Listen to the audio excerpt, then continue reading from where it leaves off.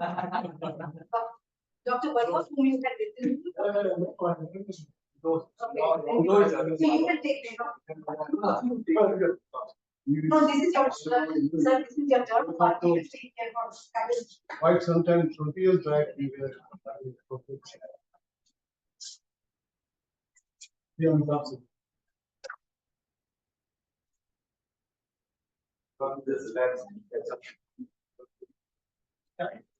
Zoom meeting is same link as this one. It's a different link. Just put it into. So, full time. Yeah,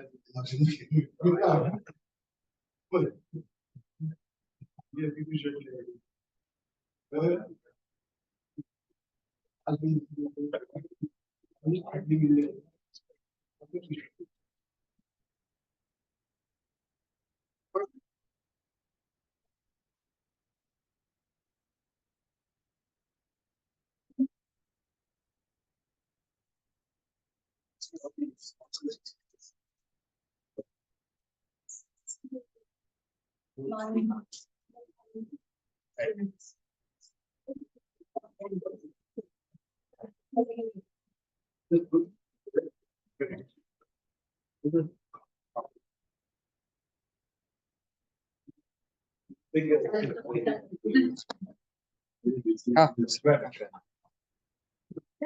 What is the invite link?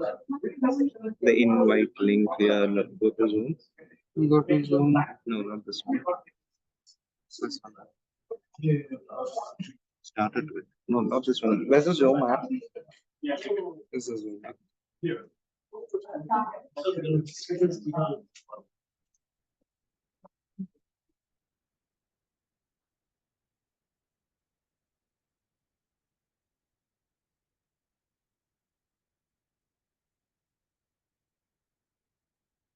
This is settings. Settings.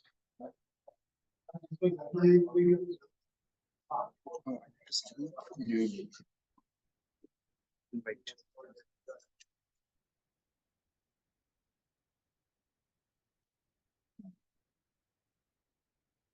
It's very different than every operating system.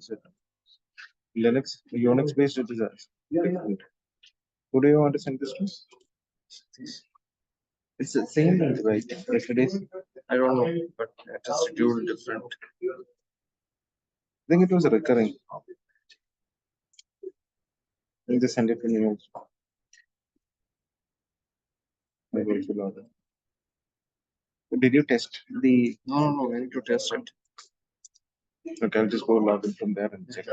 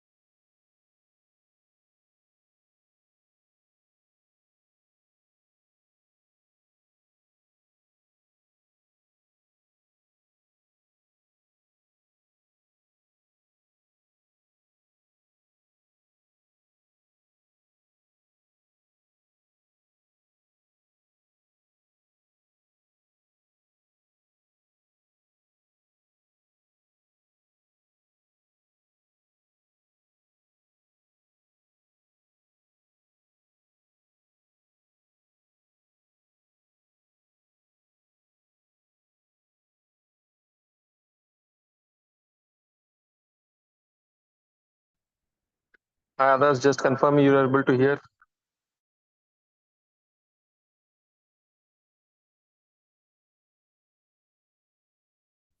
Yeah, I am. I'm Sushil from MITI, Joint Secretary. I'm able to hear. Thank you, sir. You are loud and clear. So we'll just start in a few minutes, maybe Thank 2 you. or 3 minutes. Thank you.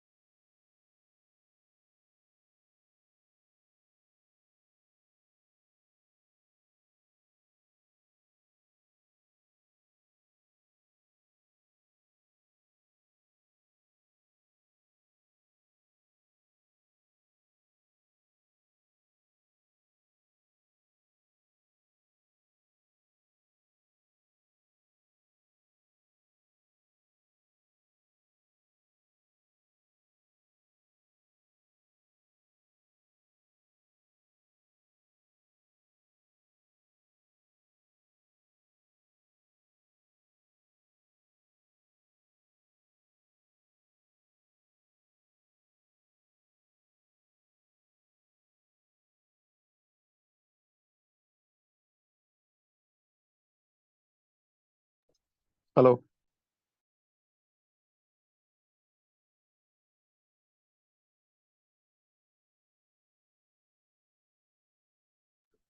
Hi, Abir. Good morning.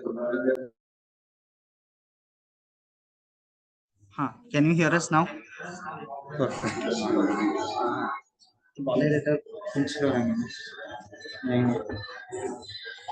ঠিক আছে camera নিয়ে নিয়েছিস তো আমি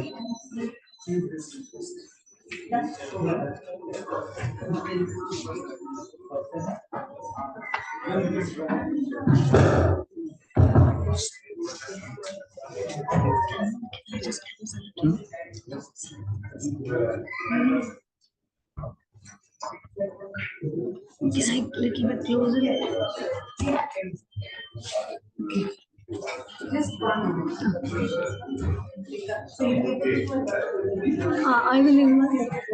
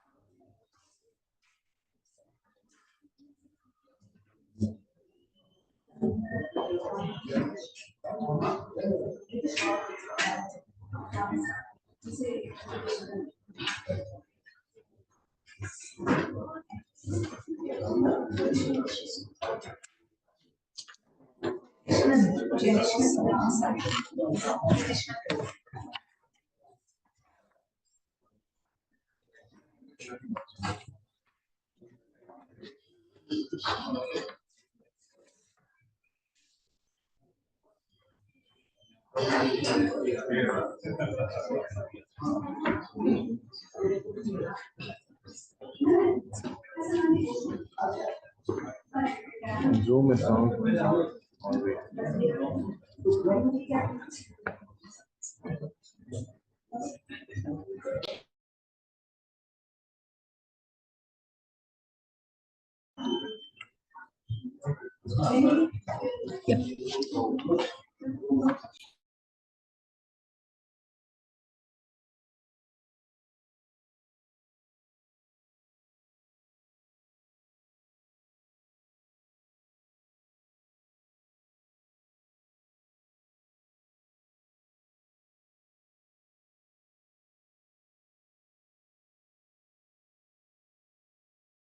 Participants, please confirm that you're able to hear us.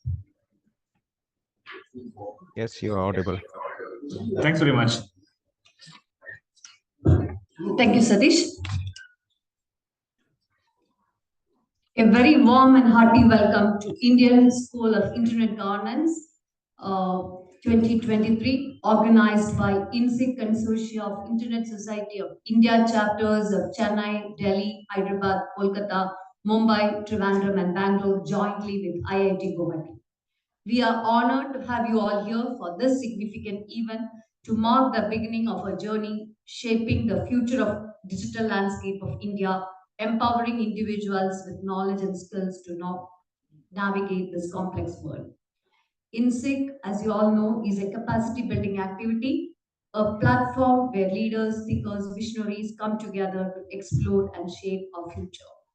Without much ado, let me get into my duty. Today, we are graced by the presence of many distinguished speakers who have made pioneering contributions to the field of internet governance and enabling digital technologies.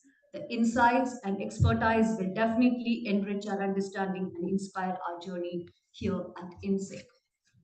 We are honored to have with us Mr. Martin Boterman, a global expert, a member of ICANN board with us. Mr. Martin has been at the forefront of the global internet governance efforts, and your presence underscore the significance of inSIG. Please join me in welcoming Mr. Martin Boterman to inSIG 2023. I request Dr. Govind to do a traditional welcome to the host. Thank you. Please give a big hand.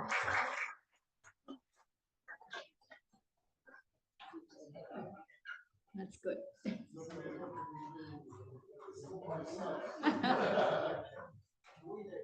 Thank you. We have two of our speakers joining online. I would like to extend our welcome to Dr. Devesh Tyagi, who in absentia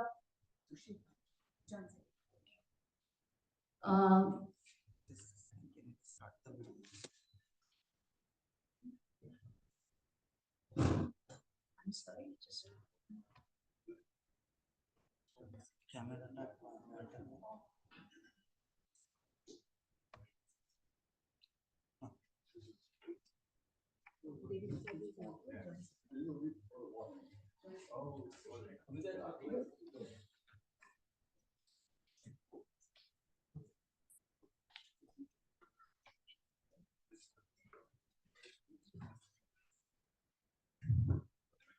we are privileged to have Mr. Sushil Pal, the Joint Secretary from MEITI. Mr. Pal is a key figure in shaping the internet policies, India's policies on internet governance. Let us extend our warm welcome to Sri Sushil Pal, who is joining us online. Welcome you, sir.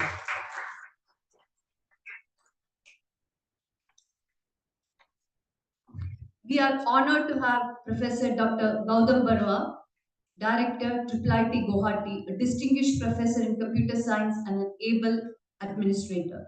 We are eagerly waiting for your insights and guidance. Let us warmly welcome Professor Gautam Barua to this.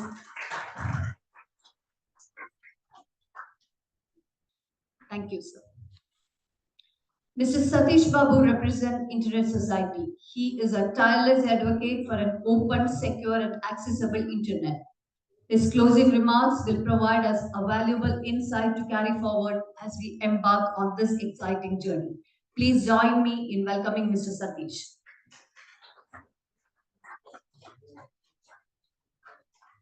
Thank you, Dr. Thank you, Satish. Thank you, Dr. Govind. I take this opportunity to welcome the fellows who are selected after a process. People chosen as fellows of inSIG 2023, you have been chosen for a reason, your passion. This passion should help us in bringing us all of you together, and I wish to encourage the participants to actively involve in all the discussions in the coming 3 days. The host team and the joint organizers need a special mention. I would like to place on record the support we have received from IIT Guwahati is tremendous. Welcome, Professor Sukumar Nandi, who is here, and thank you for all your support, sir. And it would be unfair if I do not mention the names of Professor John Jose, Professor Maumida Patra, and Professor Srinath, and the committed volunteers for the tremendous work they have done, and all these things are happening today because of your work. Thank you and welcome the team. I need to place on record the special mention for the team behind inSIG, inSIG steering team, inSIG core team, inSIG fellowship team, and inSIG sponsorship team. I welcome all our sponsors, ICANN, NIXI, APNIC, Meta, ISPAI, SS Netcom IT Solutions, Northeast Development Foundation, Council for Social and Digital Development, CCAOI, and India Internet Foundation for all the support you have extended. Welcome each and everyone who has contributed directly and indirectly to make this happen. Last but not the least, a gentle reminder to all the fellows, please follow the code of conduct already shared with you. And please utilize this opportunity to learn, collaborate, and contribute to the future of internet in India. Thank you all for gracing us with your presence. Let us begin this momentous occasion with Mr. Martin delivering the opening remarks. Over to you, Martin. Thank you.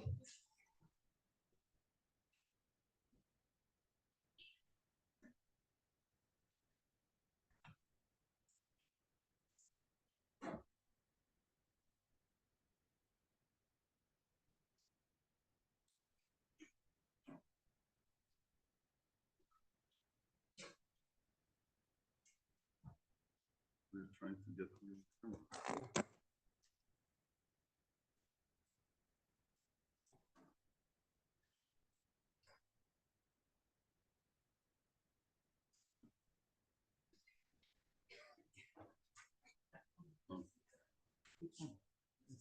So you want user facing or you want? Which do you want? You want to show them or you want to show us? I'm happy to show them. Me? Okay. Good morning, and this is also for the online guests we have this morning. Good morning to you.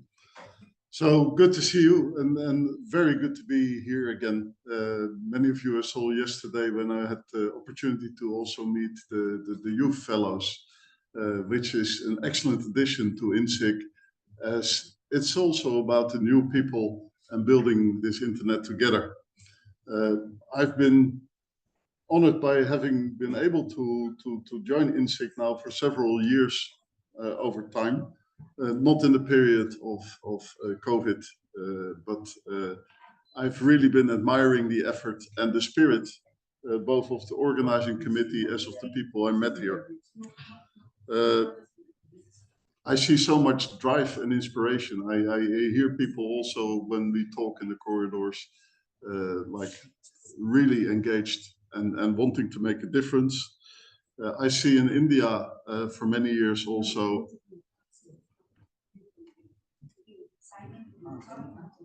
I managed here. Just next to Simon, you have not yet. Wait. Just have sign in view. Change the view here. That's what I was doing.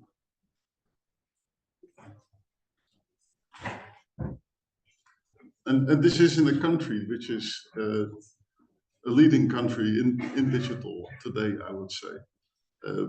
The commitment of the government in Digital India to address some of the basic challenges India has, but also unlocking the potential, the opportunities that digital brings to the country is impressive, and I followed it with high interest.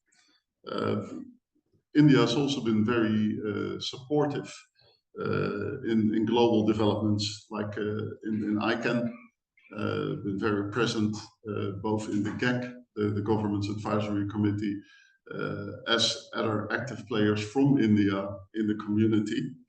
And some of them are in this room.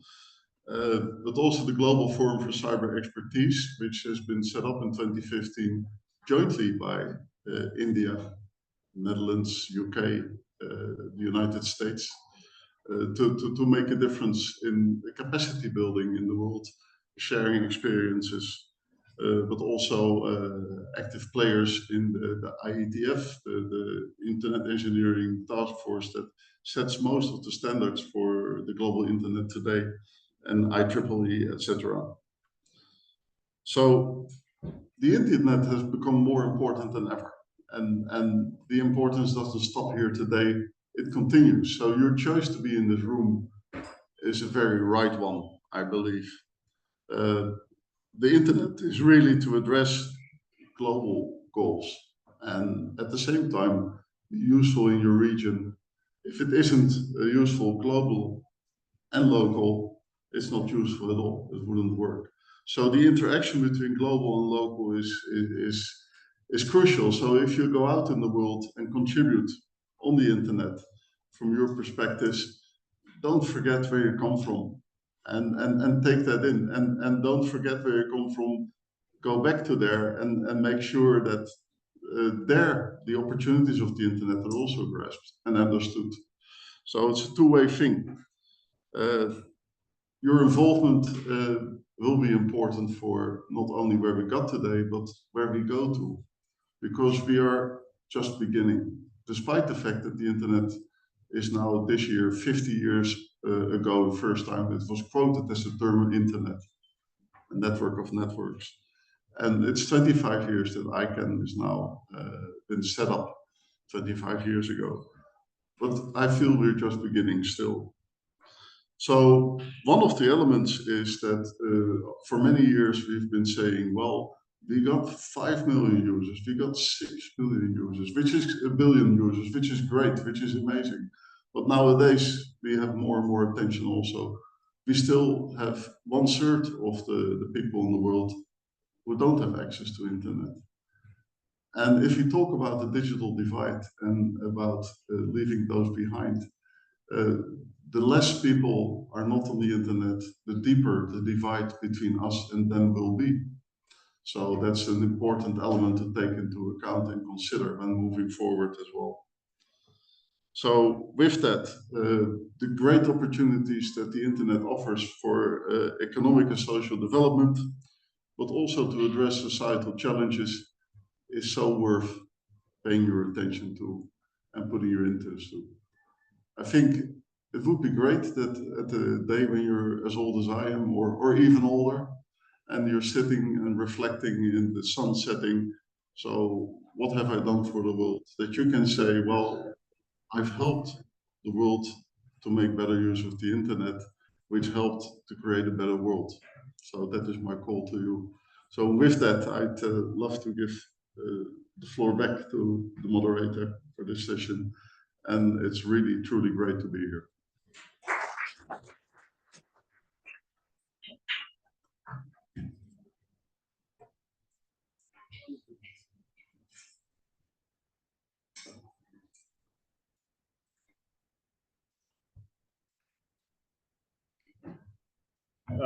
May I invite Sri Sushil Pal, Joint Secretary, Internet Governance Committee, to deliver his key remarks.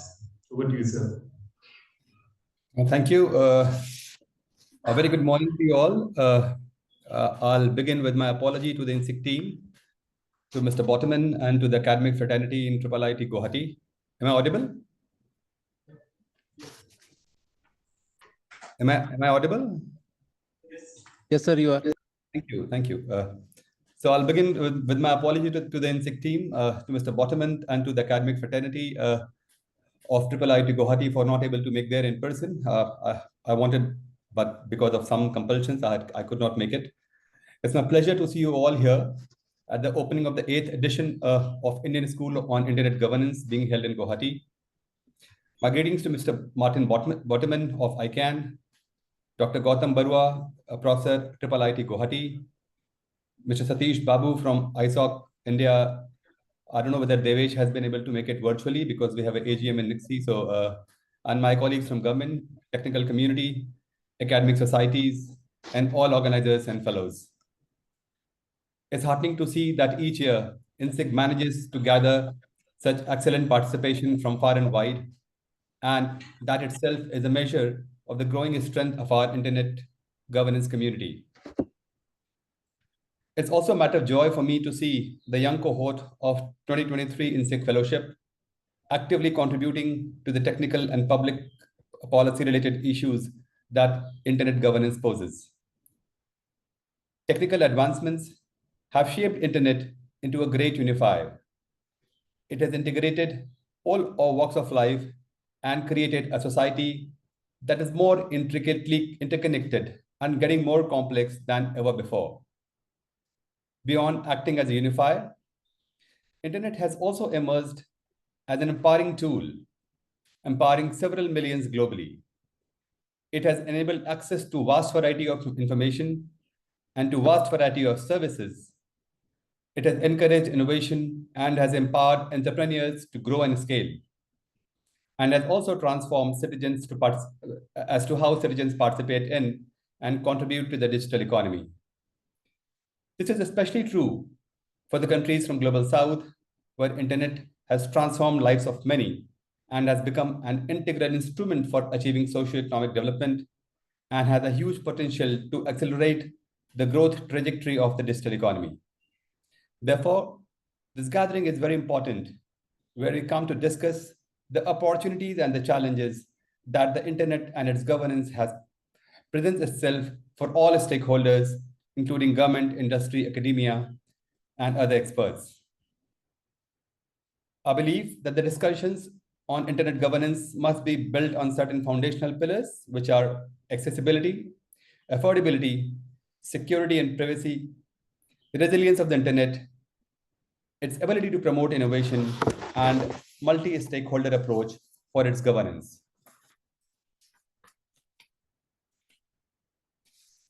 Friends, accessibility of the internet must ensure that every household, starting from the grassroots, have access to the internet. However, it is time that now we should also start focusing at the same time on meaningful connectivity. ITU has rightly emphasized on shifting the discourse from mere connectivity to meaningful connectivity, which refers to the level of connectivity that allows users to have a safe, satisfying, enriching, and productive online experience at an affordable cost.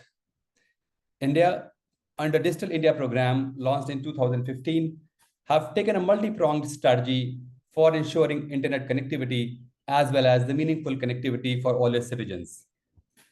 We launched BharatNet program for connecting all Gram Panchayats with the fiber network and also connecting more than 600,000 villages.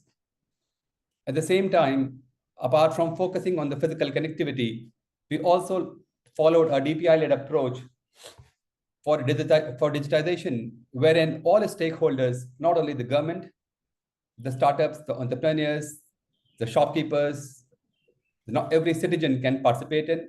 And our success on the digital ID, which is the Aadhaar, our success on a financial payment platform, which is the UPI, our success on a document exchange sharing platform, which is the DigiLocker, education platform, which is Diksha, health platform, which is Ayushman Bharat Digital Mission. It speaks volumes about it, and citizens from all walks of life, even from the remotest villages, are participating in one or other platforms of India. I'm also very happy to share that we took up this agenda of DPI-led approach to the digital economy in the Digital Economy Working Group in G20. And I'm happy to share that this was unanimously adopted at the New Delhi G20 Leaders Declaration. And every country adopted this, that the DPI-led approach is one of the most meaningful, one of the most important approaches if we have to address the attainment of the Sustainable Development Goals. and actually further accelerate the growth trajectory of digital economy. We also focus on the digital scaling, which is also essential element if we have to make sure that every section of society take part in the internet economy. We launched a PMJ Disha program to train at least one individual from each household in every village. And we set the target of training 60 million individuals in carrying out the internet transactions. And I'm very happy to share that we are almost close to achieving that target. Friends, moving forward, affordability of the internet takes accessibility one step further. Cost of using internet is one of the major barriers for people in the lower strata of income in developing countries and low and middle income countries. India currently has one of the lowest prices of data in the world, and therefore it has also been one of the important factors which encourage people to use and take part in the digital economy. However, many developing and low and middle income countries, they still have a very high tariff for internet uses. As a result, many people are still not able to use internet, and as a result, a vast section of their citizens are still left out of this digital economy. Friends, security and privacy of internet is equally vital to ensure that the user freely engage with internet in a safe and secure manner. It's also vital for the integrity and value of the information that flows between the businesses, the governments, and the individuals. The recently enacted Digital Personal Data Protection Act 2023 is an initiative that takes a step towards this goal, protecting the personal data of digital Nagariks and also empowering them with a greater control over their personal data while carrying out the internet-powered applications. Friends, resilience is another important element of internet governance. It refers to the various disruptions and challenges. The resilient internet takes into account various geographical, socio-economic factors, as well as geopolitical issues. We must aim to minimize the vulnerability in the affected region and the affected population in wake of various challenges that we face today.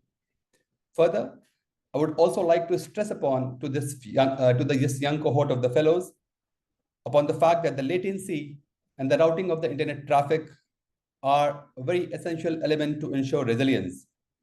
Our young fellows must understand these two concepts and sensitize all stakeholders that only necessary data are routed to the long distances so that we can achieve latency and low cost of uses for all our citizens. This assumes far more significance as we move more and more towards high data flow and internet-based economy in 6G, AI, quantum, and cloud computing era. Further, internet's ability to encourage innovation in a variety of domains from AI to the platform economy is one of the biggest strengths. Connectivity is a key enabler of India's technology startups. We now have more than 80,000 technology startups and more than 100 unicorns. Going forward, multi-stakeholder governance is again a most important essential element of the internet governance. And internet governance it's an important intersection of the technology and public policy. And this aspect itself underlines the importance of multi-stakeholder approach to the internet governance. Platforms like inSIG offer a space for the international dialogue on various aspects of internet governance, encompassing technology, policy, skill, development, security, and growth.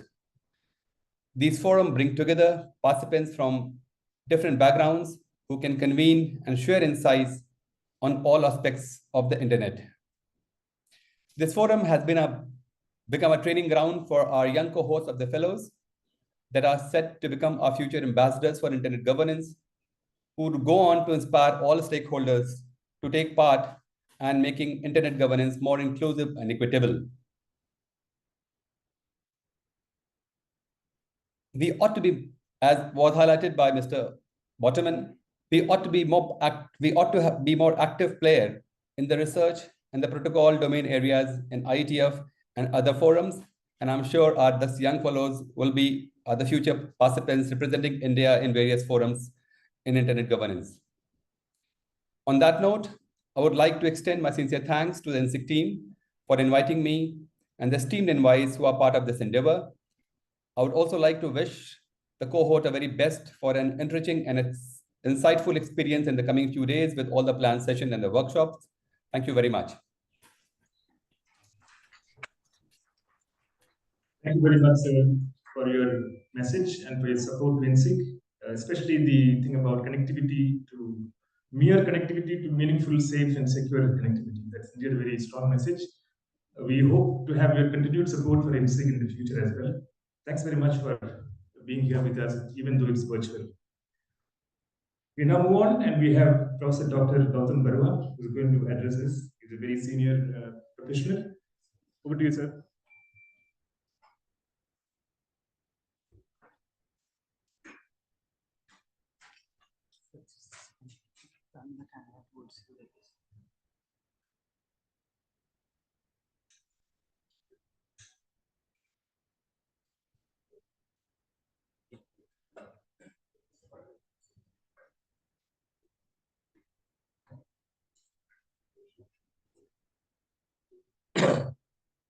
Yeah, speakers at today's inauguration and participants. I'm glad to be present in this program, and I thank the organizers for giving me an opportunity to say a few words. I've been around for a long time, and I just want to tell you a few stories of back then. So I was involved in the starting of what is called the Educational Research Network, ERNet, in India. And I remember now the first meeting was in 1984. I was at IIT Kanpur at that time, young faculty. So the first meeting, there was discussion about what should be the goals. And okay, before that, at that time, officially the so-called internet wasn't there. It was in the US, there was ARPANET, and we were setting up our ERNet, which will connect to ARPANET, and I'm sure there were other nets like that. So there was a discussion about what should ERNet standardize on, what kind of software and applications we should move towards. And a lot of people said that we should go for OSI. Because at that time, OSI networking framework had been. Sorry.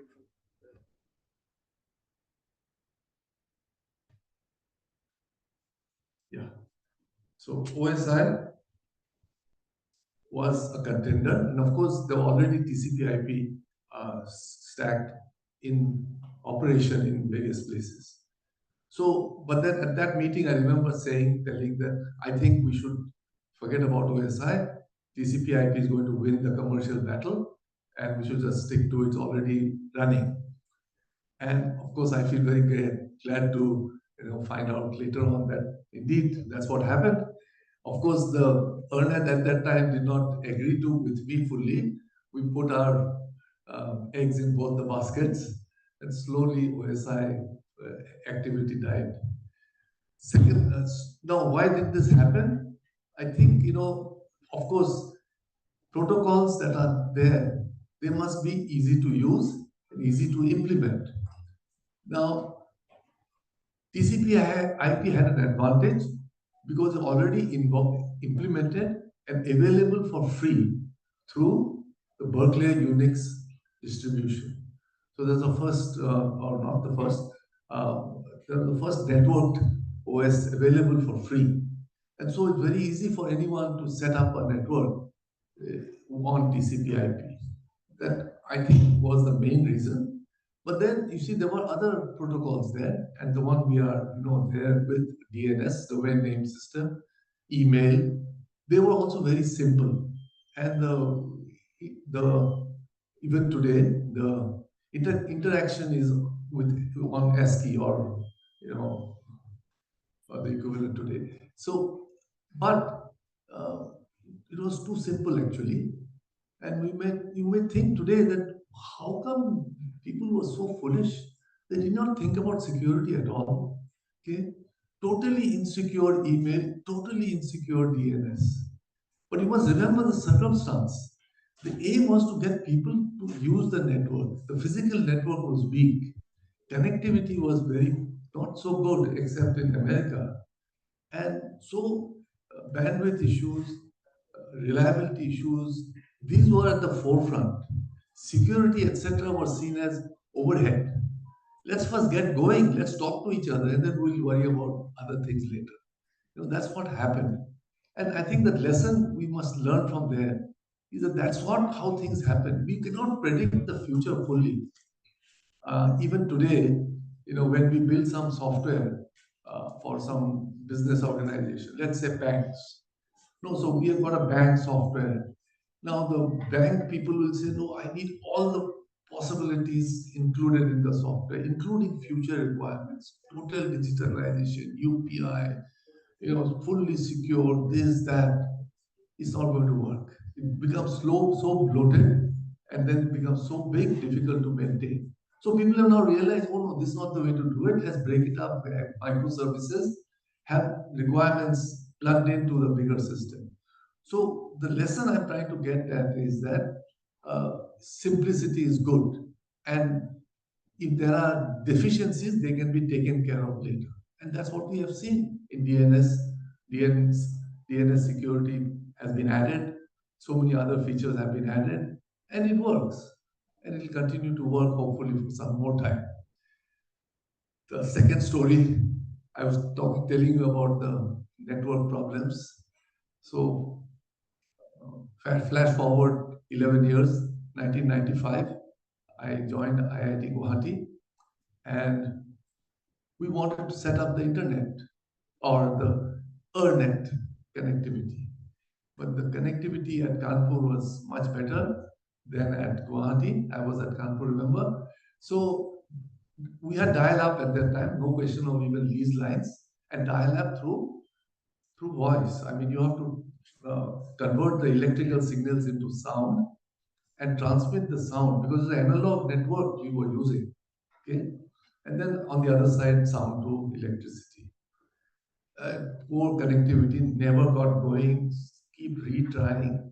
So finally we said, oh no, this is not going to work. So what did we do? We had email services only. We used to keep the emails that we are sending out locally with us. At the end of the day, we would dump them into a floppy disk. I don't know if you know what floppies are. And then we would send it by speed post to NCST, with a fellow ERNet organization in Mumbai. And they would get it the next day or maybe next day, and then they would upload it into their computer and let it loose on the ERNet, ARPANET. And then our emails would reach somebody else maybe 3 days later, no problems. And then the reply would come back the same way. It come to NCST. The DNS was set up, so they landed up at NCST Mumbai, Bombay at that time, and then floppy back to us, and then upload, and we get a reply. 4 days, 5 days later, no problems. Better than even letter would take 15 days. So 15 to 5 days. That's how things started. It's a long way from there. We are way, we can't even imagine such a thing today, can we? We are talking about connecting everybody. Today I read in the newspaper that the government is concerned, Assam government, that 1,500 villages are still not having mobile connectivity, tower connectivity. So 1,500 villages, so we are talking about at that level now. We're not talking about that towns are not connected and all that. Anyway, so that is a little bit of history. And now, of course, today we have got so many challenges. The DNS system has been around for so long, it's stable, but there are challenges. I just want to point to 2 or 3 things here. First of all, of course, there are rival naming services, most prominent being Google. Of course, they are not, that service and other services coming up, the naming scheme is still, the dot notation and all that. The Google service will go through some domain of the DNS, and then from there, recursively, it will take care of their resolution. So as long as this is there, it's okay. But then things are not doing well. If tomorrow we start having rival domain name services, then the internet will get split. Then what will happen? Then my Windows or Linux desktop will be programmed to not to resolve URLs with DNS, but with FNS or INS or whatever the new things are. Okay, I can set up my desktop to use INS rather than DNS. That if that happens, it's going to be bad. But is that a danger? I think we have to be careful, because what is happening today is not technical anymore. Because with the internet becoming ubiquitous, with everybody using internet for everything, business, communication, social media, everything, there are conflicts. And the conflicts I'm just going to highlight today are basically political conflicts. And when politics comes in, when countries come in, when they fight with each other, the fight goes beyond guns. It goes into the internet very soon today.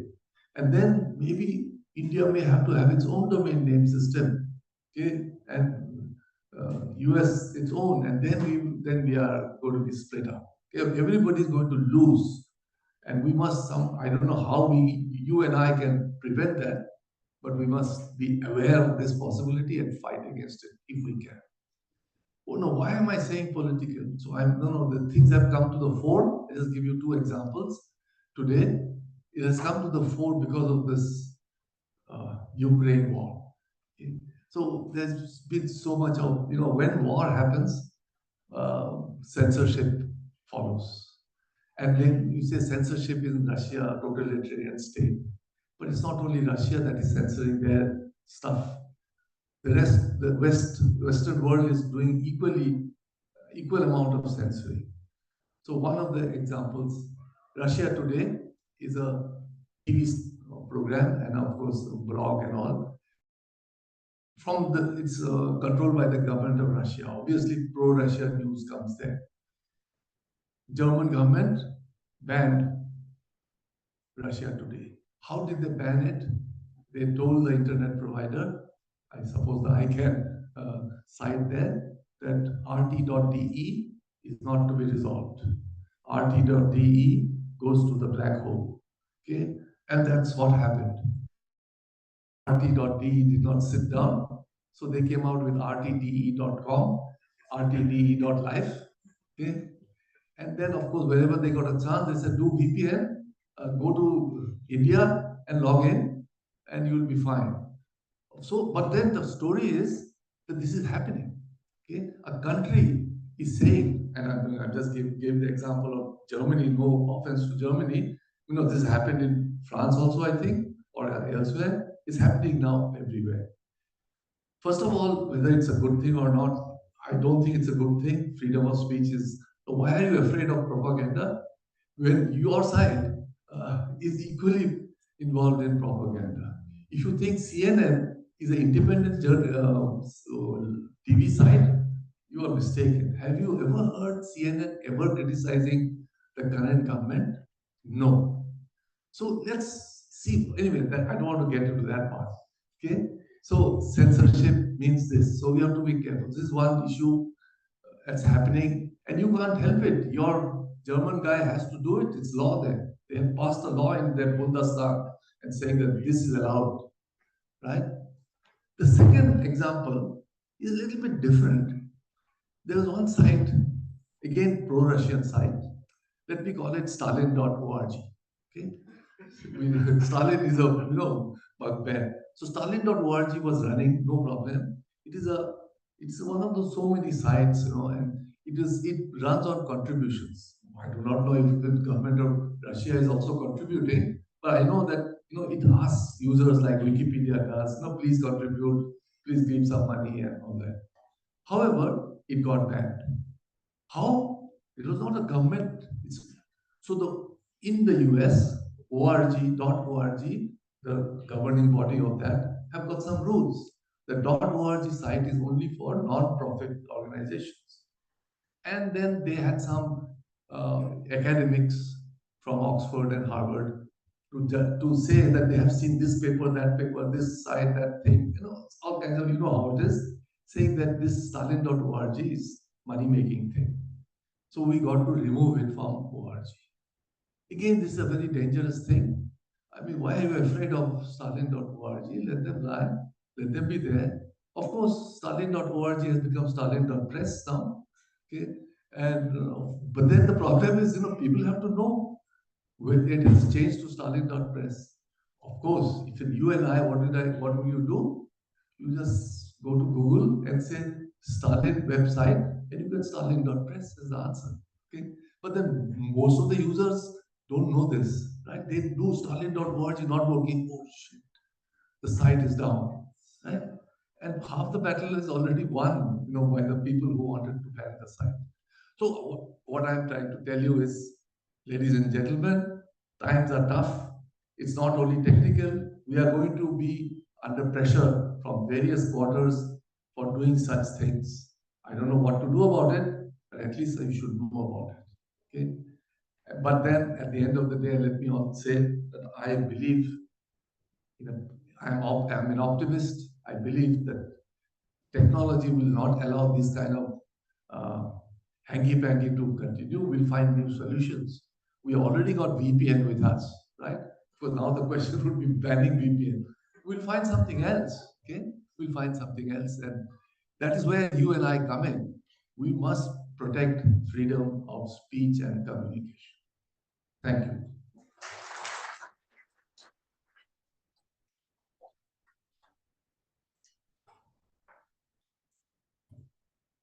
Thank you very much, sir, for those very inspiring and enlightening opinions and thoughts. Many of the issues you have mentioned are going to come up in our subsequent discussions. In particular, the issue of Ukraine and what happened with the German side. We'll be asking Martin in the next session as to what exactly happened. you can hear it from the horse's mouth as to what really happened. So we are at the 8th edition of the India School on Internet Governance. We have over the last 8 years built up about a community of fellows, about 400 fellows, which is actually a very significant number of people, even given India's size.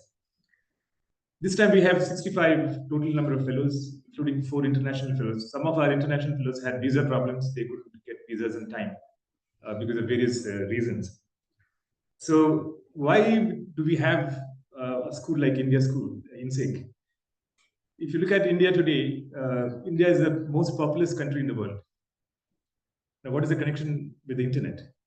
Any public application that we build has to scale up to this 1.4 billion, which is bigger than any other country in the world. So our internet applications are really the largest in the world. Whether you take Aadhaar or UPI, these things operate at scale, which is bigger than anybody else. If you can achieve that, it means we have achieved really something really great. And we are heavily investing in digital India. That is our foundation for the leap that we're going to take next. But underneath all this is the internet itself. And internet, as Sir just pointed out, it is not designed. We have the 7-layer OSI ISO networking model. But in that, there is no model called security, as was pointed out. There is no level called trust. So these have been left out of this whole design. And why has that happened? There are reasons for it, technical reasons, which are very sound, which has actually helped internet scale. But which means that we have to work towards trust and security and stability and resilience outside the model also. So for India, internet is now one of the most important resources for its future. And we do need a very strong and vocal community that will help us to kind of govern this internet, not just within India, because internet is a transnational, a borderless kind of a medium. We need to influence the process even outside India. The internet governance, the global processes.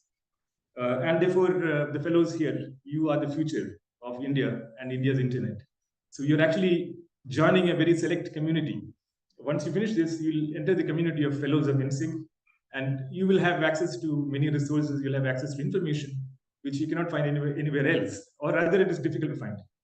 So I'd like to therefore thank everybody here today. We had Martin who joined us. He's been here for inSIG for many years now, and while he was on he was a board chair of ICANN, and then he was on the board of ICANN.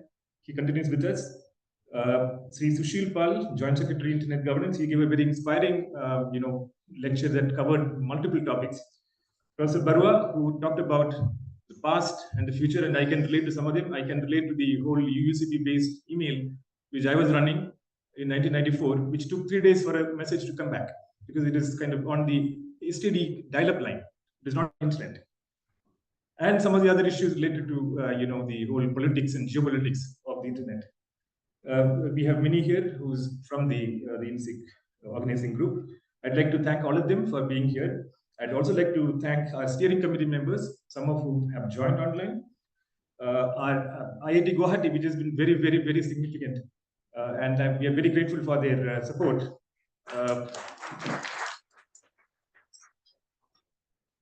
So it's been really incredible in terms of helping us manage this whole process.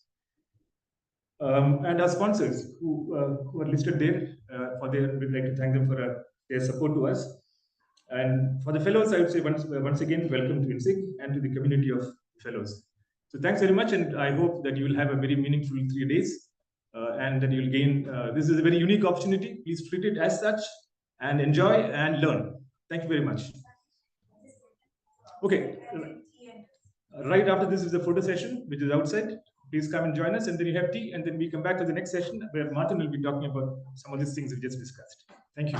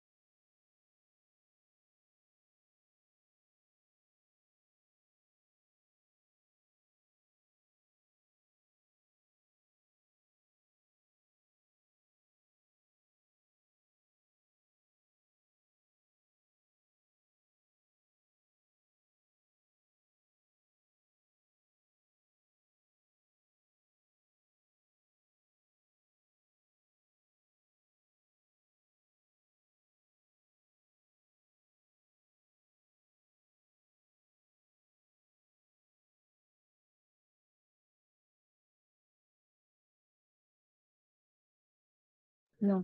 Can you hear me?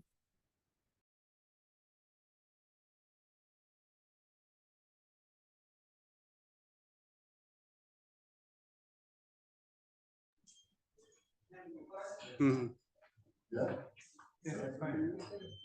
Okay, so the request came to take the RU out of the loop, and this was exactly where Baru was also referring to.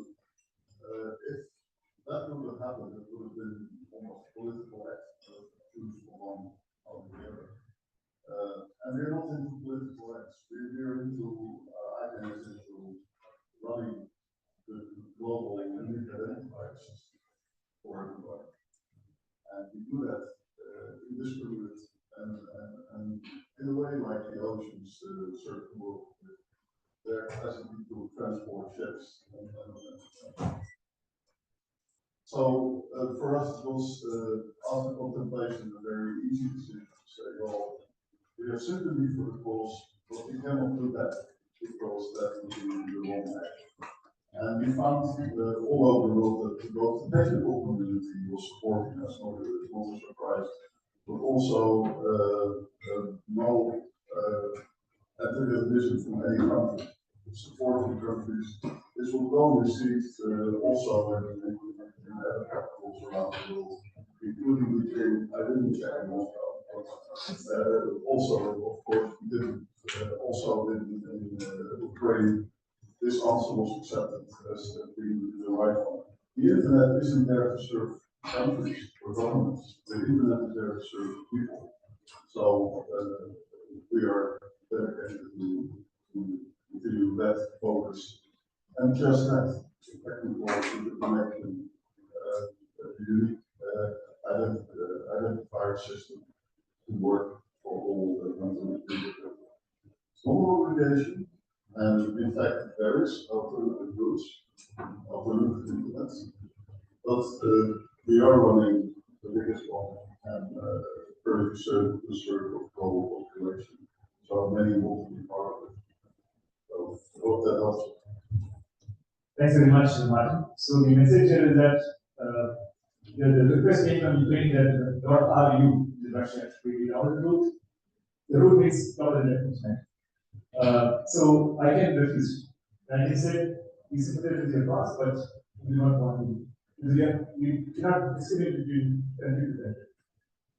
And I think I can also give some money to Ukraine to improve their internet. We have started also a support program for connecting those that have problem with connections out of their own poles. We've done that also when the hurricane hit the Caribbean. We've made funds available, and we've made available the opportunity to postpone payments because your first next concern may not be the next payment for your website, even if it is 10 or 20 dollars. So also the measure that we took for Ukraine, we're evaluating whether it was the right thing to do to help them to establish connections. A modest amount of $1 million, but at the same time see whether in future occasions if other nations, other geographies, other people run into similar problems out of there on the coast, we can be able to repeat that. So as we come with the hurricane fund. So, right. So thanks for that. So this session is actually about the evolution of the internet. Can you tell us where we have reached into the use of the internet and how it is changed? yeah, that is, who knows what started the internet? When the internet started? It started, well, the first time the internet became the internet was 50 years ago when it was called the internet, a network of networks. And it was just after TCP/IP had been put on the market by Vinsurf and Bob Kahn on the invitation of maybe you may have heard Tom Postel, the first administrator of the internet. But actually the internet started earlier, it started after the Second World War. with the invention of what was called packet switching. Because telecom network before they were all what they call circuit switching. So basically, predetermined circuits or connections of lines from country to country to country to deliver the voice connection over that circuit. So that's a fixed circuit that will put in place, and your voice will travel over that. Now, with packet switching, you see that all the information is divided into little packets with a header, and with that header you can also connect those packages that are sent around the internet to form one message. And it goes that rapid today that you can even include video and voice. And even today, the telecom networks are all, almost all, I don't know all, but many of them are also based on packet switching, not on circuit switching anymore. What it brings is the robustness that if a line goes out, you still have a connection, you just reroute it. And you can see that the concept came up when Paul Brown was working for France, which is a policy think tank that was focused on defense and started as Project Air Force in the US. As a reaction, like new forms of warfare, what would they bring? And we all know that the first atomic bomb had been thrown in Japan, and that made a big impact on the people of Japan, but also on the thinking about how warfare will change. And that was one of the reasons why the origins were there. The development was very quickly picked up by research networks, as Professor Barua also talked about. It was used by researchers who work together, which is one of the reasons why it wasn't built to be secure from the outset, because it was with people that knew each other, that trusted each other. So it was just about making the connection. And then the DNS, the domain name system, came in 1983, only 1983, 40 years ago.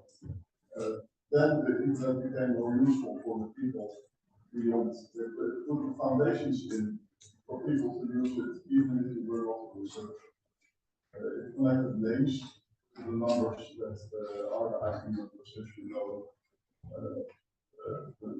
the letter codes, the number codes that you sometimes see pop up when you make a connection. What really made it happen is World Wide Web, of course. Because with that, we also had the kind of index, the kind of guidance that helped us to find places and to help us to present our information, our services to others. And that was only from 1993 that came in, invented in Syria. So a research company, research organization of nuclear energy, where this came up. I must say, for me, that was also Professor Barua that was then the Indian Research Network started. For me, it was the time of the first PC.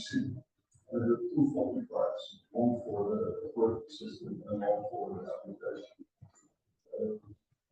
So it's really been moving over time. And with that, if you look to the governance of that, it was really up to 1998 that it was managed by one man in his notebook.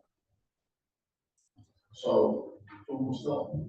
And not only then, when ICANN was set up, and of course, years before the talk started about it, to govern the unique identifier system, because it wasn't only about people who knew each other, it was for the world and the world to serve.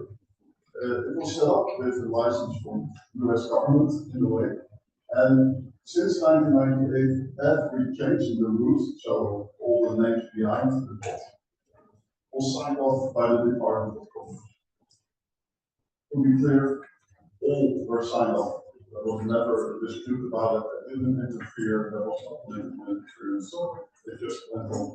But it was not until 2016 that the transition of the ownership of ICANN in a way changed from the US government to the global community.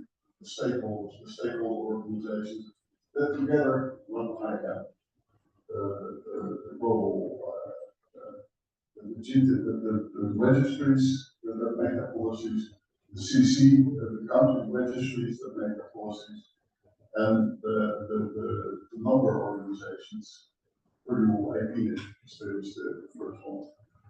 So it's really since 2016 that you could say Internet is truly owned by the people. Right. So, although you mentioned that particular word, there's no transition that happened in 2016. Really redefine the multi-stakeholder model. So, what is this multi-stakeholder model? How does it compare with the multilateral model? Oh, well, multilateral, as you know, is the UN and other organizations. Multilateral is between countries, multiple countries, the country governments, and countries representing their citizens in that, but it's governments who take that responsibility. Now, with something like the internet, it's so important that it's not only countries, but also those who make the internet run are involved in its governance, because they together make sure that the service is serving the world. And that's why the registries and registrars have a big say in that. So that's important. Next to that, in the multi-stakeholder system, we listen to the advice of the governments, and they're in an equal footing. That's the big difference with many or any other international platform on equal footing. There's the security and stability community that is advising ICANN, and there's the root server community that is advising ICANN. The root server community is those who are basically the 13 independent root servers that make sure that the internet goes round. There is one community you didn't mention. Oh. So that is a part of the element where all of us can be a part, and that is the civil society. And in ICANN, the civil society is represented as something called the at large. This all of us, and then ALAC, at large advisory committee. It is a 15-member committee, and I'm not a member of commission as well. So this is an open system, anybody can work it, there are no barriers. And it is up to us to participate and try to influence the whole process of policy making. Okay, now during let me say it, I just showed I knew. Because these guys are important, it's the user perspective.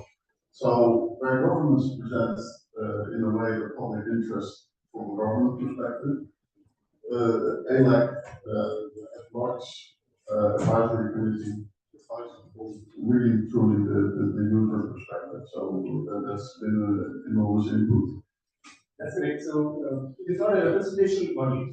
The end users of the world have not elected me to represent them, but it's a advocacy-based model where we represent the interests of the end users, the at large. But the at large is open to anybody who wants to work with it, and you can join multiple working groups and see what's happening. You can join as an individual or as an organization. These are all options that we will cover later when we want to know what next as a level. So about 3 years back now we had COVID, global pandemic, and we shut down nearly everything. But the internet not only continued to work, it also kind of expanded its. So that shows the scalability and the resilience of the internet. So that part, the engineering part, the design is well grounded and well founded in this baby. But what other challenges do you see as you move forward? Yeah, well, COVID was indeed one of those things. I remember I was actually in Austria with the German internet community, and that night, late night, I had a call with the board about, so this thing called COVID has happened, what do we do? Well, let's make the next meeting virtual, and it was weeks from then, so it was an enormous effort, and I think we did a great job for that first meeting already by really doing that, and some people protested. I still remember social media posts of some of our colleagues sitting in the sun in Mexico and saying, "We're here, we're having a great time." Lo and behold, they couldn't fly back to the United States by the end of that. And I'm sorry to say that what we hoped would last for a month, let's postpone the next one meeting virtual, lasted for almost 3 years before we came together again in The Hague. That was truly something, and it's good it wasn't longer than that, because you can do so much online, but meeting live has a different vibe, and it brings different things. We were able to do everything that needed to be done because we committed to that. But doing new things or achieving consensus on things where it's more difficult to achieve consensus across those communities is hard. That's one thing. The second thing is bringing in new people, getting them up to speed. It's not simple, because now you can walk into an ICANN meeting again, and in the corridors you say, hey Martin, buddy, what was that? What happened? What happened? Can I, and little things like that happen together, new things that, okay. And my microphone is not perfect, but I'll take care of it. Oh, I'm also problem.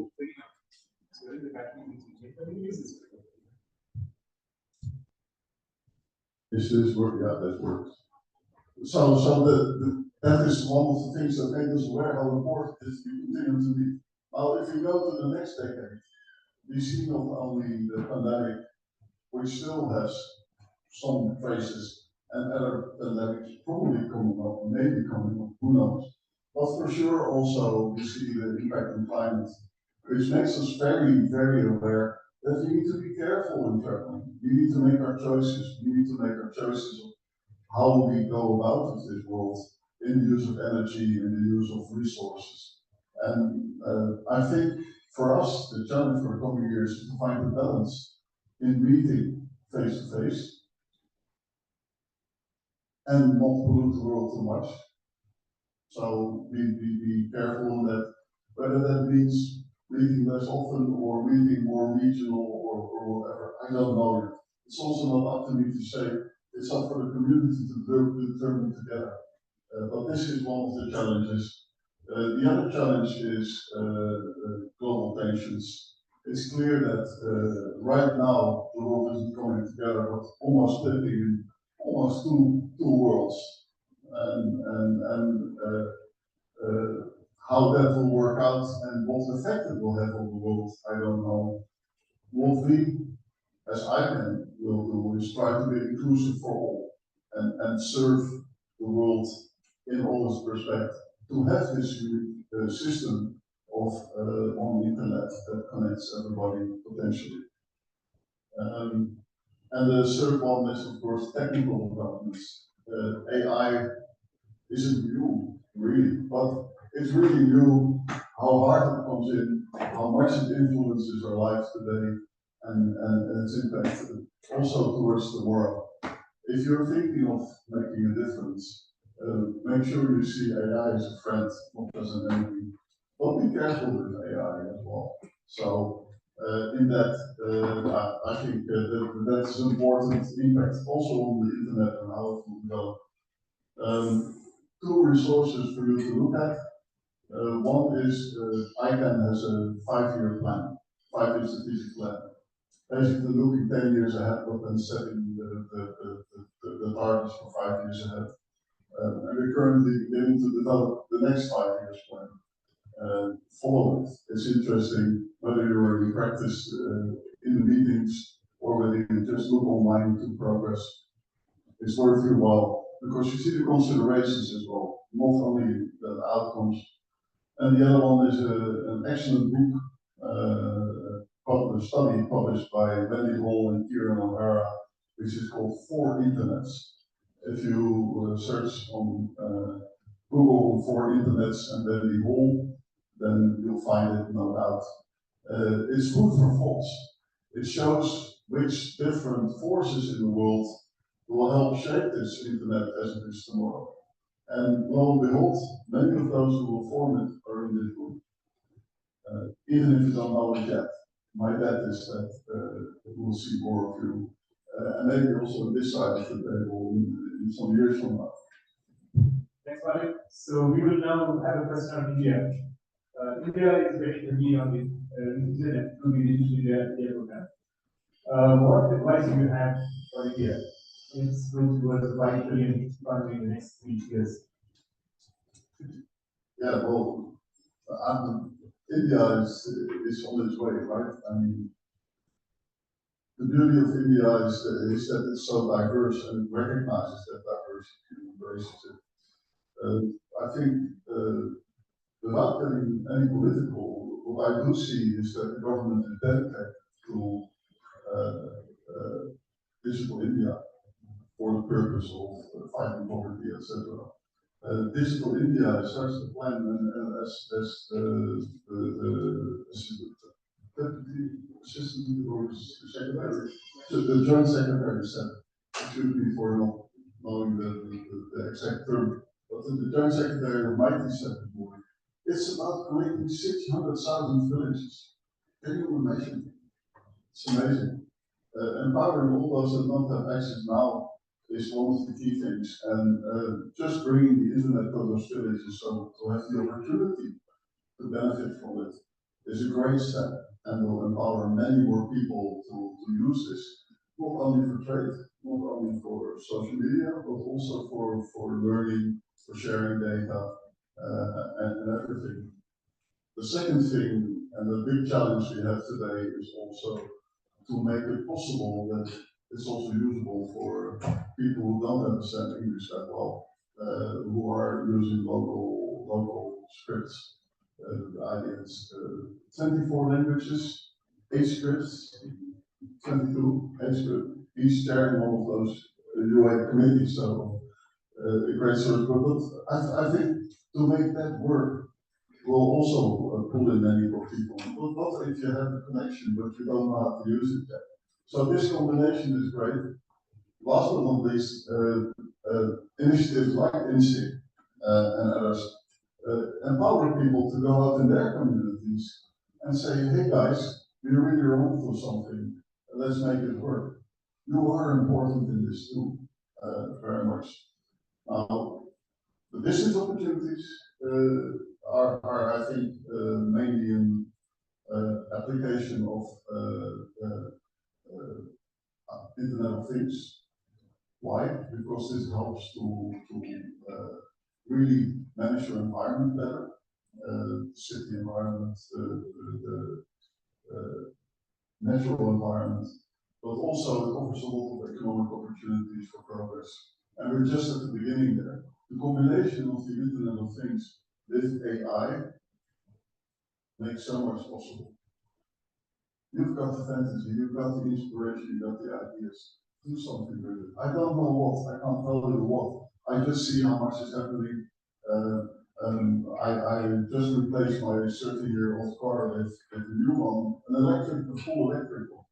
It's a computer on wheels, I still don't understand what it exactly can do.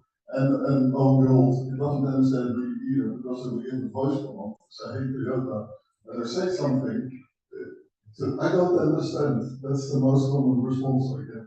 So we still have to learn more. But it shows some of the things. And this car is, I think, ready for autonomous driving. But it's trained to not allow me to let go of the steering wheel, to not allow me to not pay attention. It's driver inattention alert I get. So even if I look on the side. So it's a lot of things. We're also at the beginning there. And because we're at the beginning, there's so much more to do.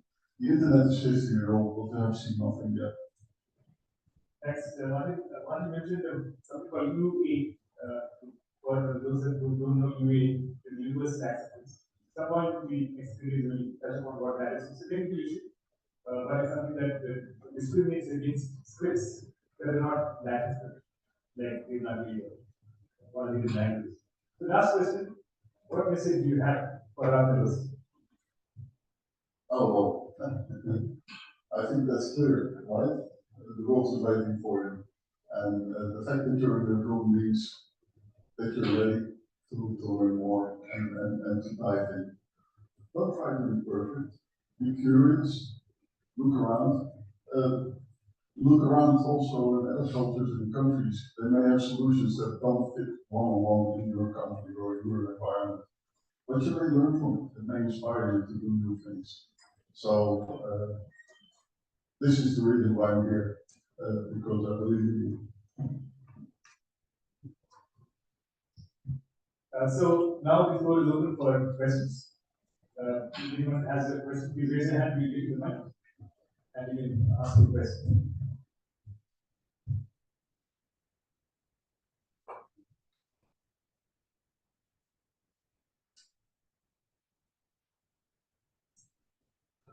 Okay.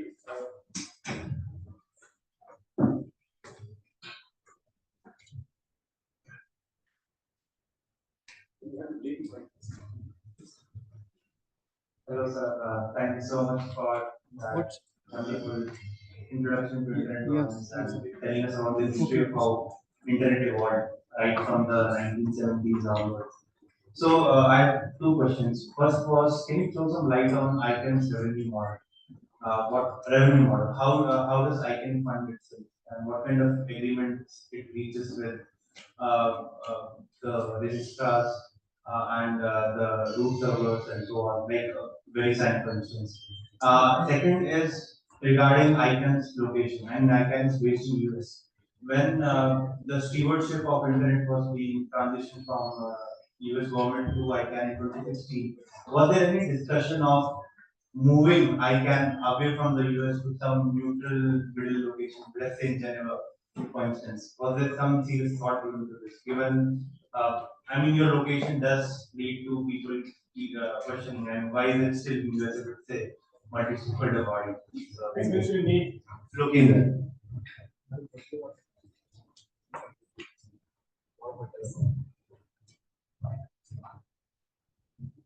Thank you for the question, Bettina. It's interesting questions. Oh, first, ICANN's funding is basically based on the websites. The websites that are there, every website owner contributes 42 cents per domain name, per domain name. So 25 cents from the registry and 17 cents from the registrar. That's the main funding. Next to that, there's a little bit of added funding in terms of certification for registrars and things like that. Yeah, with 500 billion websites, we usually have a budget to do something with. The contracts, the contracted parties are not just subject to our free will, they're really the result of negotiation two ways. And in that, we are where we are, and changes are made by the community in a way. And the community proposes changes to it by proposing policies, accepted policies. So they are brought forward by the community, by the GNSO, and then the ICANN board condones it or sends it back. It condones it based on the fact, is it legal, is it in line with the bylaws, is it in the public interest, and it's reasonable, and then that's our fiduciary duty. But we don't make the policies, we don't make the changes. Now, what you've seen recently, if you follow it, is that the contract has been changed, and the contract is always negotiated between two parties. So as you can imagine, there was a big step in domain abuse fighting, to which the contracted parties agreed. And this has been truly an example of the insight of the community that they want to make a positive difference.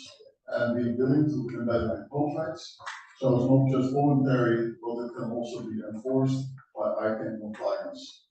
So ICANN compliance checks that go with your challenges. The location of ICANN, it has been in fact discussed, and you say American based, ICANN is set up in America, it is based in LA, and ICANN is not American, ICANN is truly global. As you know, the previous CEO was Swedish, the current CEO, the first CEO was Australian, I think. The current interim CEO is British. You hear it when she speaks. And the current chair is American Indian. The previous chair was Dutch. And the previous chair was Egyptian English. And so and the board is truly reflecting also the global population. And no, we don't have equal representation of every region, but we do have a common understanding of what the world needs and how the world turns. And that is key, that we understand that it's not only the Dutch way, the American way, the English way, the Indian way, but it's truly a global thing that we do. When you ever get in a position to join the ICANN board, what you'll find is that it's truly a board filled with dedicated people who care about this global mission. And it's been a pleasure and honor to be part of that and share it for a couple of years. Thanks, Martin. Yeah.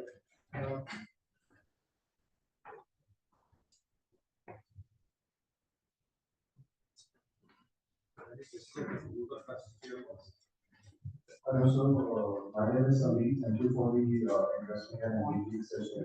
My question is like ICANN and ICANN are the two main global organizations. How are they collaborating with each other in order to make this internet ecosystem accessible and meaningful going forward in the future, and how they are like, coordinating with each other? Is there any participation between them, or is there any kind of partnership existing in between them? Like, what are the examples you can highlight? Yeah. Partnership with who? IGF and ICANN. IGF? Okay, well, I think ICANN has been in the room when IGF was set up, and that was a business. You may have been in the room. Not in the room. Anybody here? Dr. Gobi has been in the room at that time. So he will fault me when I'm wrong. But ICANN was in the room, and it was truly the idea that at that time ICANN was still an issue. Should ITU run this? ICANN had been doing it successfully for many years, and there was compelling support for keeping ICANN to do what it did. And next to it, to have a platform to talk about governance issues. So ICANN has been supporting that since the outset too. And ICANN will support my presence as ICANN director in Kyoto as well. Half of the board will probably be there, participate in sessions, and contribute to sessions because we think that is not to take decisions, but really to raise the issues. Also, the issues that go well beyond the technical layer of how we run things. That is mostly determined by ICANN, RARs, IETF, who sets the standards, and and the books like that. So that's where decisions are taken, that's where the resources are made available. But the bigger internet governance issue, like how do you use it? How about diversity? How about inclusion? How about digital divide? That's an excellent platform to be there, and I've seen very many meaningful discussions there over the years. So one thing to understand is that ICANN has a very specific and some would say narrow limit, and ICANN does not go beyond that. Whereas IGF is and ICANN is single binding, the contracts are binding on the contracted parties. But IGF is not binding, it is open, it's a broad platform where you can raise anything, but it's not binding. Therefore, countries come there to participate, but there are no decisions made, it's only discussions. So that is the nature is very different. Yeah, any other question?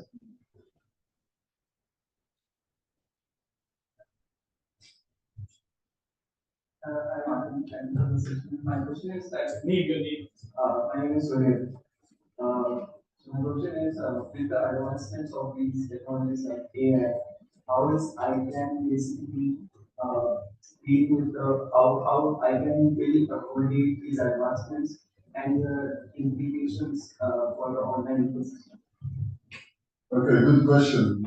One thing ICANN is not going to do is step into regulation of AI. But what we are going to do is to look at how AI can help the internet to resolve even better, be more secure and stable, how we can use it in that way. So that would be the focus for us. AI is something that's rapidly developing, and I think what is important is that it gets space to develop. At the same time, that there's some guidance, some guardrails to avoid it to really hamper society. But that needs to be some space for innovation. I think that's the balance that countries around the world seek. And because it's a global impact, I think global collaboration makes sense. And when they can do it, multi-stakeholder would be, for me, the best approach.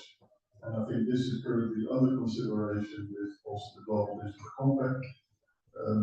Why ICANN would stay out of it and will expand its mission to also include AI is because it's so important to focus on only this unique addressing system. If we go beyond that, we are subject to more political impact, and we just want to do our job right, and that's already hard enough in itself. Yet we've been doing it successfully for 25 years now. So. Yeah, questions.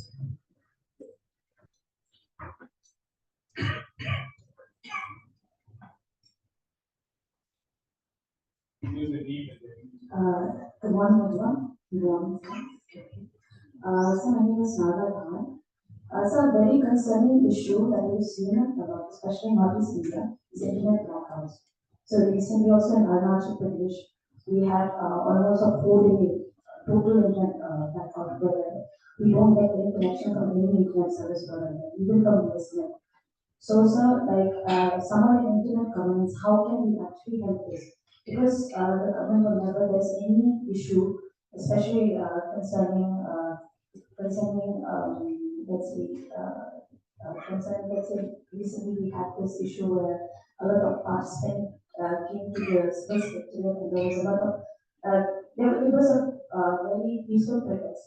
So sir, like how can we actually do something about it? Because when this type of issue happens, it actually affects us, especially us working professionals and even students, directly impact us. So how can we solve this? Yeah, that's not an ICANN answer I'm going to give here, because I can just continue resolving. But what you do see is that blackouts are happening all over the world, and they're often the responsibility of the local authorities or national authorities to do it. As a person, I don't think it's a useful way forward. I can see that governments think it's a good means sometimes to avoid people organizing themselves on a very rapid scale. ISOC is having some programs on following up on that. I think they have an Internet Health Index that you can find on their site where they keep track of blackouts, and they can go for the country and say, hey, where are the blackouts or notice. So the way to address blackouts best is to make them transparent, make sure that they're known, and there's not much more you can do about it. I've heard stories over the years from people in positions of power that have been forced at gunpoint to turn off the internet location. And at least, yeah, they turn off the internet. But I think transparency is key. Showing the necessity of the internet for the region is key. And with that, yeah, I hope for a peaceful way forward for all in every circumstance. But I'm optimistic, but also a realist.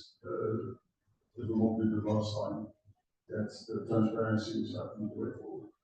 ISOC might be your home to further address those issues. Hope that helps. So I think this is a very important matter. There will be on day 3, there will be a role play that will set how the multiple stakeholders normally approach the issue of shutdowns, how to balance the public interest with the national security, and what could be alternatives or alternative strategies in imposing these shutdowns. So we are really concerned India is perhaps the shutdown capital of the world. We have the maximum shutdowns, although we have to differentiate between shutdowns and kind of censorship on the internet. In some countries there is no shutdown, but you can't say anything on the internet, you can't have access to the internet outside the internet. If you go to China, you will not find any Google application at all. You'll be completely lost without Google Maps, but that's dangerous. That's a different kind of censorship actually. But it's a serious matter and we completely agree with that we have to address this problem as we go forward. Now we are almost at the end of the session. Is there any last comment or question? Okay, there are two. So both of you please, one after the other, raise your comment or question, then Martin will address together. Thank you so much. I am Abhishek and I am a YCF fellow. I just wanted to ask, you mentioned just a while ago that ICANN does not want to step into regulation, and rightly so. But not stepping into regulation, does it affect ICANN's ability to contribute more effectively to contemporary internet governance?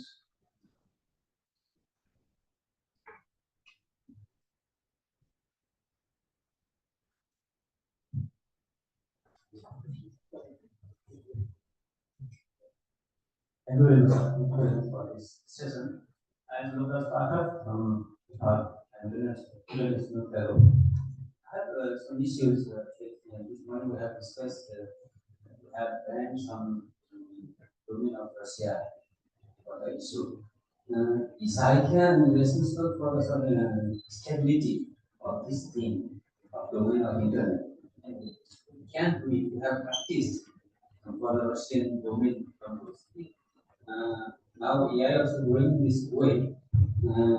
What happened if the domain registers has its own sort of access as old like account domain name like that?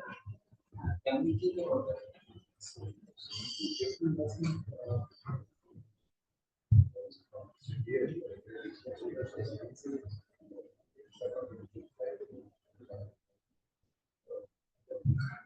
the question is,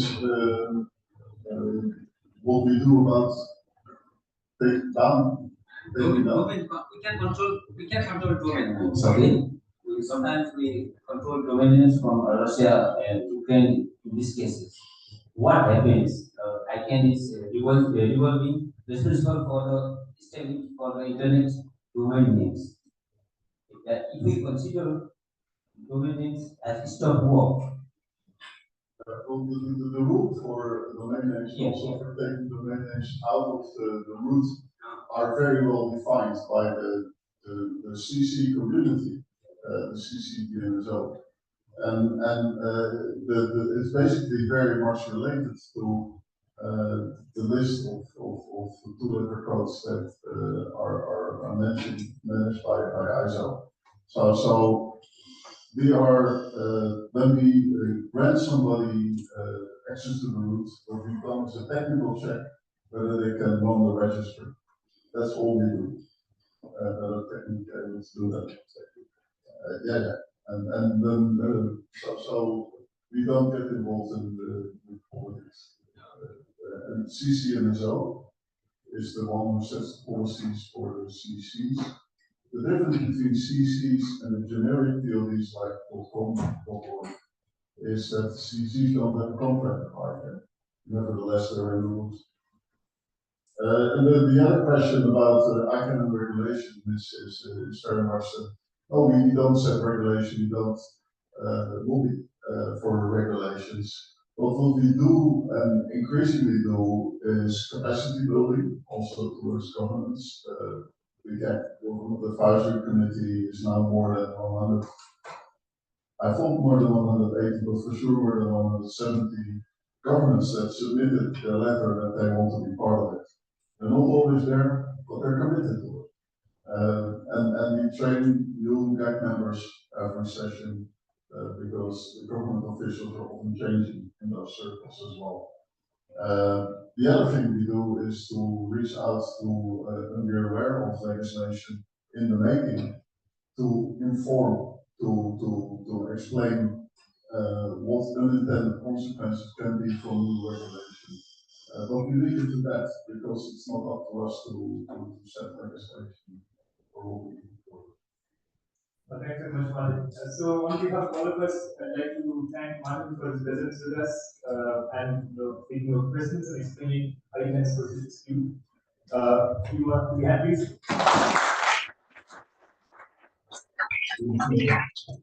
So, I give the floor to Amida and go to the next session.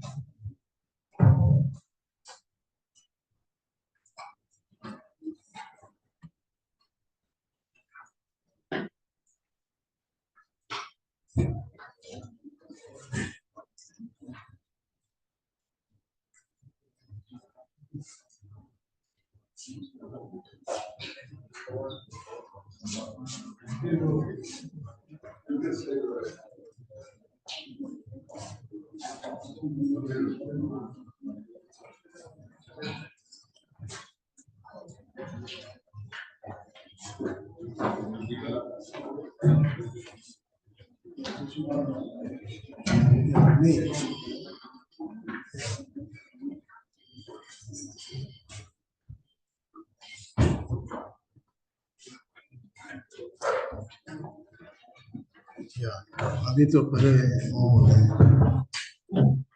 thank you very much Satish and very good morning to all the fellows from India and abroad. So now you heard Bottoman for the previous session about how the internet evolved, how some of the governance issues it is grappling the ICANN and internet governance area. So now I along with Amitabh Singhal, one is the past, we are both past CEO of NIXI. He is in the earlier founder of the NIXI and he was in the SPI president, Internet Service Providers Associations of India. And I was with the Ministry of Electronics and IT for 25 years, then NIXI CEO. So we both will be covering the history and evolution of internet governance and internet global and Indian perspective to you. Some of you may be knowing many things, and so without taking much time, I would like to know why do you want to study this internet governance? Why internet governance? What made you to enroll yourself for this school? What specially you want to study here? Or you just enrolled to come here, or just any fun kind of thing? Even that is good. That is internet. So what particular, any issue you bothered about so that you come to study internet governance? Yeah. Any mic, please?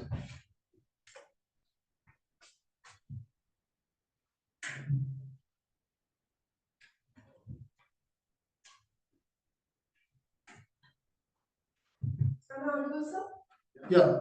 Hello, I'm Niharika Haridas and I'm a YIGM fellow. And so for me, the area of interest is AI. I have been an Intel AI Global Impact Festival winner in 2021 and for a project named Kishanu. And that's when I saw the potential that AI had to change humanity and even technology as it is now. And then I wanted to delve into what the ethics are behind it and how to make sure that AI doesn't fall into wrong hands or even have a negative effect. And that's how I wanted to know more about AI so I could maybe contribute to projects involving AI that could hopefully make a difference in the world. And that's how I ended up here, and it's been a wonderful experience so far. Thank you. Any other fellow? Hello, so my name is Sameer Fellow and inSIG Fellow as well as inSIG Fellow. So it is like we are already aware of the impact of the pandemic, and it is highlighted by the Economic Survey 21-22. The digital economy was the front runner during the pandemic when everything came to a standstill position. So regulating internet and governing the internet is something which can change the life of the millions. And with that objective, I am pursuing this internet governance journey and would like to delve more into the detail, into the technical side, and other areas which are of interest going forward. Yeah. Anyone not in the youth IGF when he was come here? So if you can be brief, that will be good. Just highlight the issues, I don't. Hello, my name is Jigmet and I'm from ISOC Mumbai chapter. So for me, it's like along with cities, internet governance should be focused on rural areas also, because nowadays we are focusing on IPv6, 5G in city areas. But what about the rural areas and what about the rural communities? So for me, it's like even she stated before about the northeast regions and many regions in India as well as in different parts of the world. There are many places where internet is not available. So it's like why internet governance? Like it's like even the youth and then many youngsters they are thinking that only the social media platform is all about the internet and all. But there are many meaningful things about internet and how the governance of internet works, which needs to be emphasized, and then we need to tell it to the youth also that it's not only about the Instagram and Netflix and what, but about the meaningful access of the internet governance and how rural communities can spread the Okay. awareness. Thank you. Yes. You highlight the key issues that would be better rather than, you said access of the internet and all that kind of thing. Hello, my name is Shubham Agarwal. I'm inSIG fellow. So I want to delve into this internet governance because in this uh, digital revolution time, my own decisions are impacted and the manipulation happens with the help of internet. So I'm interested in what is governing the internet and who is governing that the infrastructure ecosystem over the internet. What entities are working in background, running the whole system and impacting the internet, which further impacting the people, their life and their decision making. Okay. Thank you. So the issues like access, the sudden internet blackout, the previous session was raised by some fellow. Then the fake news, then there are privacy issues, there are cybersecurity issues, there are so many other issues which are there. So I have noted down some of them. Next. Okay, so here I have noted, write down some certain things like internet shutdown, multilateral, multi-stakeholder versus that, Acha, acha, acha. Come, acha. It's there. So AI, someone said data protection, Bitcoin, that was also discussed. Then next, please. Yeah, data localization, digital economy, cyber stacking, root servers, right to privacy, data governance, AI governance. So all these issues which are apart from the internet access, now when you get into the internet, you find these are the other issues which are grappling you. These are the things which are day-to-day life. If certain things are not happening, if certain your website is hacked, your transactions are not happening. So what to do those kind of things? Next, please. So internet and its governance is all at the center of all the human activities, playing a critical role. So public policy versus technical operations. So one hand there is the technical operations. There are agencies who are doing technicalities, root servers, your domain names, the IP address, protocols, and now the platform economy is coming like Facebook, Google, and other platforms are there. So the public policy, there is always a conflict between public policy and these platforms. The government makes the policy for certain things, but the platforms, the government says, please take out this kind of content, hate content, abusive content, certain fake news, or certain content which their government doesn't want. But platform says no, this is a freedom of expression, we don't want to remove that. So that way, if you give completely on the public policy, the government there will be a lot of control on the platforms. But on the other hand, if the platforms are given free, they will have their own freedom, put anything, everything for the, and they are not bothered about how the regulation has to be affected. So decisions by the private platforms has significant impact on the society. Next, please.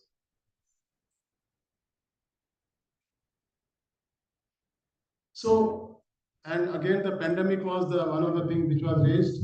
So issues which we are confronting on daily basis are going to be the key focus of internet governance and its discourse in coming days and coming time. Next, please. Okay, next. So here, I think Amitabh, you can come in where the internet, how internet evolved. Like John Martin has said that the John Postel and Windsor, and then how in the private way they started, but ultimately ICANN was set up and all. The journey started from 1969 to 1999, and then beginning the things. The next slide I will come.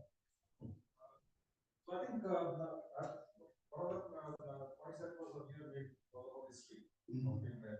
Why should we learn all history now that we have a lot of internet? The lives long on internet.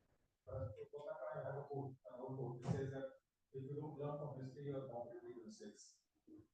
Okay, so it's good to learn about history. I was a history student once. Okay, so I'm very learned or whatever trust me into this area, which I was not really qualified for to begin with. But I was way back many years back.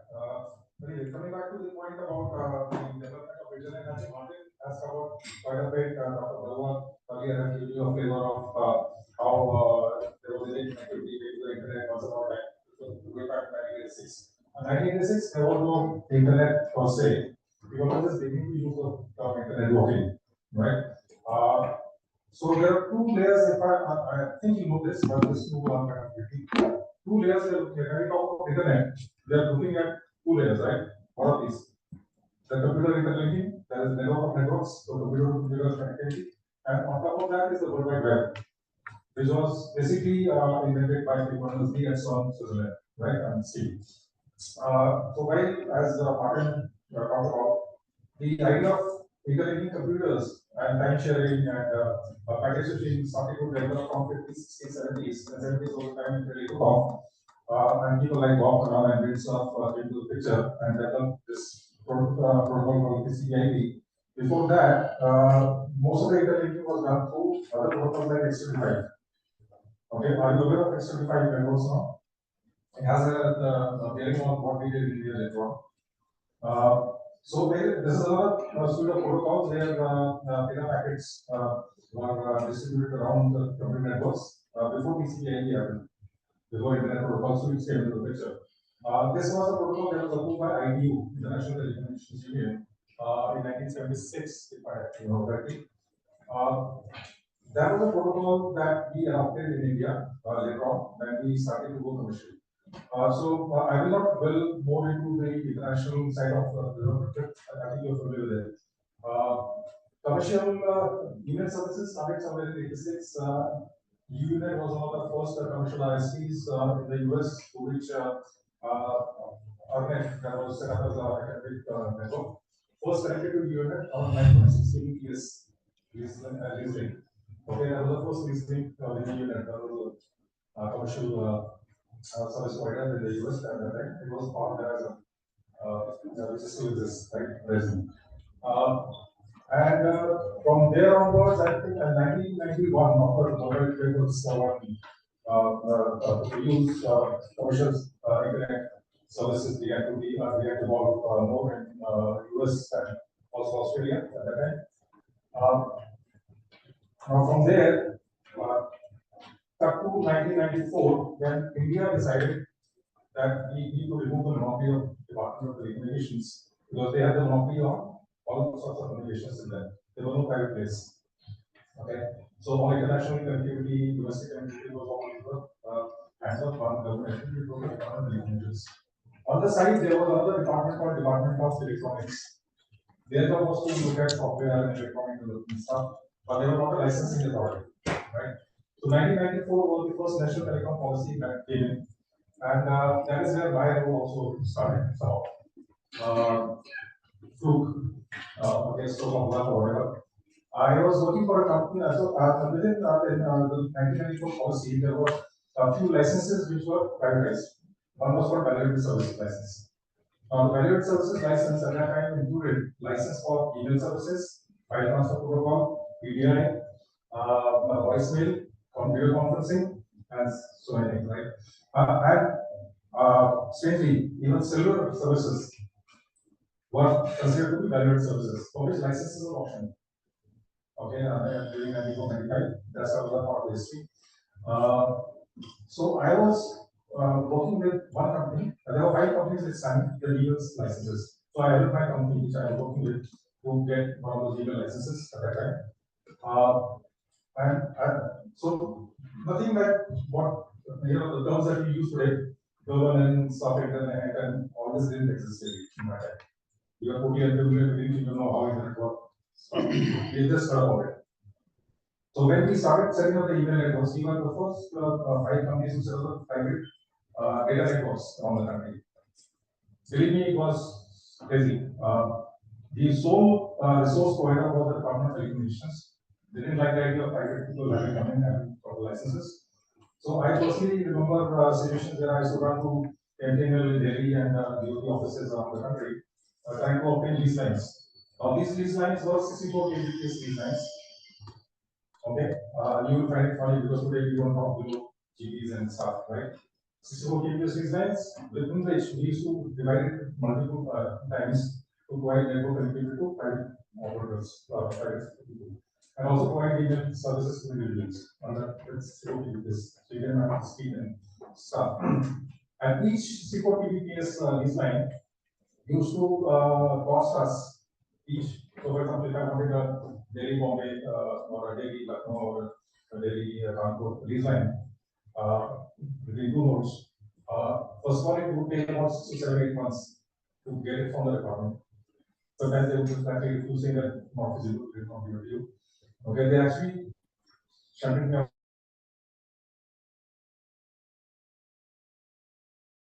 Famous decisions. And they used to charge us about 2.4 million rupees, 34 lakh rupees for each lease line.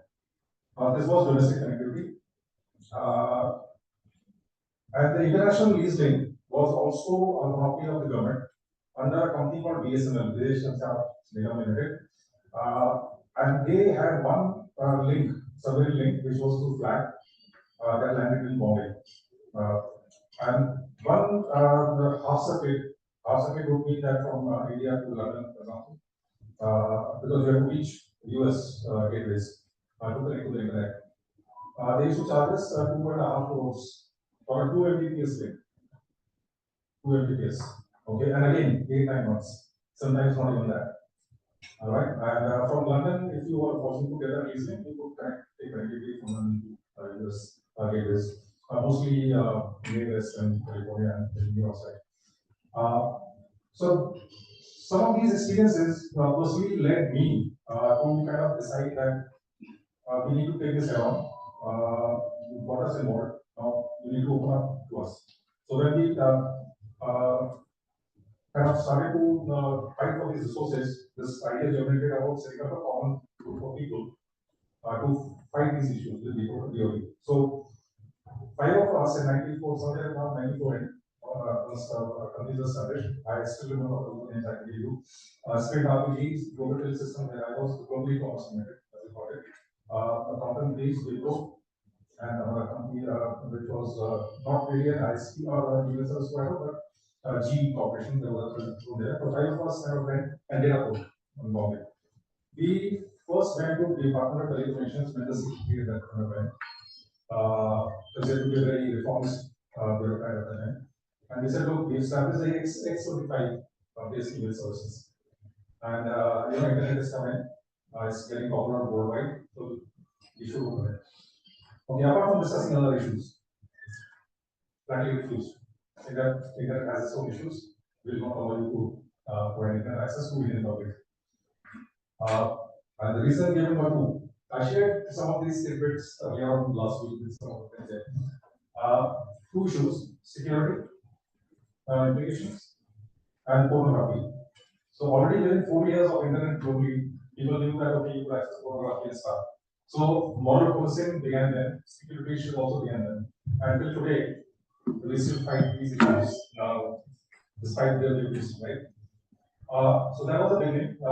They didn't allow us, but in 95, very soon, the government allowed BSNL to start providing commercial internet services because it was a government company, right?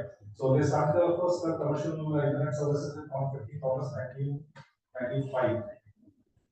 Okay, 2,500 rupees for individual link, and for commercial link it was something like 12,000. And so people used to have numbers, so it would take 4 hours, 5 hours to connect to the internet. So it was a nighttime activity for people. So that's how it all began. And meanwhile, we 5 of us decided to set up a mission informally, which was called email service providers association. And we decided to take on these issues about not availability of resources, prices of bandwidth, okay, access to so many other things, charges, so many different fees and they are leaving on us that made it impossible for us to allocate any money on email services. But we continue. So when internet opened up, we said, okay, we will still fighting for advertising of the internet services. So it took 3 years. So for 3 years we continued to put pressure on the government. And in 97, some people in the government did say that it's time to open up internet because we are also putting pressure. Media was talking about it. DSM monopoly was something that people were unhappy with. So in a meeting, I was asked by somebody in UP that maybe you could help us write some points about how do you open it up, what do we take care of. So I did a mischievous thing being around people. I actually drafted a license for internet services without really knowing what internet was and what we had, right? TRA had just come in, the regulator. They also started interacting with us, and we in 98 January, AOP announced ISP license, which did not have a single category and national category license. The scope of services for internet included access to search engines like Offer and Archives. So there was no mention of any other service that would do under the access license. And your connectivity had to be through BSNL for international connectivity and stuff. So again, back to being a franchise of the government. So that's what we did. What we did was to take this license to TRA, from TRA at that time, and they stayed the license. So we went for side, they said, okay, you from internet from privatization, what I have done that. Took us a few months to explain. Unfortunately, the government did set a body under the Prime Minister then, Mr. Bhatt. Dr. Shishaki. He was the convener of it. So he did call me and said, okay, you'll be fighting for this internet. I don't think there should be a crisis at all. Why you also for license? So this was the government telling us. So I had to kind of sit down and convince them that okay, the license is fine as long as it's not onerous. So the license has no license fee. They allow us to set up our own international connectivity. Should we use our last lines by the so 4 or 5 of these essential features, something that we follow. So I kind of intervened in the draft in one of the license process. Little did I realize that later on, a few years later, worldwide, we will talk about free and open internet. So that was basically without really realizing these terms. We and my team, people that I work with, actually shaped a free and open internet policy way back in 98. So that is the license that got finally published in 98. The first license was given to Engineer in Bombay. There was a private license called Hotel. Yeah, right. So that's how the journey of CNET began in India. So I was fortunate to be there at that time. No formal governance processes, nothing. We just took everything along. Okay, and over a period of time, I was involved with building these policies, regulations with a team of people, work with Dr. Govind, setting up next week, and so many other things. So long history, but No, thanks. Next. So, next.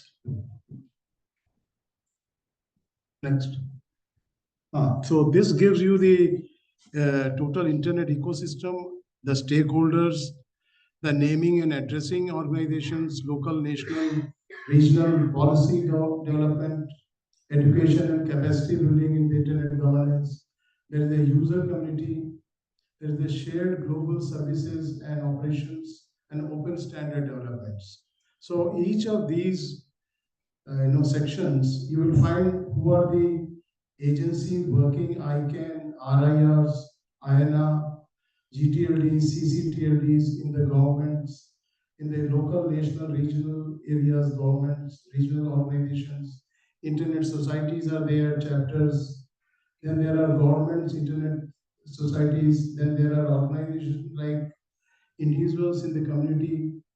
Then the root server, the standardization, IETF, and that way you will find various many stakeholders who are building up the internet governance ecosystem or internet and which are contributing equally. They are all shared principles they are using, which I will be coming next. Next, please.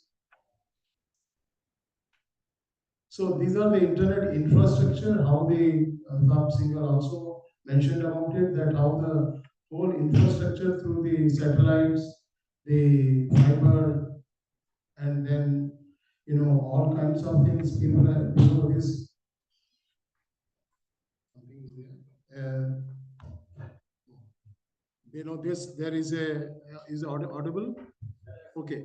So the whole infrastructure is decentralized. Anybody can join the private and public network, shared and global principles, so that internet is open network of networks. Next, please.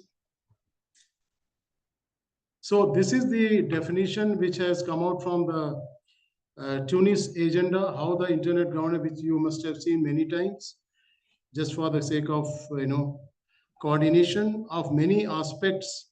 People ask why the internet governance, including infrastructure, technical standards, because these are all have to be discussed to move forward in the internet, that make the internet work and determine how it is used for governments, innovation, private sector, and say by civil society.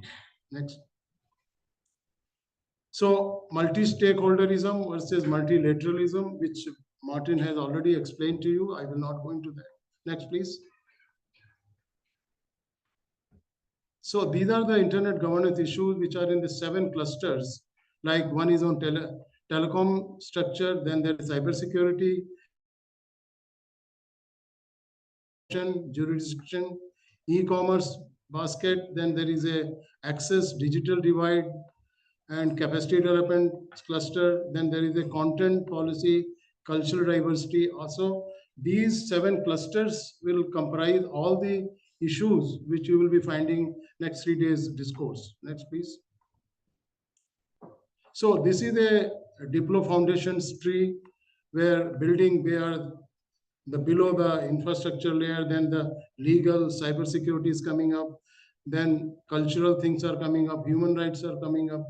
So internet governance on the top, digital internet governance, and one step by step, whole thing has started from 2000, ever since internet started, then how the whole process has started developing, and Diplo Foundation has come out very good diagrammatically showing all these things. Next, please.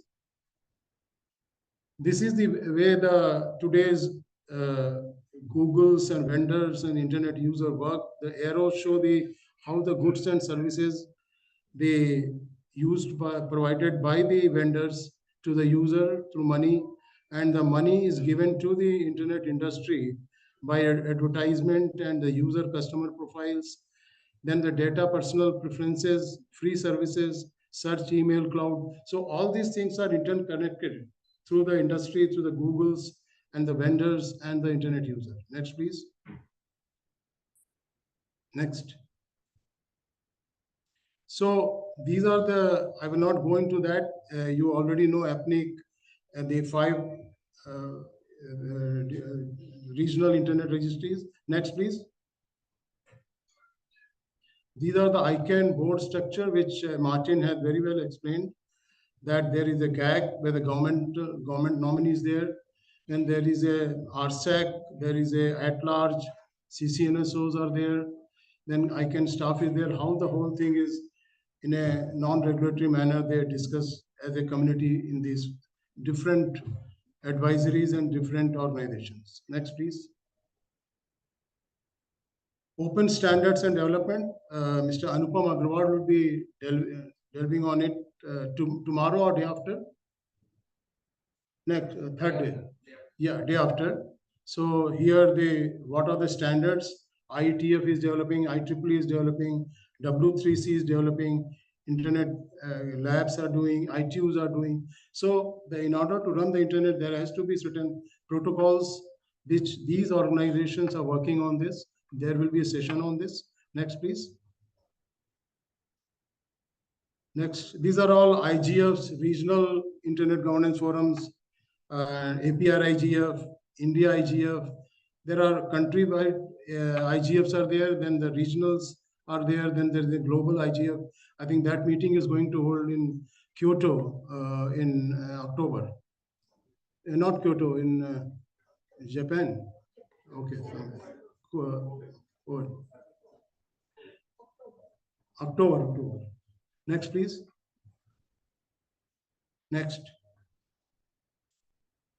So here I will just mention about some of the initiatives that our country has taken, like NIXI was set up in 2003. Amitabh Singhal and all ISPs were very much involved in that. Then .in registries new policy came out in October 2004, where we worked with the industry because we wanted to make it as a global level. So online industries, how to work with it, the policy was developed. Setting up National Internet Registry was done in 2012 because being a big country, so we were earlier getting IP addresses from APNIC, Asia Pacific Internet Registry. So we wanted that, why not our country get a bulk IPs and we distribute locally so that every company, every organization gets it locally. Then the internationalized domain names, which are added to it was again done by NIXI. .Bharat, you all know that is there in all the languages, 22 official languages of the country. And many more things, extensions have come in that. You heard, I don't know, yesterday, Anil Jain telling he is a USG chair of the ICANN, how it is going to proliferate, and a lot of work needs to be done in a country like ours. Then Digital India Initiative, which JS today mentioned. Next, please. So these are the .Bharat script in various languages: Devanagari, Bangla, Telugu, Gujarati, Urdu, Tamil, Gurmukhi. So many more are yet to be there, but these are all worked out. The whole ICANN has given us all these script-wise, and there are a lot of work gone into this in 2011-12 in the ministry, in the NIXI, CDAC, and many more community feedback was there from all the language communities like Kannada, Tamil, Malayalam, Hindi, Gujarati, Marathi, Bangla, Assamese, Kashmiris, Sindhis. So whatever language communities are there in the country, we took feedback from them so that we understand how it is going to proliferate and that kind of thing. Next, please. Next. So next is I'm just going to tell you the global, when internet started, because internet is not controlled by anybody that you have seen. So, but the policies, how the internet things have to be managed. So there was two prominent meetings held in Tunis and Geneva meetings. So the agendas developed in the November 18, 2005, where the major country officials participated. And then the Tunis agenda came out, which works out that, the multi-stakeholderism or multilateralism, because a lot of conflict tussles were there between the two, because government never wanted to give up their right of internet, and the multi-stakeholder group, which is civil society, technical community and the private sector, they wanted their own say in the whole affairs. Next, please. So Tunis agenda, the basic Article 69 states the need for an enhanced cooperation to enable governments on equal footing to carry out their roles and responsibilities in international public policy issues pertaining to internet. So what does it mean? Because internet is a borderless medium. So how with different governments of various countries are going to tackle with it? So unless they are all on equal footing, you can't say the India, like US that time had a lot of internet users, and India didn't have in 2005 maybe I don't 10-15 million internet users. Amitabh, 2005 में कितने थे हमारे यहाँ?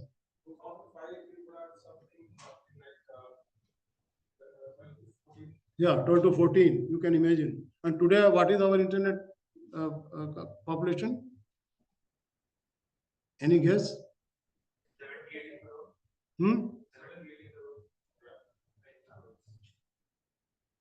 800 million, 850 million. So you can imagine the disparity in that point of time, 2005, where we were with a low background of internet, and where the US and other developed world, which were grappling about to take over all the processes and all the policies of the internet. So, but today it's a whole thing is quite different, which I am coming nature. But that time, again, it was the UN body came out, said, no, we will be all on the equal footing. No government will be upper and lower and that kind of thing. So that policy is equal to all the countries in equal way. Next, please. So continued deliberations went on to inclusive, democratic, participatory, multilateral, and transparent nature. So all discourse has to be multilateral, transparent, participatory. India believes that global internet governance can only be functional, effective, credible, if relevant stakeholders contribute to and are cultivated in the process. So for any issue like internet shutdown issue or privacy issue, unless the private player, the technical player, or the government all are involved, the issue cannot be resolved amicably. India proposes the establishment of a new institutional mechanism in the United Nations, but that is all history. So let us not go into that. Next, please. Next. So India, internet governance in India, what were the Indian discourse on internet governance took 10 years, 2005 to 2015, from Tunis agenda to the Indian government were also discussing, because there were different ministries, Ministry of External Affairs, Ministry of Electronics, Department of Telecom. So all wanted a pie in the discussion. They all wanted to have a, their say mainly in the whole process.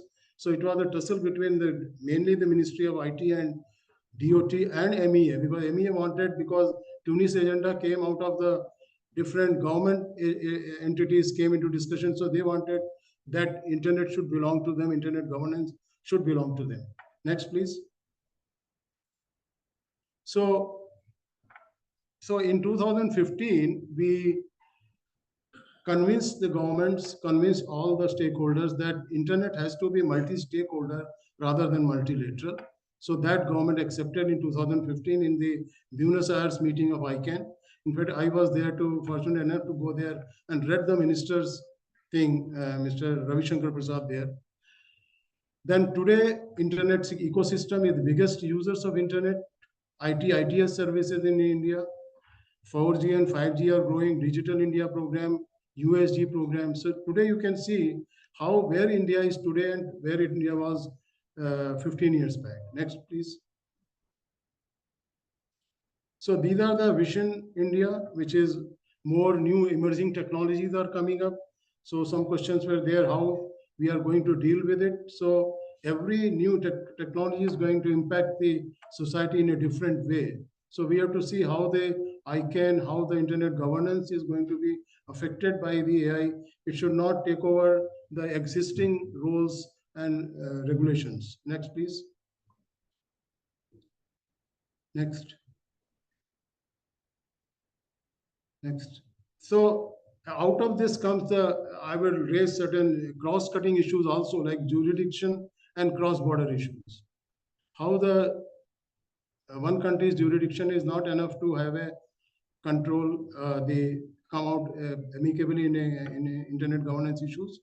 Balancing freedom with security, technological advancements, digital divide, inclusive internet governance, internet kind of thing, content regulation and moderation, global cooperation and consensus. This is a big issue. Private sector dominance, internet fragmentation, and single internet. So these are the issues which are cross-cutting. If one is there, then another is also growing up. So how to tackle, how to come out, how to bring out the discourse in this, in a country like India, where some thoughts are there on one side and other thoughts are in there on the other side. So this kind of forum is going to help you to come out and see all the aspects of internet governance. Next, please. So these are the opportunities. Out of these issues come the opportunities, whether it is legal, whether it is private sector opportunities. So you academia, capacity building kind of thing, new standard development thing. So these are the I have noted down here. Next, please. Next. So this is, I will here finish if any questions. Now 15 minutes are left, so.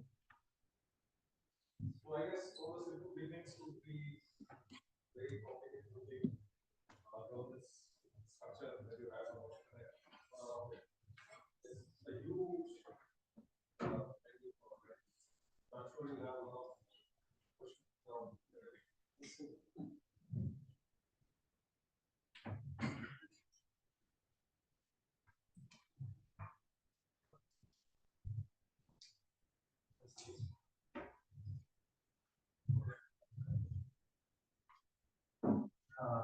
Sir, looking into this side, fellow for both inSIG and YIJ.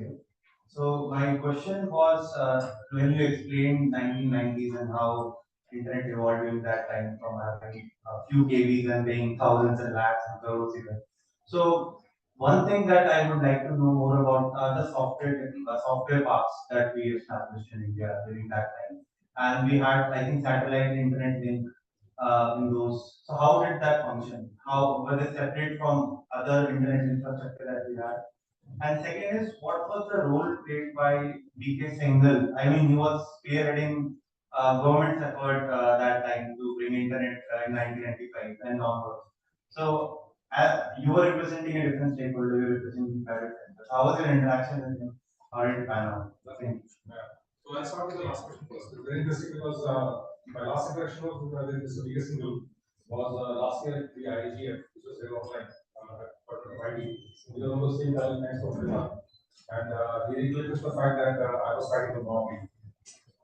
So that's the short answer. The little bit of history about that is we used to have this monopoly and they used to make life tough for us.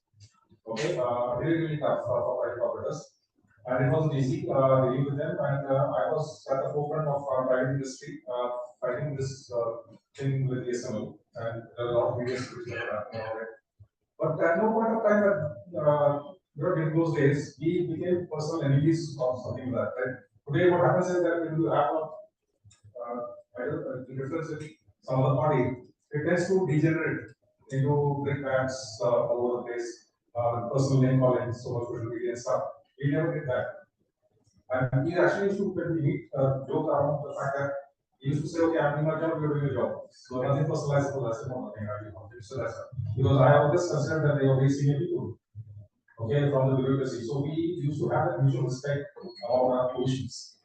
Okay, so I think one of the lessons to be learned is how, when you go back in time, not make it personal. It was always about the betterment of a service. So they had a job to do. So they have a job to safeguard their domain. We have a job to open up and encroach on that domain. Okay, so we were all just doing our jobs. Fortunately, yes, there were discussions, there were debates, there were media articles around it, and we kind of just put the common interest in front of everything else. So that's how it evolved. As far as satellite was concerned, initially the internet license did not allow satellite connectivity. There was a separate license for VSATs, and there was a very roundabout way of being allowed to connect internet nodes by the VSAT system, which was also satellite service which was standardized through the Department of Space. So it was really complicated. Okay, only I think the banks and stock exchanges were first blocked by direct VSAT connectivity. So we used to fight on those regulatory issues also around times. We used to give our regulatory responses to the area which came out with the situation because when they were established, of course, I've seen their establishment and the issue, the struggle to establish themselves. At that time, they had judicial powers also as well. Okay, so that is how they state the internet license, the issue of. Okay, now they can't do that. I think in 1999 was the second national telecom policy, and then we were fighting for our internet regulations to be more open. One of the things that we had asked for was to allow the ISPs to use any satellite link with a footprint over India. Okay, initially it was about only INSAT, also Indian satellite system. And then again, we had partners was about, which we did not.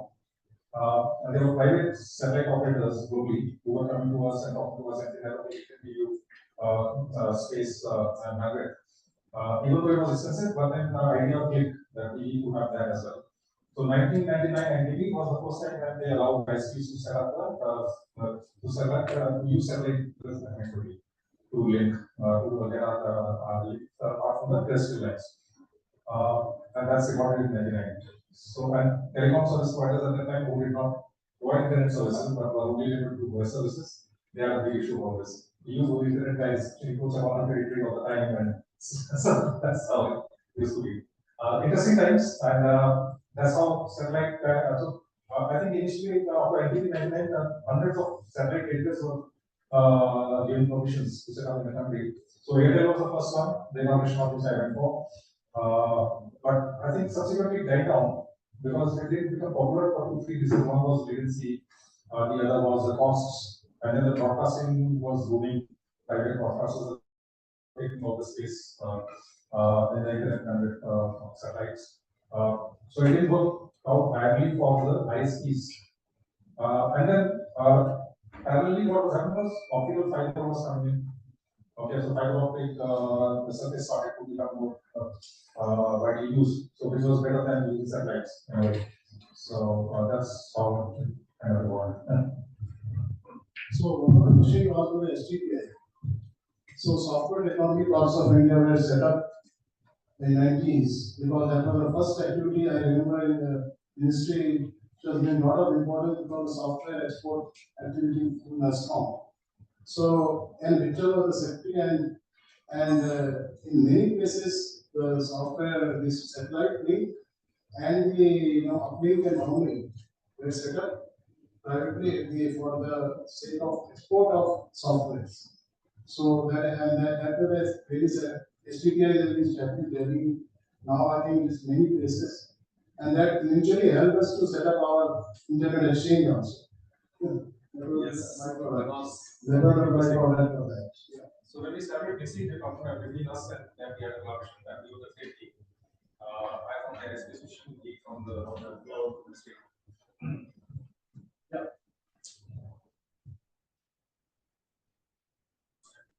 Good morning, sir. Is it SDK still relevant?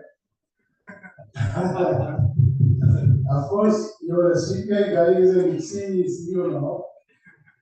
But I think they are, in fact, I asked this question to new CEO, what SDK is doing now? Because there are already private players doing themselves, set up their own communication networks and everything.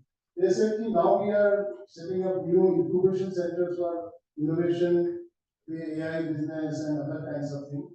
So I had to really look into that, because I remember when I was living in industry, then there was a talk going on whether SDK had to wind up or not. So, but I don't know, later always, in the government, they don't wind up anything. They just, we want to do certain other things, you do this thing, you do that thing. Like even ABNet is, I don't know the relevance today. Because earlier the education network was required to go into everything, but today, there are already the private players who are doing these things. So there's a good written question is your relevance. Your relevance is directly related to how you work over time. Once upon a time, actually, we did still a job of promoting the software industry, right? Now, when everything got privatized and privatization happened, basically, I lost that relevance. But then, like you said, maybe they're getting into incubation and promoting startups and stuff. So if they do that and they evolve and they continue to the development of some form of the industry or the other, I think it will still remain relevant and can contribute. But it's up to them, really, and the government to steer them into that direction. Because I agree that slowly the even CPACs, CMAT, UC has so many this kind of PSU. So over the time they have to reevaluate the whole thing, where relevance is found, then it has to be get into that, and old things have to be it goes down and new things have to start. But it takes time in the ministry, as you know. Next, please. Yeah. My name is Jigman sir. I'm from ISOM Mumbai chapter. So my question to you is actually you mentioned about blockchain and bitcoins. So I'm sure many of us are not even aware of it. So in the next 10 years, what will be the impact of blockchain productivity in India and how internet will help people to trust and start working towards it? Yeah. So blockchain, I'm not very much knowing, but Satish Babu is sitting here will work here. But only thing in blockchain, there are two components. One is the good blockchain, there is a bad part of that. That is in terms of bitcoins and ethereums and using that as a darknet and exchanging drugs and weapons and all kinds of things. And there is a good part that blockchain is used in your land distribution systems and in your other kind of work, civil work, where blockchain technology, as a technology, this is good because it doesn't require any intermediary like bank or anything, but how you utilize it, and there are certain success stories, I think globally and locally also in Karnataka, I think they have developed their land distribution through blockchain, and the private sector also, certain things are coming up. So blockchain as a thing is, there is a good scope, I believe, for the next 10 years, but how you utilize it depends on that. Satish Babu? Yeah. So this is a fairly complex issue. It started out as the blockchain part is independent from the cryptocurrency. The blockchain can independently kind of work. There are some productivity tools that you can do. There are some venture applications that you can do with the blockchain alone without the currency part. However, when currency comes in, there are many issues. There are a lot of scams happening, but there are also jurisdictional problems. National governments believe that these currencies undermine the country's currencies, but it bypasses all the regulation. So governments are very bothered, and recently our own G20 declaration, there was a statement that cryptocurrencies should not be permitted in the base upward the financial system. So that's what it is. People, I in the early stages I have made some money out of this in Bitcoin. But subsequently, I believe that we should not invest because it's likely to, you're likely to lose your money. There's so many risks now. Unless you are very, very informed. 90% of what you hear is cryptocurrency is scams. So you have to be very careful. So blockchain has value. There are many applications, including other applications which are focused on the blockchain.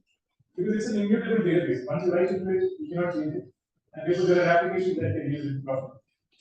But currencies, I would advise that we don't want to get into that. And then this other aspect of these currencies being used to do illegal stuff on the dark web.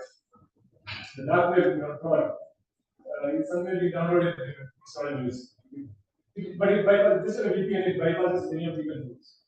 So and there are some illegal activities going on the dark web, and the payment for that, because you don't want to pay by credit card, basically. On the dark web, you are anonymous, and you want to pay with an anonymous currency. That is Bitcoin or Ethereum or one of those things. So that's where we are. So about 5 years back, it was on a much scale. But now, most governments are, like, including government India, they're very strict about it. Because legally in a gray area. China has banned all transactions of cryptocurrency. So the future is not looking very good for cryptocurrency. Thanks. Next question, please. Yeah. So actually, I have a forwarding question to Dr. In the context of decentralized autonomous organizations and blockchain-based governance systems, how can internet governance bodies integrate blockchain's transparent, immutable, and trustless features to enhance transparency, accountability, and decision-making within global internet governance structures while mitigating the possible challenges of immutability and the need for legal recourse in disputes? Yeah. So we don't have time to discuss this in 2 minutes time. But a short answer is that there are some on the DNS there are some alternate groups. No, except this one because it has its own DNS. There are other alternative DNS also, and ICANN does not like users. So ICANN's position is that that is not a truly because who's driving it? Who owns it? It's a small group of people not accountable to everything. So those cannot be trusted. So ICANN is trusted because it's a community machine. So that's where it is. Yeah, please. Thank you, sir. My name is Arjun. I just want to quickly ask why, and this is specific to law and policy development happening in the internet governance sphere, why there is so much security focus while drafting laws in India and specifically in South Asia. And secondly, how could we actually incorporate a multi-stakeholder model? Because currently, at least I believe that there is a lot of executive centralization of powers, and so other multi-stakeholders, even the parliament and judiciary, forget academia or civil society being involved in the policy making process. So how can we actually inculcate an evidence-based policy making framework? And secondly, what role? Second question is what role India has to play locally in South Asia? Because a lot of these laws that I'm talking about are being exported to adjacent countries, maybe countries like Bangladesh, and being used for cracking down on freedom of speech. So what role can India play in terms of building a cohesive understanding of what platform governance or internet governance is in South Asia and actually have preventive measures like the Digital Services Act incorporated within the law? So this is the working problem. The law and the security and the privacy, this is always, you cannot find a perfect solution for these things. When one thing moves, when certain law-based things have to be imposed, privacy is curtailed. When privacy is not curtailed, the law is another way it comes. So, okay. So, these are the things which one has to discuss in a different way. And I agree that, people are looking at India's law, agencies, law, rules, how the neighboring countries can follow that. But like digital India, other kinds of thing, one can get into that and one can work on that. So, now coming to a very lengthy answer, and a very relevant question, very important one, and this one Online people already done. You can take it in batch. Yeah. And this possibly they are inclusive. Any other question? No, not every can discuss. Yeah. Sure. Sorry for that. Thank you, Amitabh, and Thanks, Dr. Govind and Abhinav, for the session. I understand that there are some more questions, but please take it offline during the lunch break. And I'd like to welcome our next panelists. We have here with us Anya from the UN IGF Secretariat, Jerome. Yeah, they're all on the Yeah, Jerome from ICANN, Sarah Lake from Internet Society, and Pablo from IPNIC. I just want to check whether the online participants can hear us. Can someone respond? We can hear you, yes. Oh, thanks very much. So this session is on the internet governance ecosystem. As you would have gathered by now, the internet is not controlled by any single organization. There is a whole ecosystem of organizations out there that basically manage the internet harmoniously together. They interoperate. So here today we have 4 such organizations. We have the IGF. We discussed IGF earlier when Martin was talking to us about IGF. We have ICANN. Also, we discussed some parts of it. We have ISOC. ISOC is something that we had not discussed so far, but we will do so now. And we have IPNIC, which is a very important part of the ecosystem because they deal with numbers. And we have representatives of all the 4 organizations here. And the format of this session is that we have an hour, and we have, I think, about 1 minute into the session. We will ask the panelists to speak about their organizations for about 8 to 10 minutes. And then we will open the floor to the audience, and you can ask your questions, and we can get responses from the panelists. And thanks very much to all of them, Anya, Jerome, Sarah, and Pablo, for joining us. We value your presence here with us, although it is remote. We would like to have you in person, but this is still good. So, one second.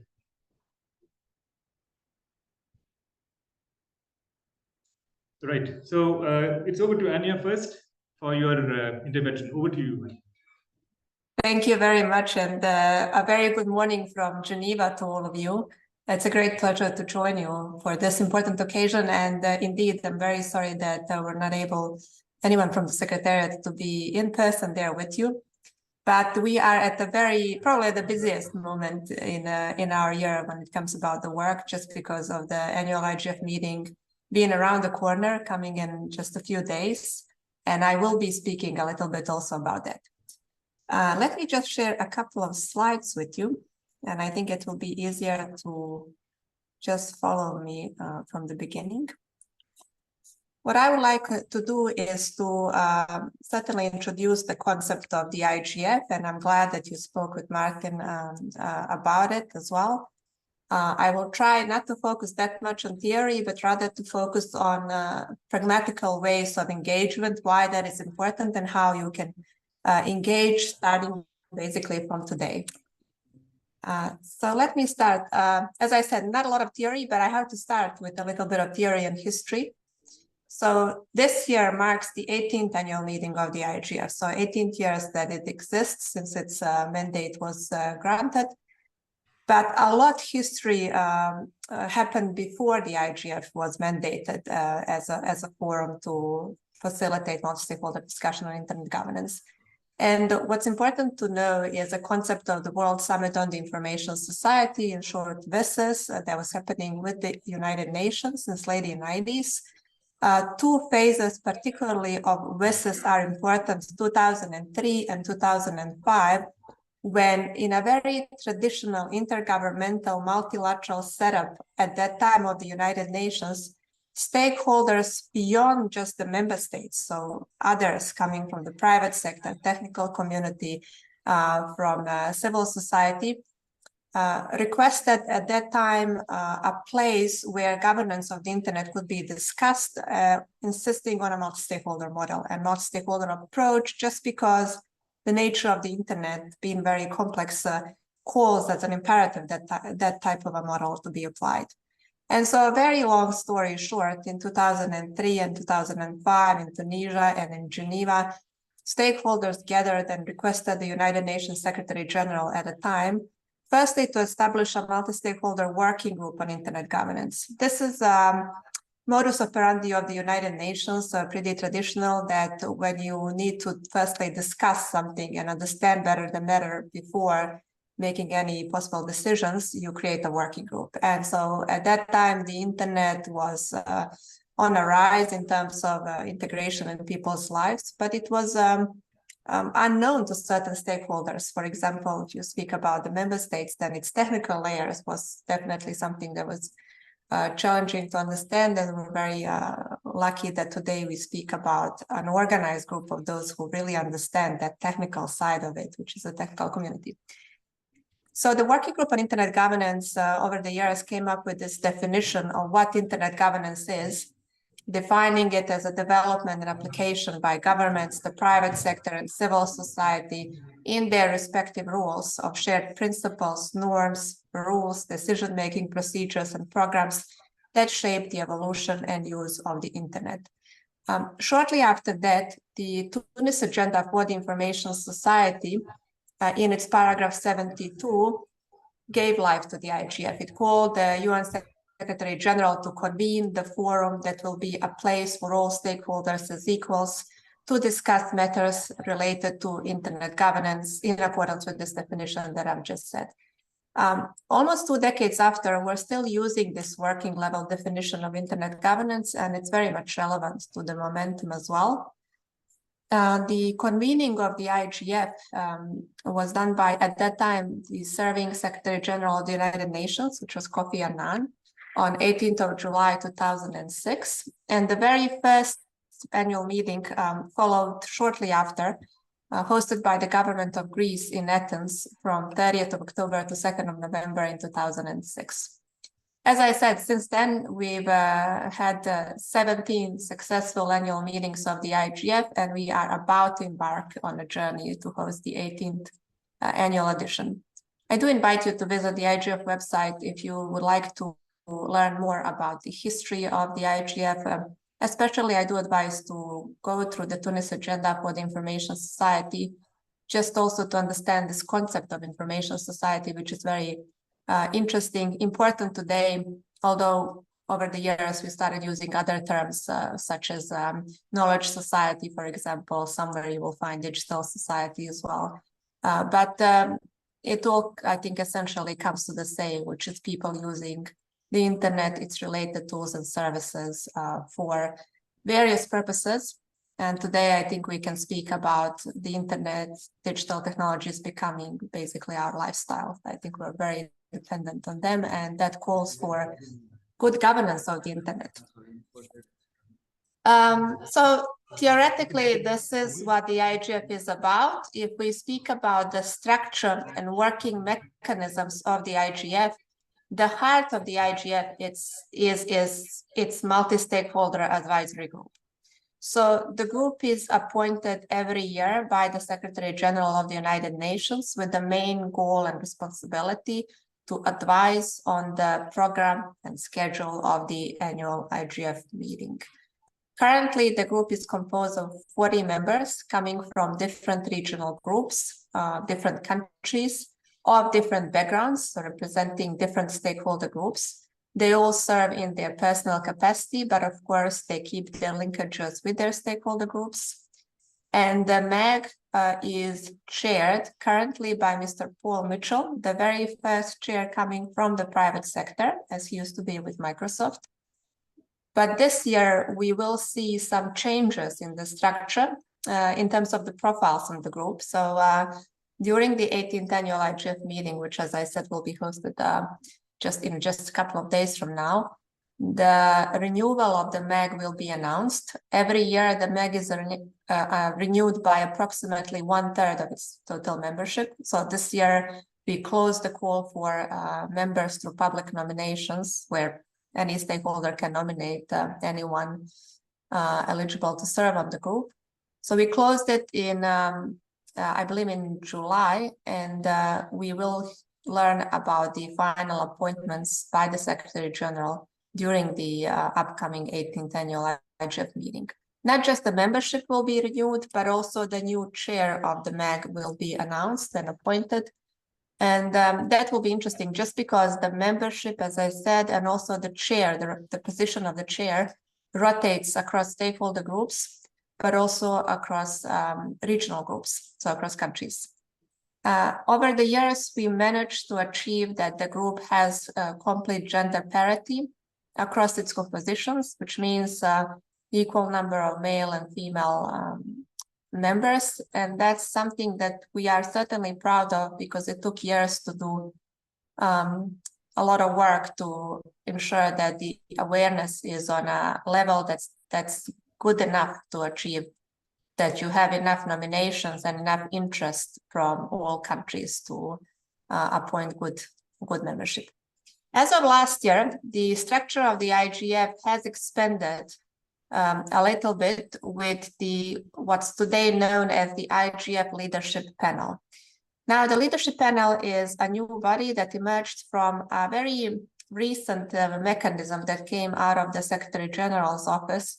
It's called the Roadmap for Digital Cooperation. I'll come to that soon when we go through my slides.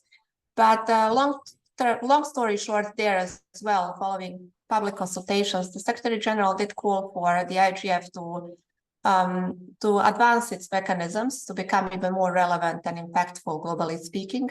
And one of advices there was that the multi-stakeholder high-level body is appointed that would help the IGF to be elevated, to become more visible, to become more impactful, to translate its outcomes and outputs into concrete actions and make a concrete change. And the leadership panel that you see on this slide, it's been appointed last year. They've been working hard for the past almost 2 years now. The chair of the leadership panel is Mr. Vint Cerf, the known father of the internet. I'm sure I don't need to make any introductions on that name. And his vice chair is Ms. Maria Ressa, the, I think, well-known Nobel Prize winner to all of us.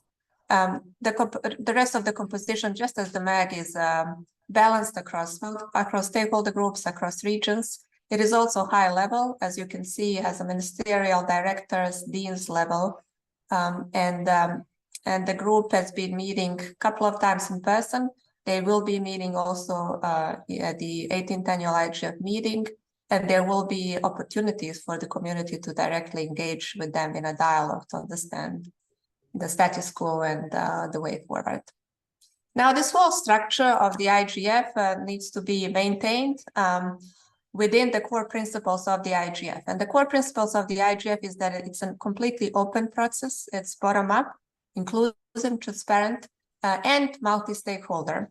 The IGF is also non-commercial. Its funding is extra budgetary, which means it depends on donations. And I think my colleagues that will speak after me are all very good friends of the IGF, great supporters from the beginning, and including as its donors, financially speaking, but also in kind. So in order to make sure that all this functions well and stays within the framework of these great values, the IGF Secretariat has been set up to ensure that that happens as a neutral entity. So that's the office where I currently sit. We are based at the United Nations office at Geneva in Switzerland. But institutionally, the IGF is placed with the Department of Economic and Social Affairs, or UNDESA, that is based in New York. The IGF is a process. I know that to many of you, maybe, especially if you're a newcomer, the IGF may be even a synonym for one big international multi-stakeholder conference. It's certainly far more from that. It has maybe two major components. One is indeed that annual IGF meeting. And as you can see on this slide, the meeting has been hosted so far 17 times. Well, soon we are meeting in Japan, Kyoto. Last year, for example, we were hosted by the government of Ethiopia in Addis Ababa.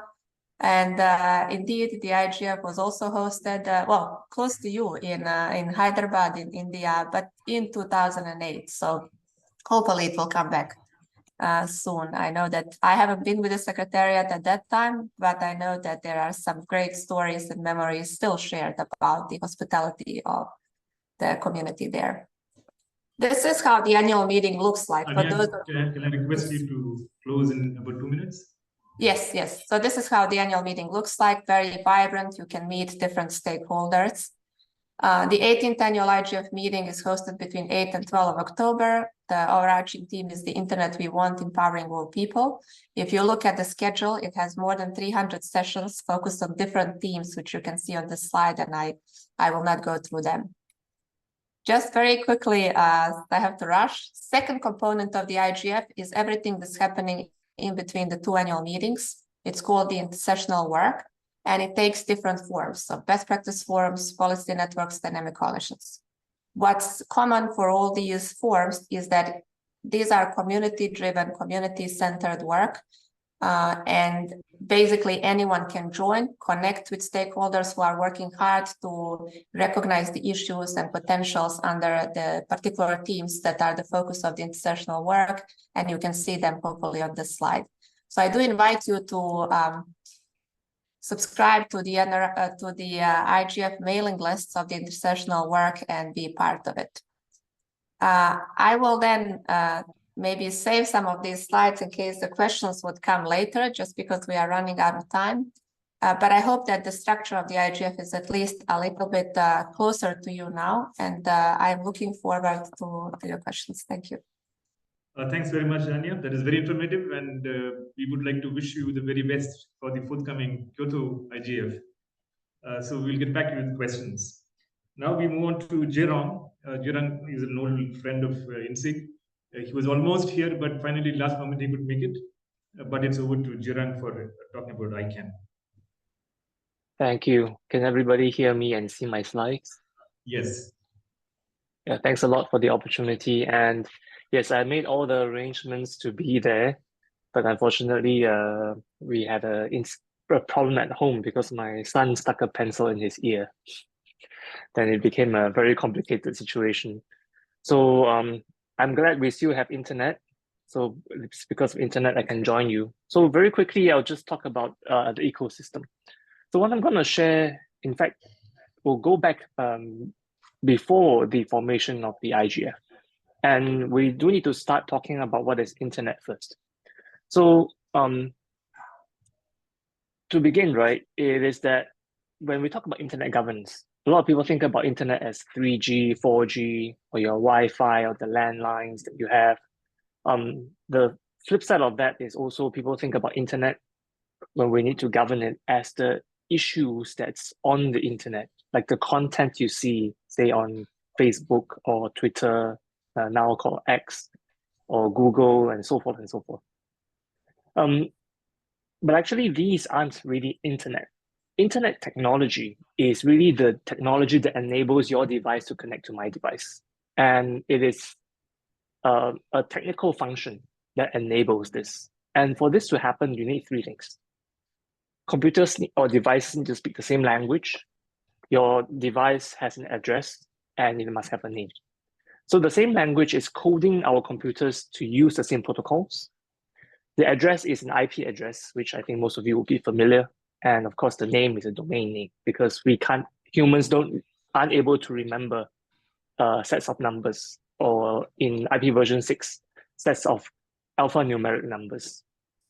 And traditionally, internet governance is about the governance of unique identifiers.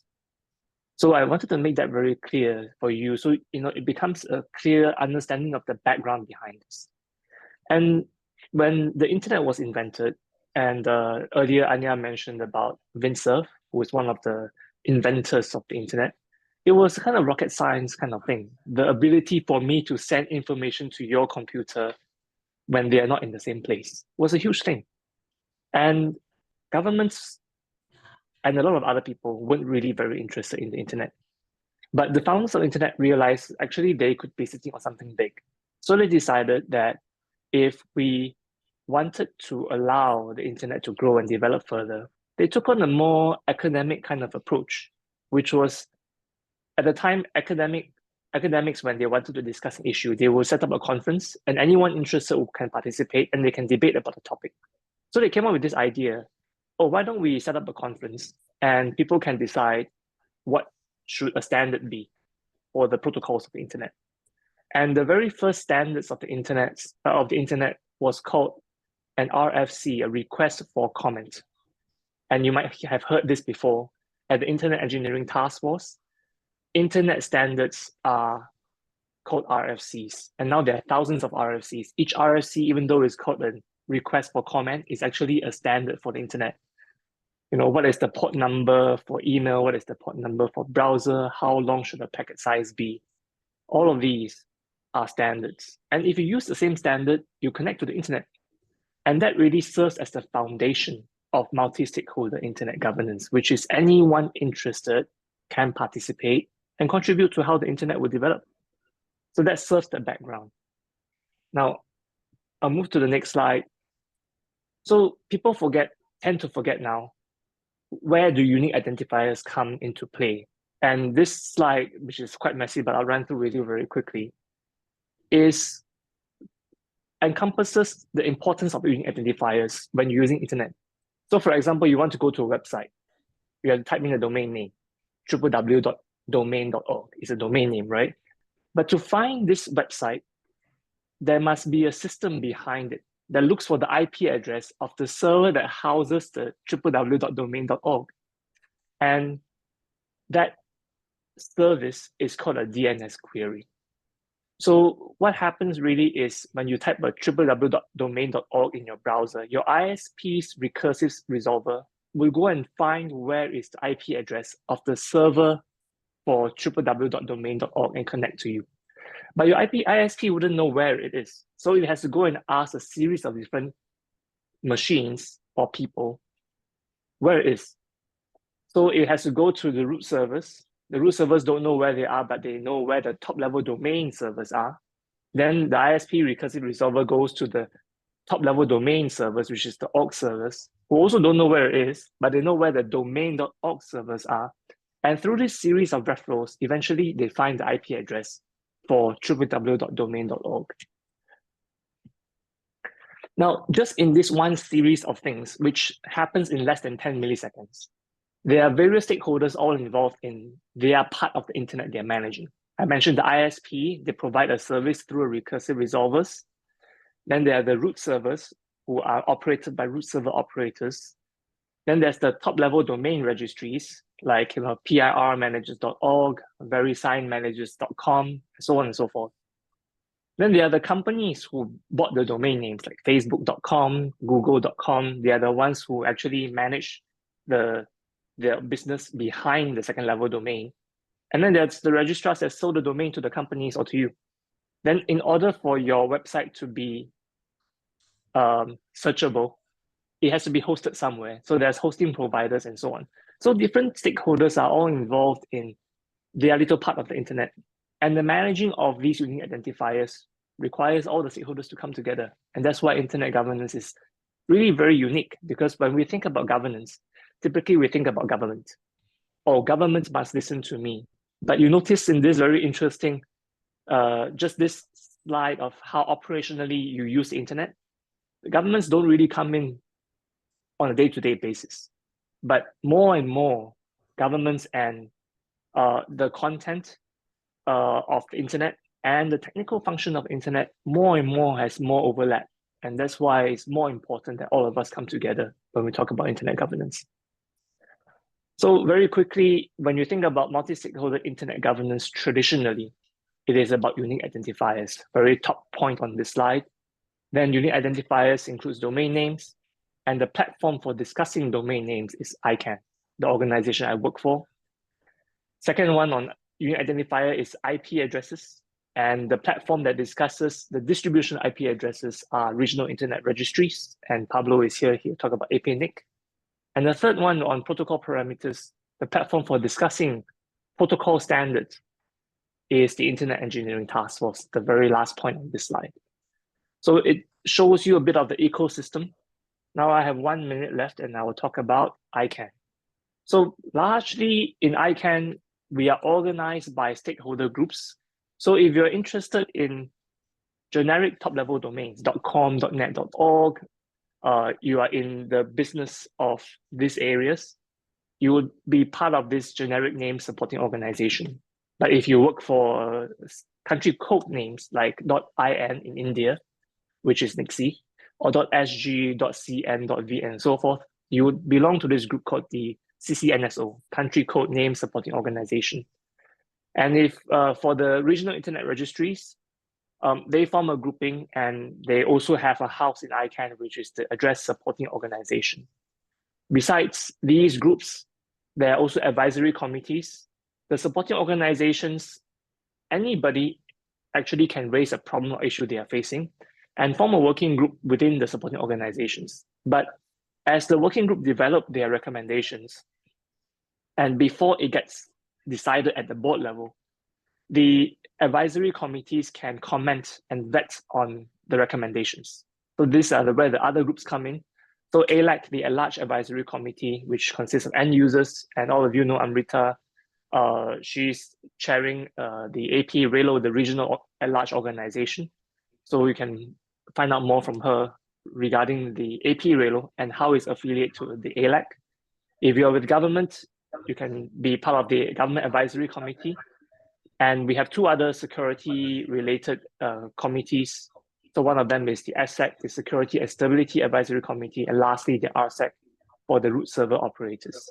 So this is a very broad outline for you to see how it's structured. It can be quite complicated, But long story short really is, if you are interested in domain names and how it's evolved, come to ICANN and we can find a place where you can be most affiliated with and help you get started. So keep in touch with me. Looking forward to get in touch with you and to help you participate. Thank you very much. Thanks very much, Jerome. That is very informative, and we hope we'll have some time to take questions. We now move on to ISOC, and we have Sarah here from ISOC. Sarah is also supposed to come here, but couldn't make it at the last moment. But we have you here online, so please go ahead. Please ensure that we are running short of time a little bit. So over to Thank you. Very long. But yes, thank you for having me, and apologies again for not being able to participate in person. Definitely look forward to future opportunities to participate in India. So just for some background on the Internet Society, we are a global nonprofit organization which supports and promotes the development of the Internet. So the Internet as a global technical infrastructure, a resource to enrich people's lives, and as a force for good in society. So overall, we hope to empower people to keep the Internet open, globally connected, secure, and trustworthy. And now if we look at Internet governance as sort of a layered model where there's a wide range of governing issues, specifically around economic and societal components that impact the Internet. If we look at the protocol layers and the physical infrastructure layers, and then application and services. In terms of Internet governance and where ISOC fits in, you'll see that the Internet Society is across a few layers, including policy development, open standards development, education and capacity building efforts, which also extends to supporting the physical structure of the Internet. So if we first look at the local, national, regional, and global policy development layer, the Internet Society community, including staff, chapter volunteers, individual members, and organizational members, work together to influence Internet governance policy at different levels. And this is to demonstrate the significance of maintaining a multi-stakeholder approach to Internet governance. So at the Internet Society, we advocate for a secure, trusted, and more resilient Internet. And there's a number of ways that we do this. So one program that we have is the Amicus program. And this is where we share technical and policy-making expertise to help courts understand how their legal decisions will impact the Internet. We also have encryption initiatives. So that is for data security in regards to sensitive information. So we aim to educate policymakers about the importance of protecting and promoting the use of strong encryption. We also support to grow the Global Encryption Coalition to strengthen the efforts of advocates around the world. We also aim at protecting the Internet from fragmentation through the Open Internet Advocacy Network, where we flag threats and draft community impact briefs, which may be in the form of defending for or against various public policies. We also have efforts in regards to securing global routing. So you may have heard already the Manners program, so mutually agreed norms for routing security. You may have some Manners participants in the crowd at the moment, but this is a global initiative that helps reduce the most common routing threats through research and policy. At the Internet Society, we also aim to promote professional development in order to foster participation and leadership in areas important to the evolution of the Internet and to help shape its future. So we have a few leadership programs, including fellowships and youth ambassador programs. This is to empower champions of the Internet to impact policy change in the Internet governance space. Again, we have the Manners program, and we have a Mentors and Ambassadors program along with it, which guides professionals to make global routing infrastructure more robust and secure through training, research, and policy analysis. In regards to open standards development at the Internet Society, we support the development and adoption of Internet standards, again, through Manners, which outlines simple and concrete actions to prevent and defend against routing threats. And we provide guidance for network operators, IXPs, content delivery networks, and cloud providers, as well as equipment vendors. The Internet Society is also the parent organization of the Internet Engineering Task Force, which is responsible for the development and maintaining the Internet's technical standards. And lastly, in regards to education and capacity building, which also connects to sustaining physical infrastructure of the internet across communities. We work to support educational and training initiatives. So we have our own moderated courses and e-learning modules available to the public. We also have a few projects, including Connecting the Unconnected, to support the deployment of internet infrastructure across the world. We also have a place in regards to measuring the internet through the Internet Society Pulse to measure shutdowns, resiliency, and to provide in-depth analysis and policy advice in regards to internet governance. We also support sustainable peering infrastructure. So we partner up to develop new IXPs to mature and advance them and gain regional IXP partners across the region to again foster support and advocacy for more sustainable infrastructure. So overall, you'll see that the governance of the internet clearly requires active participation by end users, governments, businesses, and technical expertise. To make the internet as effective and efficient as possible and as a place for opportunity, a multi-stakeholder approach is clearly necessary. And this is the work of the Internet Society. So we hope you'll be a part of our mission and global movement. Thank you. Thanks very much, Sarah, for that presentation. We now move on to IPNIC, and we have Pablo here. IPNIC has been one of the most consistent supporters of inSIG, and we are very happy to have Pablo here with us. Pablo, over to you. Hello, it's such a pleasure to hear you, Satish. You're not on camera, but I saw a little bit of you. I can see Dr. Govin on the first row, and it's such a pleasure.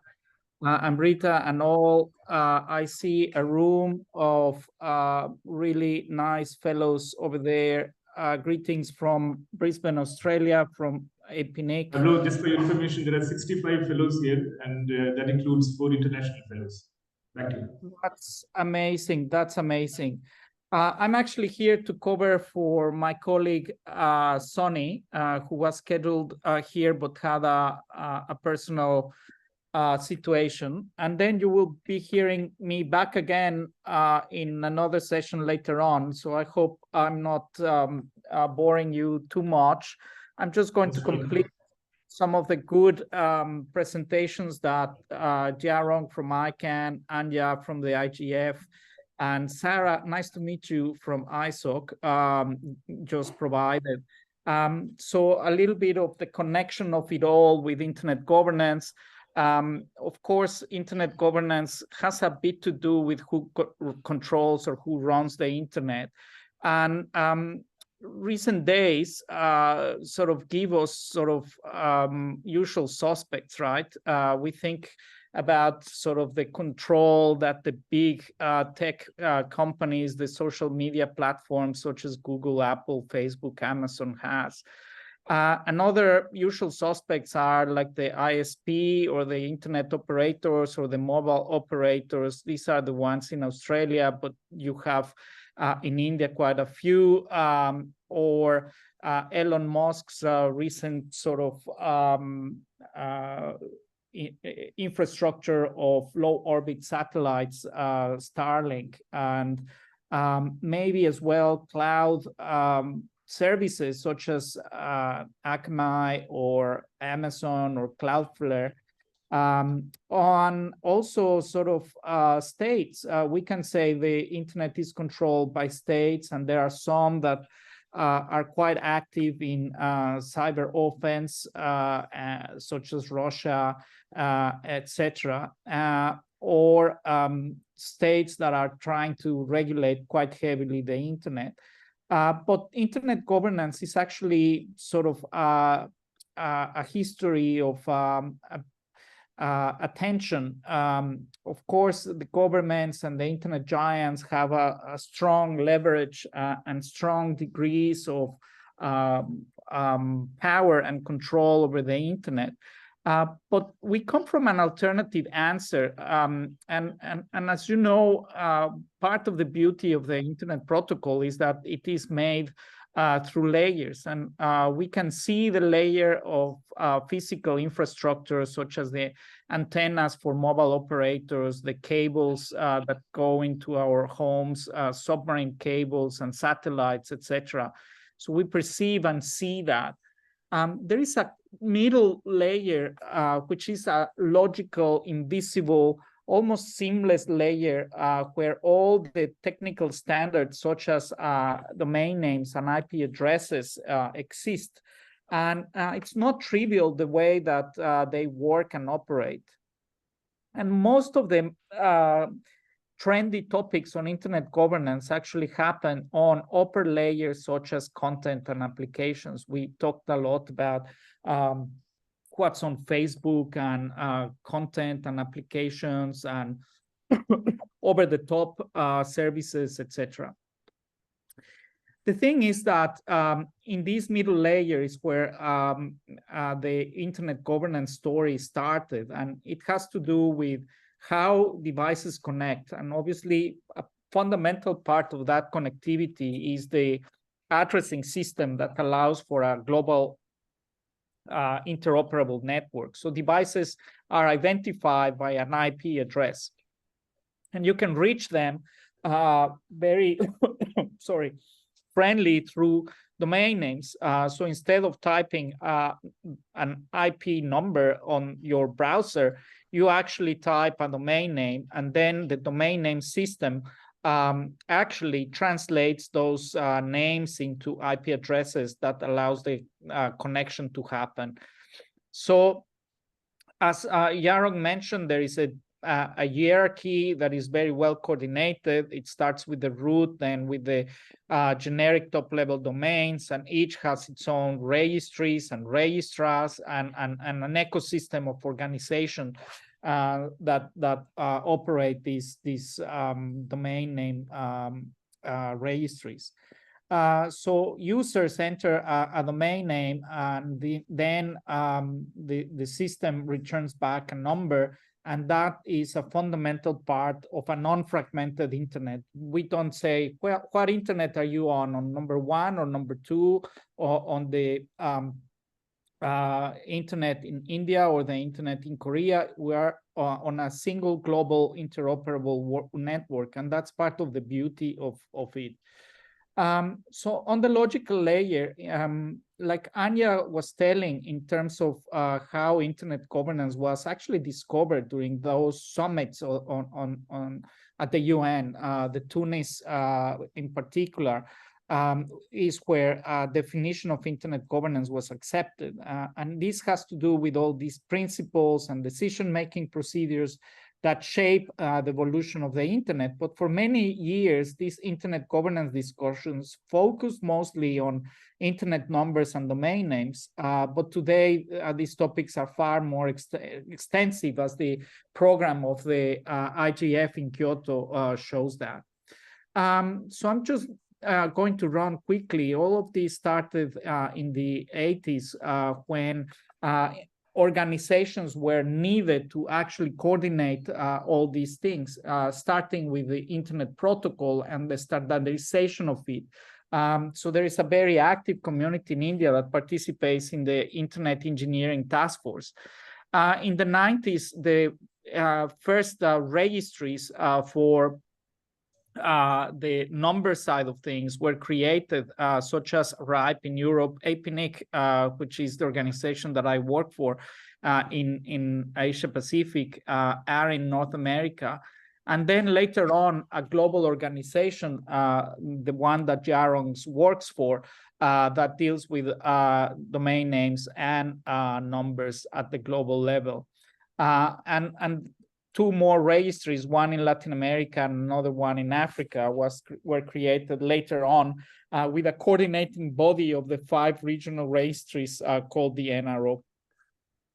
So what it gives is a true ecosystem of hundreds of organizations, registries, registrars, operators, and coordinators, and all of these organizations, while independent and driven by different communities in different parts of the world, all of them sort of aggregate their coordination into sort of a stable and somehow secure internet. So I'm going to leave it there. I just wanted to say that APNIC is one of many of these organizations. We actually allocate and register blocks of IP addresses in the form of IPv4 and IPv6, also autonomous system numbers. And all of these are very useful to identify devices within networks and networks among networks. And without them, the internet cannot function. We distribute them in 56 economies, including India, and we distribute them to mostly internet service providers.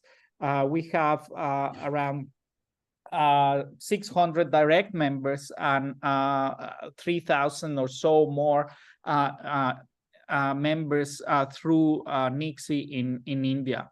And we are strong promoters of IPv6 because the initial set of numbers that were available were around only 4.1 billion unique numbers as addresses. And of course, there are now many more users than that number. And we require to move to a much larger addressing space, and that is called IPv6. So if you have questions about IP addresses, IP number allocations, if you work somehow on internet operations, I welcome you very much to reach out and to become part of the APNIC community. I'll leave it there with sort of very warm regards, and I will talk to you a little bit later in the next session or so. Thanks very much, Pablo. That was a very visually appealing presentation, and we brought in the iStar ecosystem towards the end. That is also very valuable. So the floor is now open for questions. If there are any from the fellows here, please state your name and raise your question.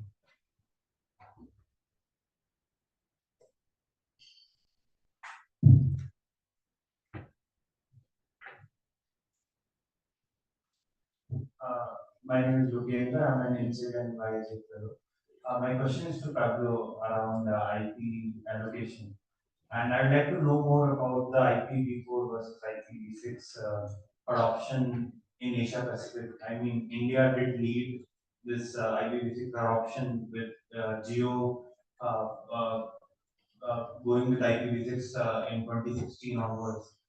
India is currently a leader, but what is the update with other countries in Asia Pacific? How is their adoption going on? And also, when you allocate IP addresses, how do you allocate that in a very sort of equitable manner? Is money a major consideration, or do you consider the number of users in a particular economy? How do you go about it? Thank you.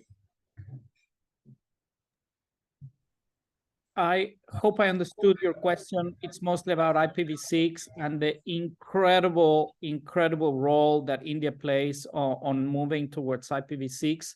And it has been indeed a very big effort by mobile operators, in particular Reliance Jio.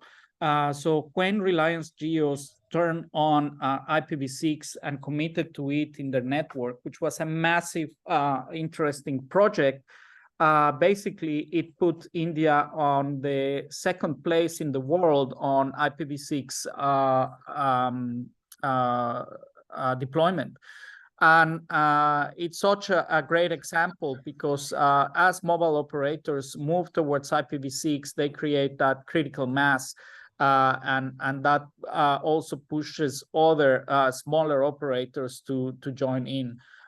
It's a very important thing for maintaining a stable and secure internet. And we do a lot of training for network engineers to help deploy IPv6. And thank you very much for your question. It's spot on and indeed reflects how well known is the story of IPv6 deployment in India, which is exemplary. Pablo, the question was also how the other nations in Asia Pacific are faring in this transition. So it's a slow and steady move towards IPv6 adoption. Worldwide, we are close to 40% of IPv6 capable networks. So it's still a long way to go for the whole internet to be IPv6 ready and capable. In Asia Pacific, we have still economies with a very low percentage of deployment. There are many reasons for this, because one of the big issues is that IPv4 and IPv6 are not very compatible with each other. So you really need to work on a network translation devices that move traffic and packets from IPv4 world to IPv6 world. And eventually we will end up moving all to IPv6, but all the networks should coexist in both spaces, let's say. And it requires mostly not a lot of investment in the sense of equipments, because most equipments are now IPv6 ready. Yes, you need to upgrade if you are running old networks, but that is always a fact that you need to upgrade your hardware. And IPv6 has been around for many years already. But the fact and most of the challenge has to do with technical capability, because thinking about configuring networks in IPv6 is quite a different type of game from IPv4. And that's why we in APNIC put a lot of attention in technical training and technical assistance to networks, our members, for them to deploy IPv6. For those non-technical users, as Jarong and others know, we try to explain these technical concepts to non-technical audiences, and we present in these schools of internet governance around the region. We started to create a game, which was a card game, to explain how IP addresses work and how the registry works. And I'm very happy to announce that we recently launched an app. It's called IPGo. You can search for it, IPGo, on the App Store, either on Android or on Apple. And it's a kind of puzzle or a narrative-based interactive application that tries to explain through a fun and interactive story how networks work, how addressing works, and how routing works. So you're very welcome if you would like to dedicate an hour or so to solve the mystery and the puzzle in IPGo application. You just need to search IPGo on your app store. Thanks, Pablo. We'll take the next question. Yes.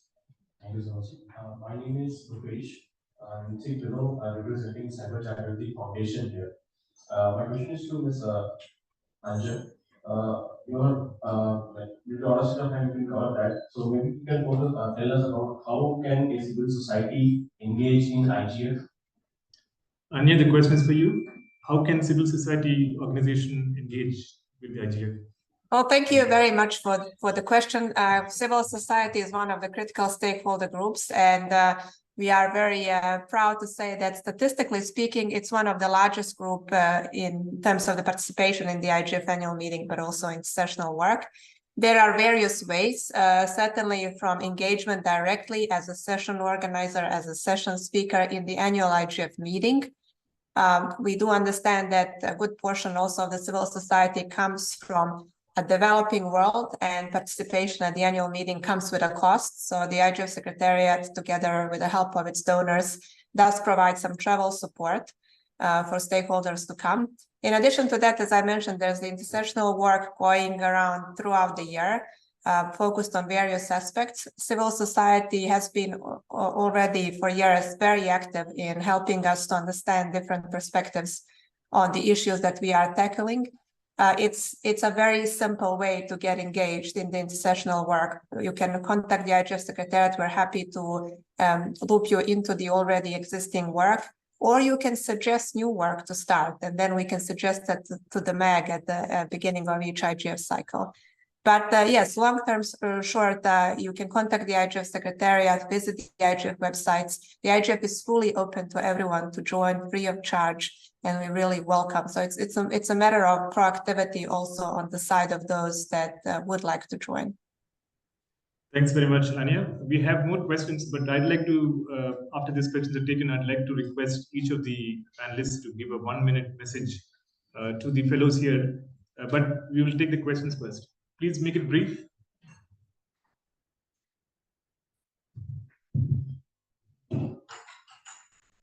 Hello, my name is Gulam Mukunda. I am from Bangladesh.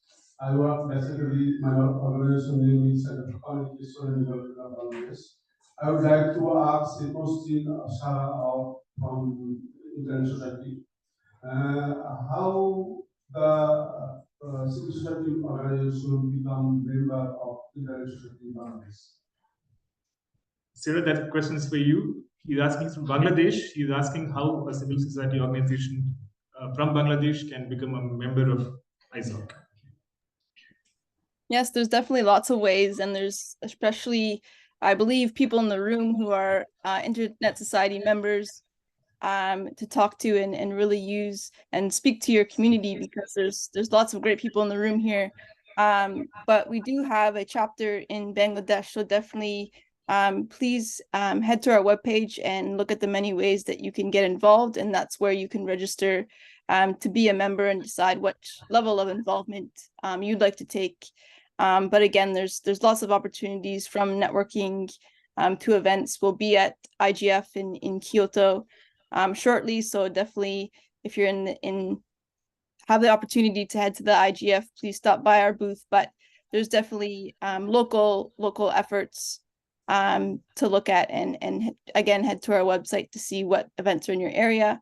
Again, depending on your interest, definitely look at the different ambassador programs or mentoring programs that we have. And again, there's so many wise people in the community, and really take advantage of inSIG as well, because I can see there's many people in the room that look familiar. So please definitely start at your community and definitely be in touch. The team there has my contact information, so definitely feel free to be in touch and just share future opportunities.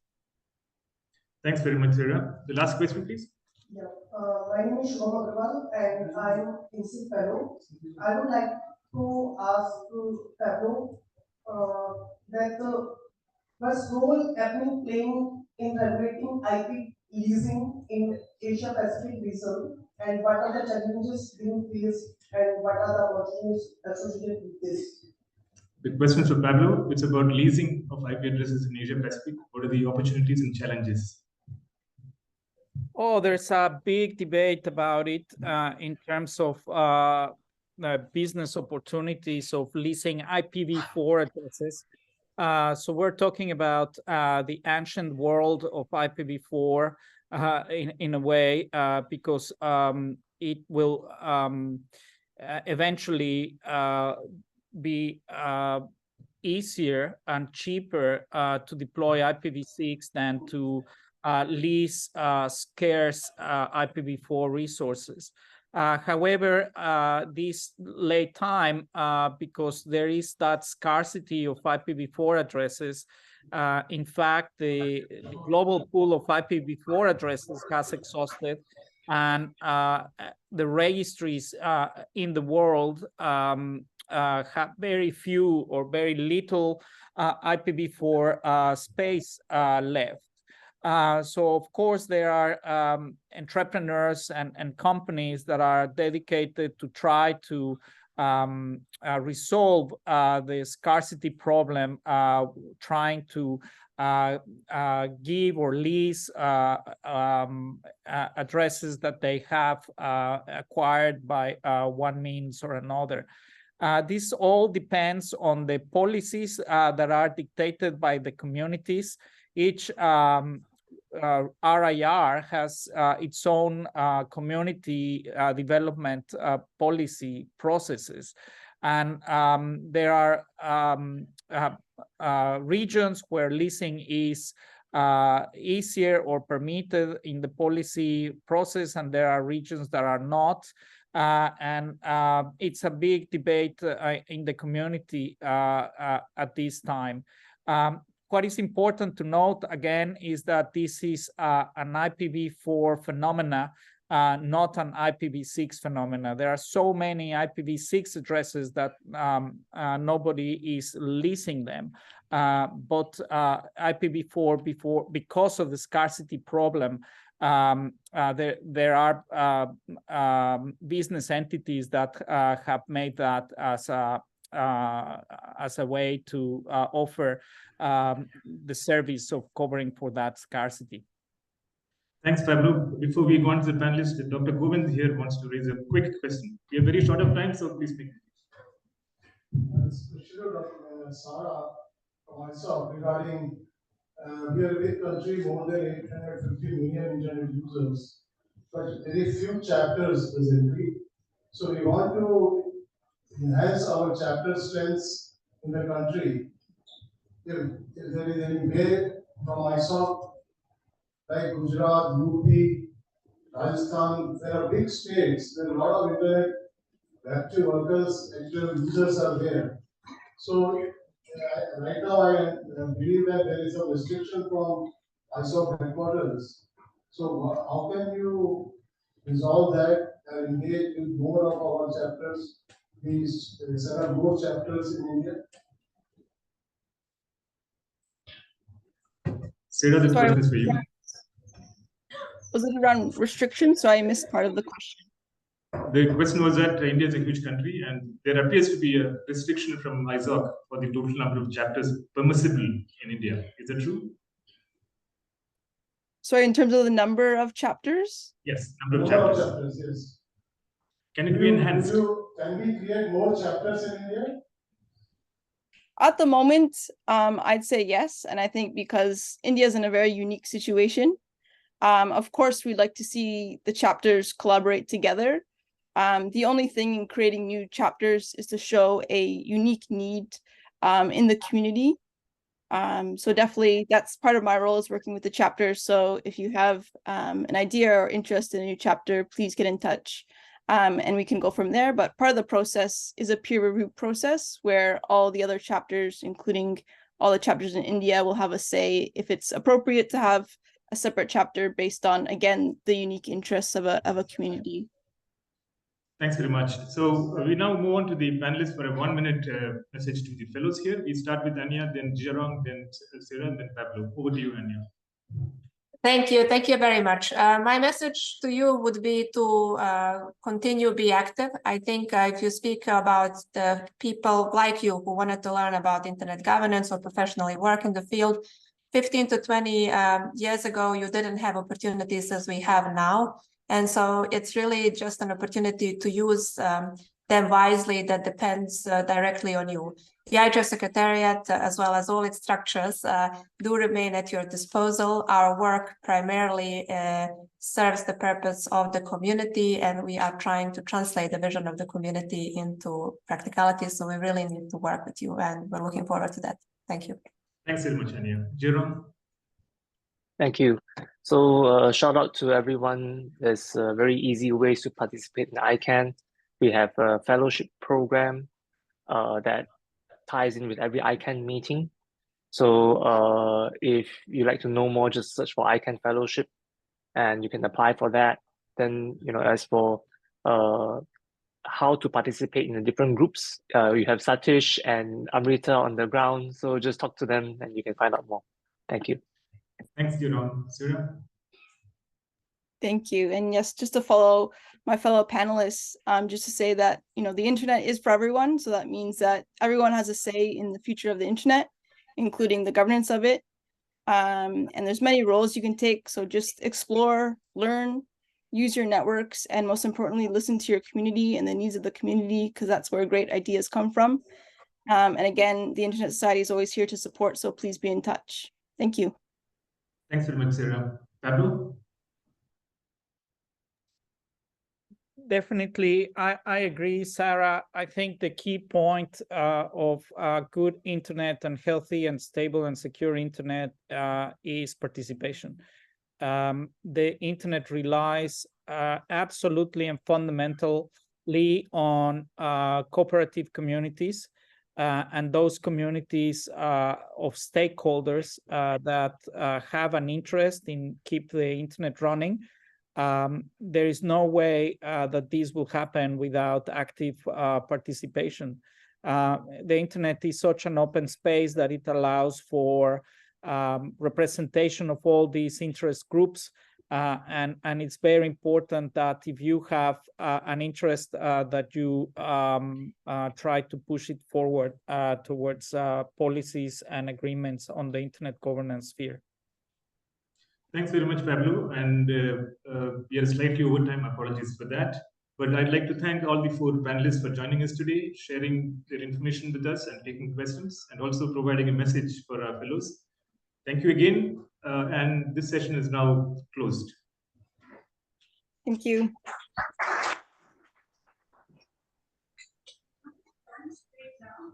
Outside, and when are you convening? What time are you convening for your session? 2 o'clock. 2 o'clock and 5 minutes before.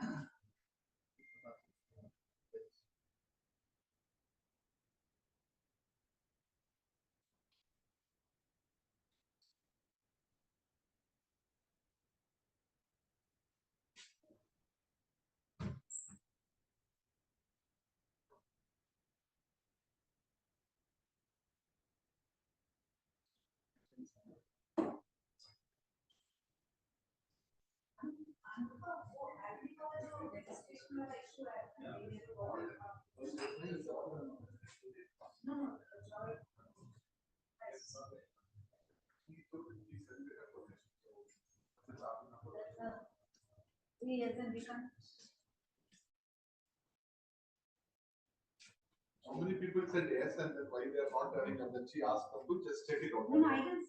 Oh, who asked them to call and that? I did. When I heard, I said, why did you call? That was what I said. Someone told in the volunteers team, can you just, because since so many people gave the interest and why only 3 or 4 coming, there should be something that happened in between. Because they all told they're willing to pay. Because I saw the spreadsheet, the last column was yes. Because she told me this. It was raised to me. Like whenever we have done 5 or 6, we used to say no next time. And did they come? One thing They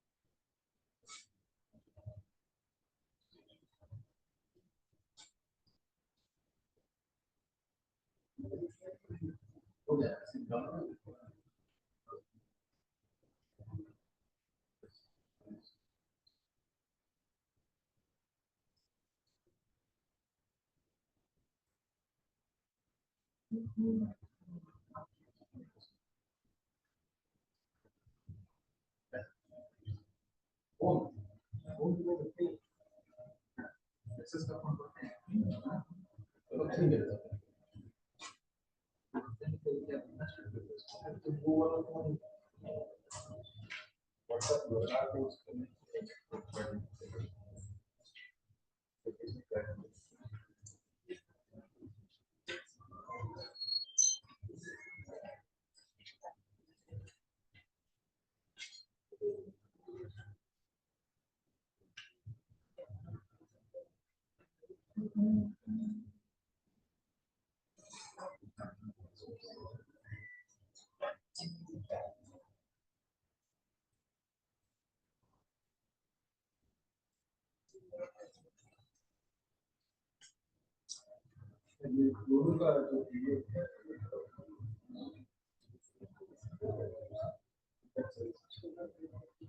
down.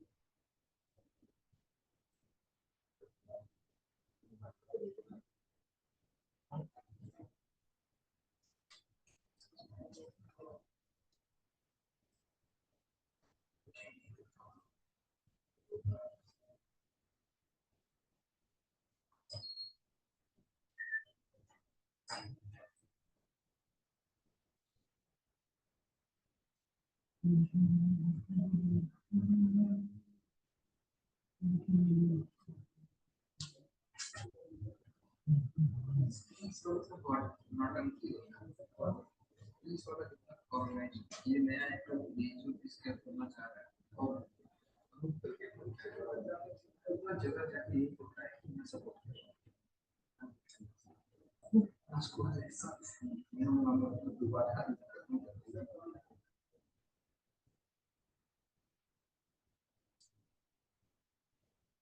और एक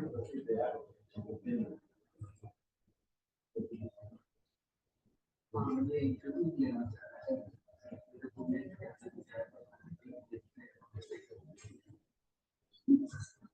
खतरनाक आदमी सब आता है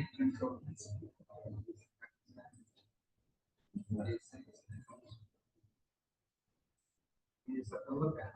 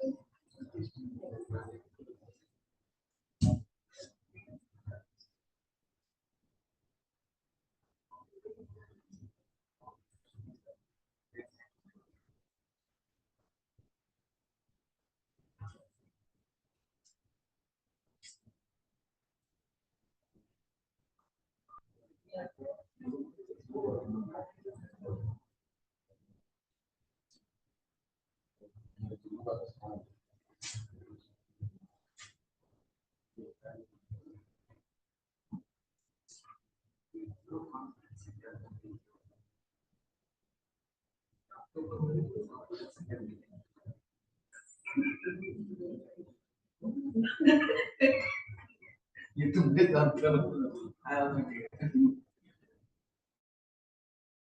तो आप जिस लेवल पे करते हैं वो तुमको को पता है ना कभी भी किसी चीज का कोई प्रैक्टिस करना होता है तो आप नोट में वो प्रैक्टिस कर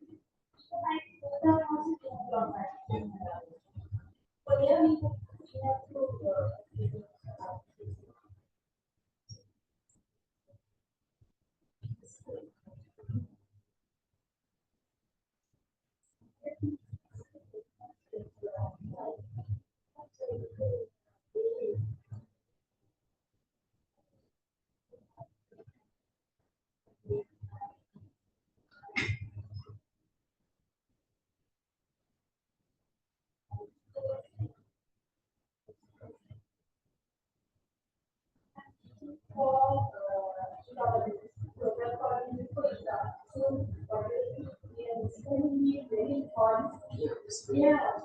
So I want to for my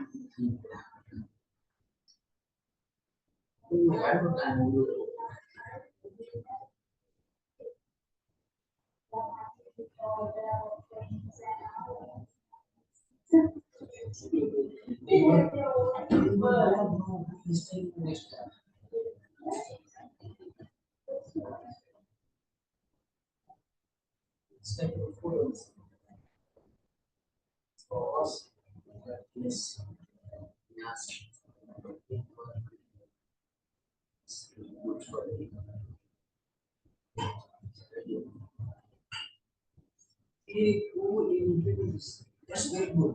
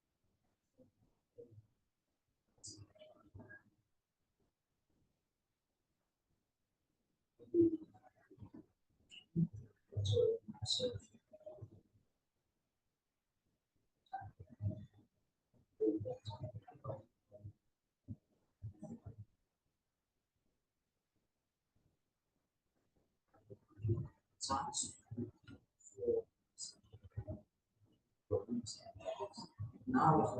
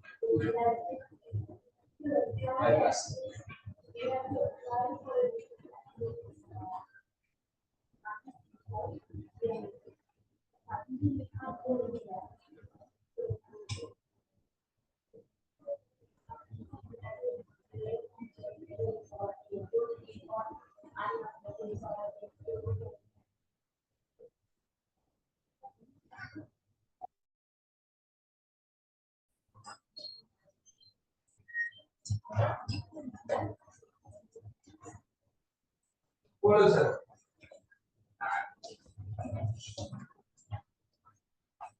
So I'm able to receive now. I'm able to say, but never to get back from. No, I just put down on Google account and I put it. So now I'm able to send. I'm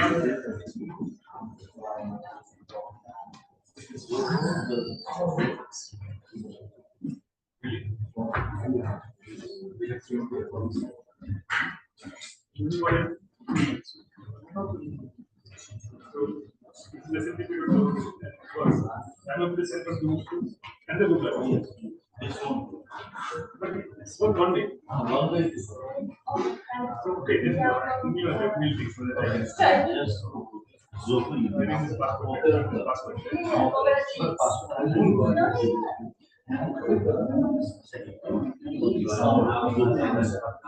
Yeah, very good.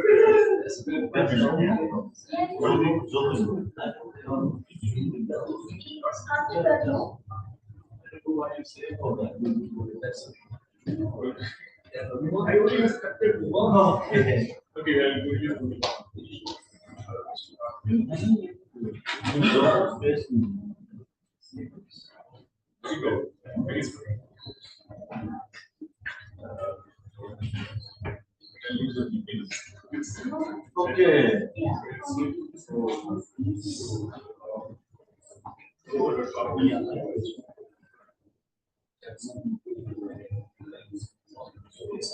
And I can use input in second as possible.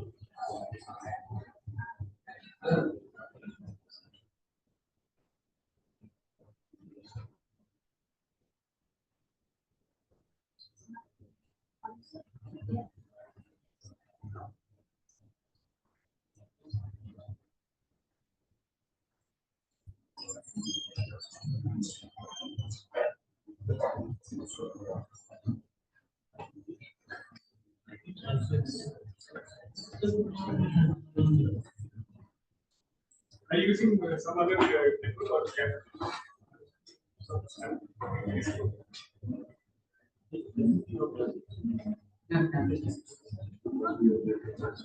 Yeah,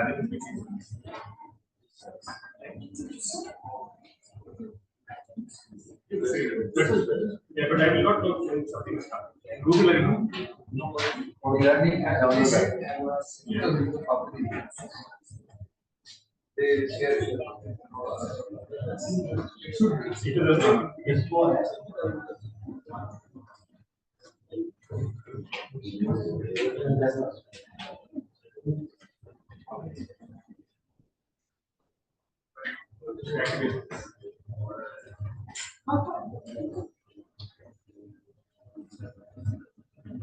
What you can install Zoho app, you receive notifications that are being used. Just Zoho email.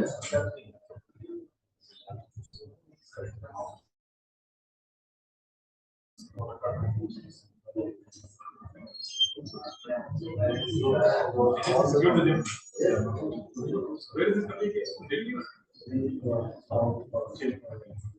Some villages nearby. आपको introduce कहाँ करें? आपको introduce? मेरे को introduce करने की जरूरत नहीं है।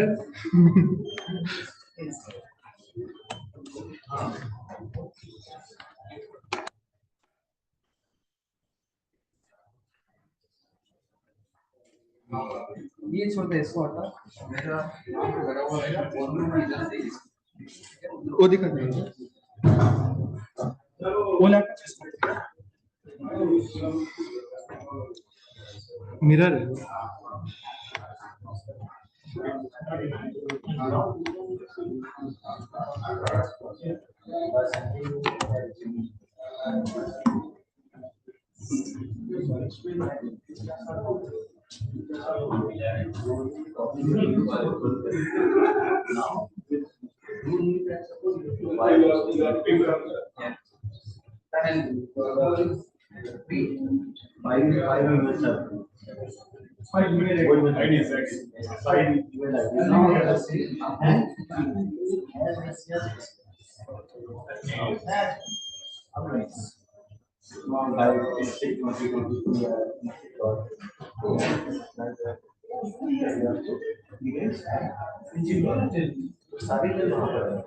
and we can also send email from that particular area. That is also.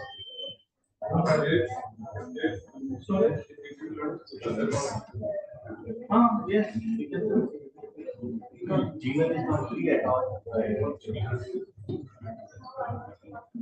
How much storage capacity is it? I think that I need to check like 5 GB or maybe I mean,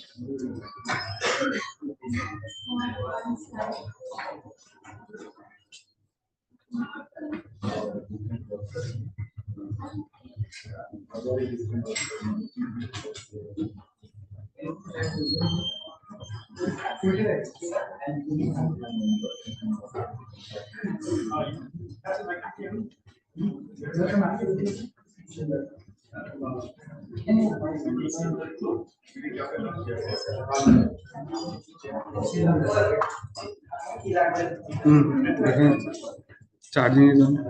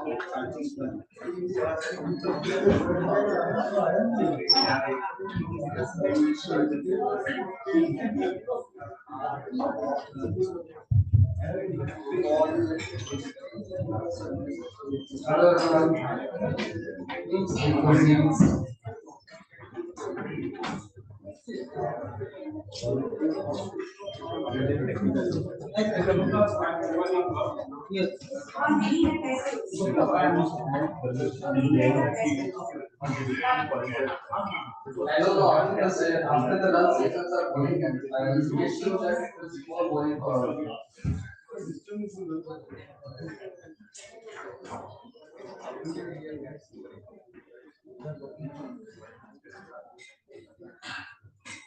Shall I start?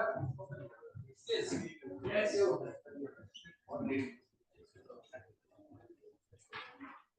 I was going to present something over here. My presentation is there, but Satish sir told me to be more active because you people will be sleeping right now. So are you awake? Yes. What is ready? Or I will just sleep. Okay. So this session will be all about which is kind of for that we were discussing in the first half.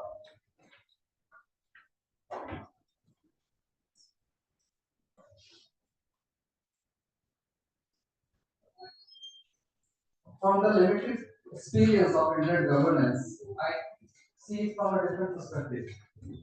Either we're talking for the internet or because of internet. There are lots of debates, there are lots of things that we actually are here to understand because of internet what happens and what is happening in the society and across the globe. And there are governance debates for the internet. The technical aspect of it, and the technical governance of it. And to understand that, the first thing we need to understand what internet is all about, how it works, whether we are a stakeholder from technical community, from a civil society perspective, from academia, business, or any other thing. We should have an understanding of what internet is all about. I'll try to deep dive, but not that much deep, so that at least an understanding should be built across all of us. Most of you may be knowing all these things, but something that we learn in this session or we'll discuss in this session is about names, numbers, and protocols. And why these three things: names, numbers, and protocols. So tell me how you are accessing internet over here. So let us be more active. Any volunteer?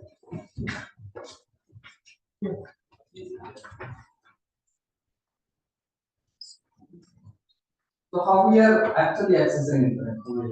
Anyone?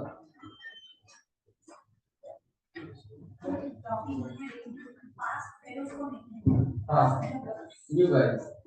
And the answer should be one or two sentences. In this room. Wire router, okay. Anything else that is needed? Wired or wireless? Wired or wireless. So we have two things over here. Wire router. There is one thing that we know, then wired and wireless. Okay. Infrastructure, caching services. Infrastructure. Okay, infrastructure. But the content you are talking about. No, the physical infrastructure, the Yeah, cable line. they are talking about wired, wireless, router. They are part of internet. Okay. Anything else that comes in mind? Internet connection. Browser. Internet connection होना चाहिए. Perfect. My question is to get that internet connection, what is needed? Device, yes. Internet service provider. Internet service provider, yes. Spectrum. Yeah, so wireless spectrum, 5G, 6G, fine. Anything else? Electricity, yes. So that I can pay bills. Yeah, good job. So that I can pay bills of internet. Anything else? Huh? Bandwidth. Fine. We need good bandwidth.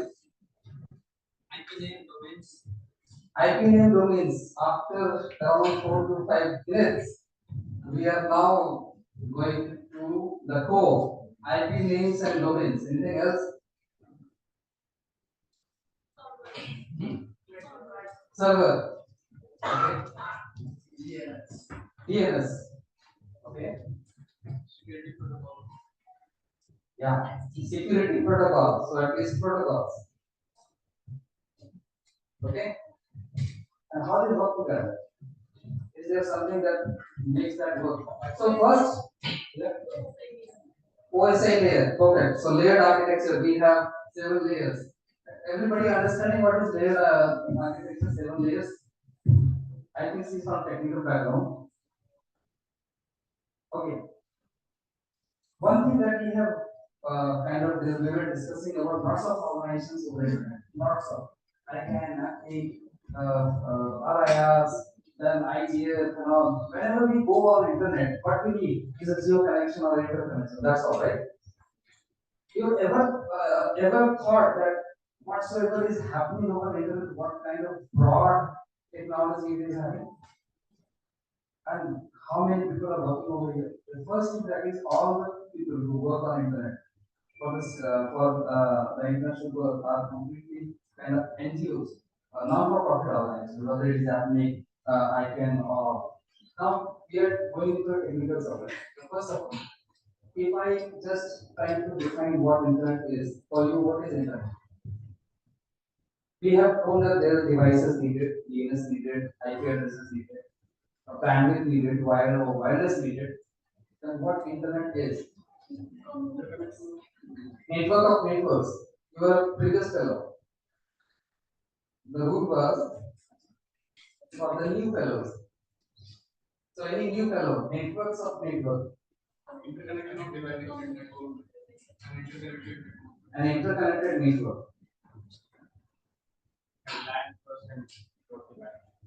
We have LAN first and then we got WAN.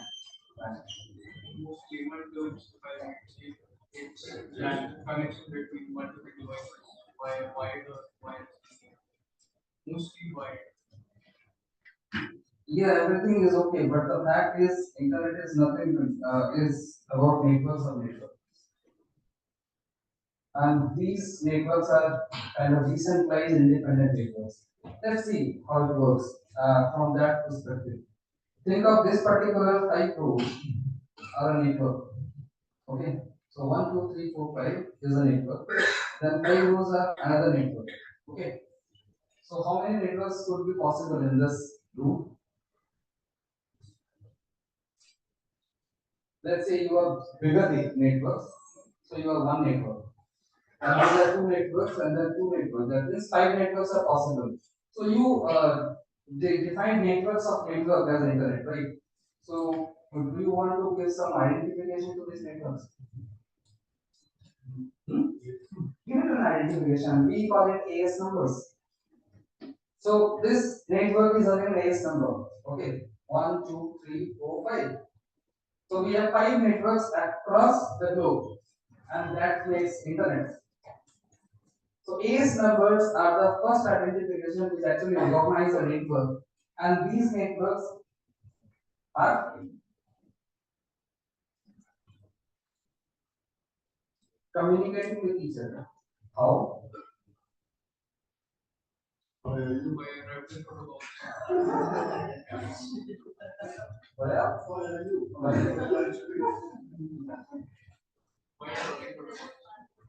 By routing protocols, let's say at the physical layer, they are connected through wires or anything, the middle box. So these 5 networks communicating with each other, having AS numbers, so network can recognize another network, right? And we call it routing and peering. But networks is something which is at a different level. That means I have defined this 5 rows as a network, and this particular as a network. How I will identify a person like him or a device like this and a device over here. So these 2 devices wants to connect with each other, and they don't understand what network is. So what we need a unique identifier for each one. Protocol. IP address.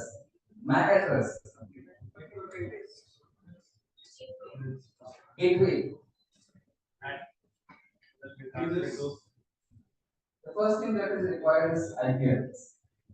Okay, because see, there are lots of things over here, but I am talking about if this device wants to connect to this device should understand or know the IP address of this device. Okay, and this device should know the IP address of this device, and this network should have a route to this network, and this network should have a route to this network. So for that, what need to be done?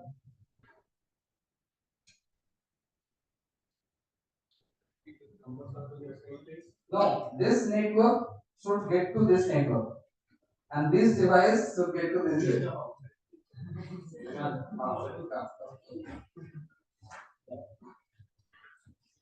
So these 2 devices want to connect to each other, and they have 2 IP addresses. Okay, but there is something we call networks of networks. So this is inside an AS number, a network, and this is inside an AS number network. Now how they will communicate with each other? Definitely there should be a provision of something that this particular device address should be broadcasted to the whole internet, right? Or it should be communicated to the whole internet, right? And that need to be done. This is something a lot of work to be done, right? how these works will be done? Through codes, source codes, right? Because manually we cannot do. We need source codes. But what kind of source code that is needed? A source code which is agreeable to all of us. Otherwise, what will happen? This network uses some kind of router device. This network uses some other kind of router. This network uses some other kind of router. And if I place some code over here, this code is a big difference. Then there will be no compatibility. And therein the rules, the protocols comes in. That means these names and numbers are part of protocols, the rules which defines that this IP address should be broadcasted to internet and this IP address should be broadcasted to that so that they both can communicate with each other. And can you just name that protocol? Which does this? No. No. Who told BGP? Sweta, a gift there is also. Yes, the protocol is BGP, Modern Gateway Protocol. BGP, if I can BGP about, this is the protocol which makes networks of networks work. Okay, one network, they are having different IP addresses, they broadcast their IP addresses to other networks, and then it happens that all the networks get to know that which networks are there. Like say, I'll give an example. This is Facebook or inSIG.in. So this is inSIG.in and somebody from that network. What's your name? Samir. So Samir is a device, an IP address is something in IPv6 or IPv4, tries to access this inSIG.in. And somebody from YAG as a fellow?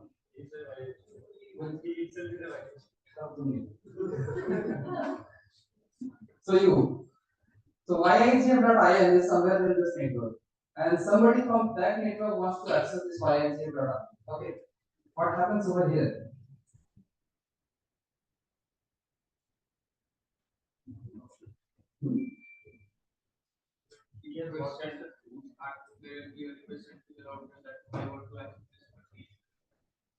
There's one element that I have added. What? Which was missing? Domain name you have done. Domain name. You have to get the IP. Yes. The first thing that was required over here, the AS numbers, AS numbers, and IP addresses. The second thing, which is human readable, is inSIG.in or YIGF.in, that is the domain names. And domain names need to be unique. Okay, everything need to be unique. We will come across later on. So this domain name is required. And what protocol is needed for that? DNS is that protocol which converts IP addresses to domain names and domain names to IP addresses. So we have learned two protocols and 8,000 protocols are there. When IETF churns out protocols, there are lots of protocols that have been churned out. So two protocols, BGP and DNS. These are the two protocols. These are very important protocols over the internet. The first thing is converting names to numbers, DNS, and the second thing is the BGP and the TCP/IP protocol. These protocols are actually communicating with each other. So what will happen right now? Just get an understanding. May I have some DNS servers over here? Volunteer, please.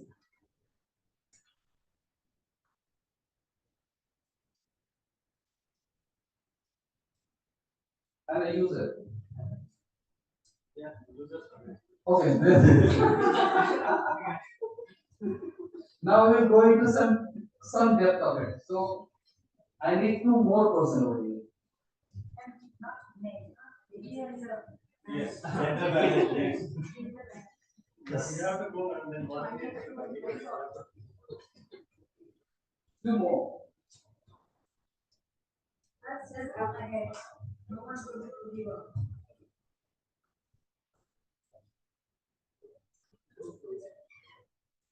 Yeah. People are users? Yeah, it's we are users. So users. Okay, let's make it possible. This is inSIG.in, right? Somewhere over there it won't be there.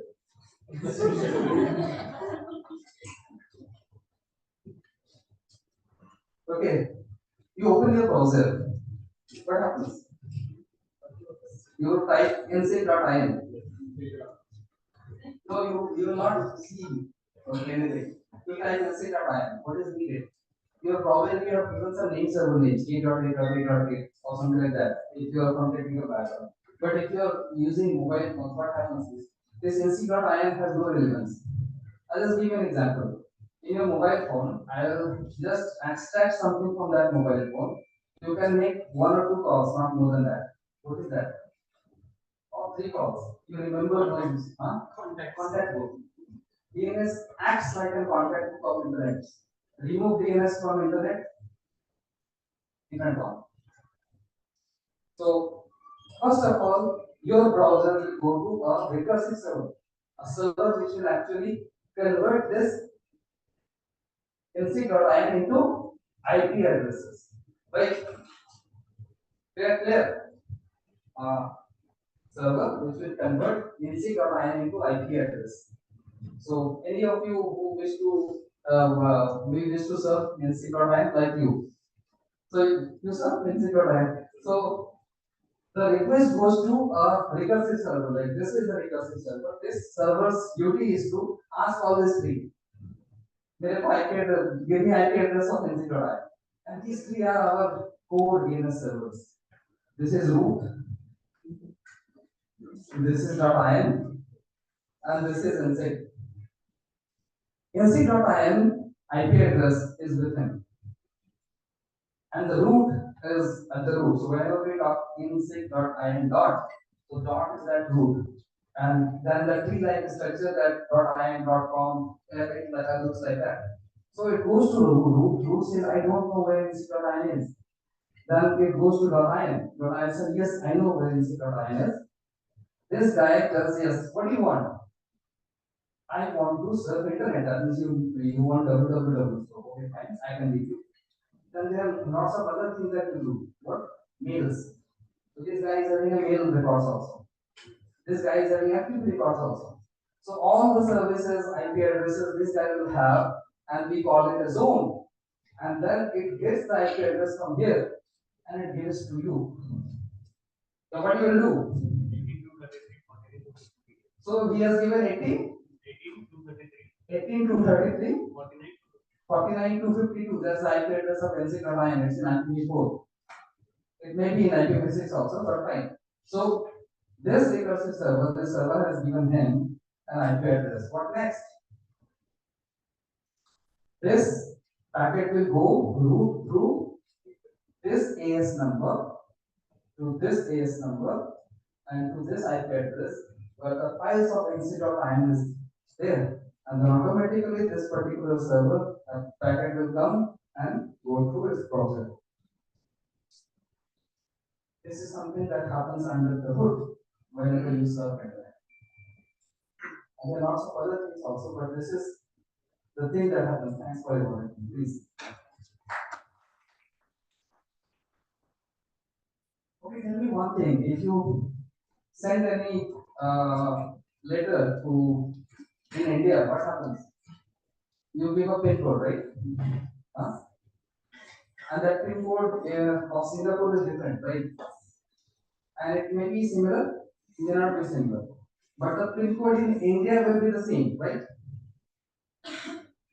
It will not be, unique. But in Singapore it may change, right? Think of you want to visit Singapore from here. What do you do? You need a visa, right? Their policies and our policies are different. Their postal department and our postal department is different, right?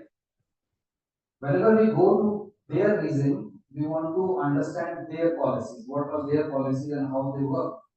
Internet is global. It is one. So how they have managed? Their standards are there, the running code, but how they manage it? So there was a problem whenever internet was invented. John Postel was taking this contact book in a pen and paper.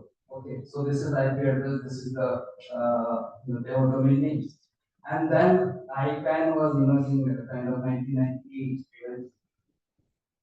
So ICANN's main role was to actually keep this root server, the DNS part of it, names, numbers, and protocol parameters. Why?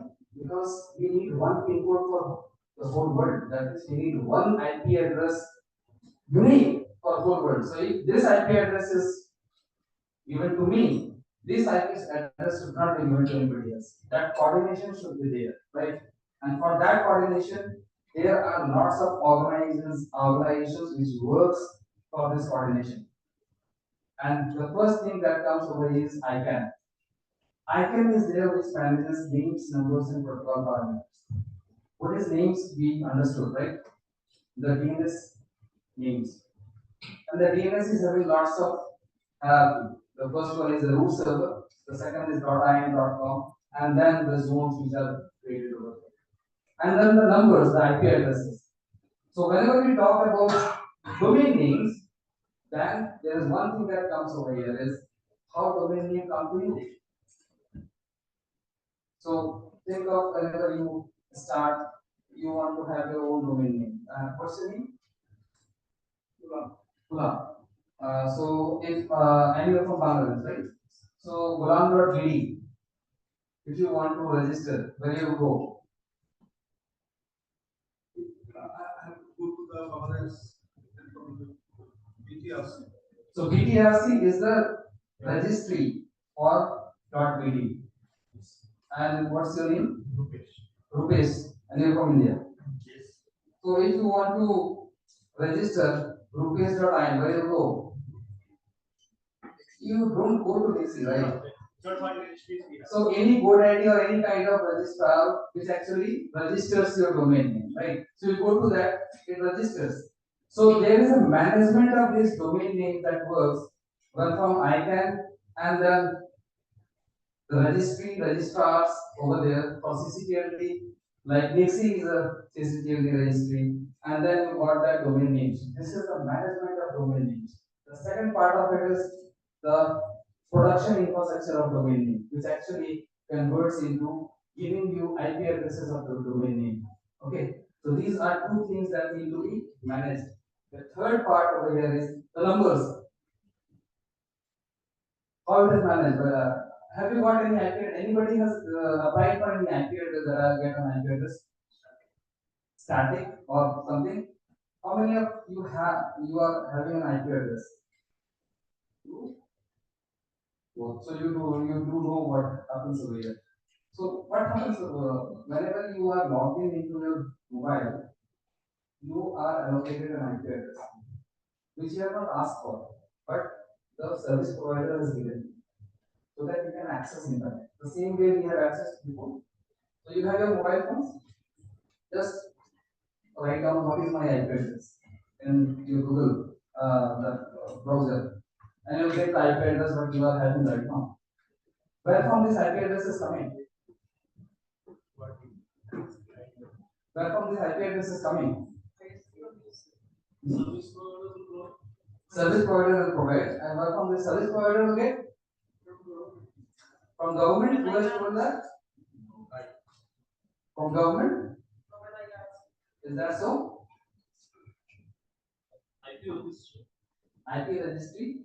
And for India, what is that RIR?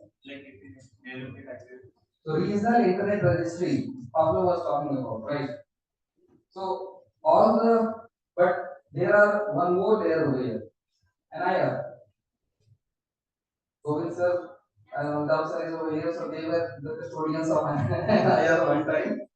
National Internet Registry. That means here are registries which takes account of loads of IP addresses, which is there to give to ISPs, the network operators, and the enterprise networks, and then it comes to us. And because these IP addresses should be global, there should be a coordination of all the RIRs. So all the RIRs and NRO, these are some of the organizations which coordinates IP addresses so that it should be unique and there will be no disruption on internet. So if that IP address is given to you, then you are the custodian of that IP address, nobody else in the world. And that's why this coordination is very important. There, Anupam, are you there? So one of the things that happens over here is, whenever we talk about RIRs, we have one person from policy SIG of happening over here present. I'd like to invite him and tell us about what happens in APNI for any kind of number planning. So anything that happens over there, anything that can enlighten them. Over to you for 5 minutes.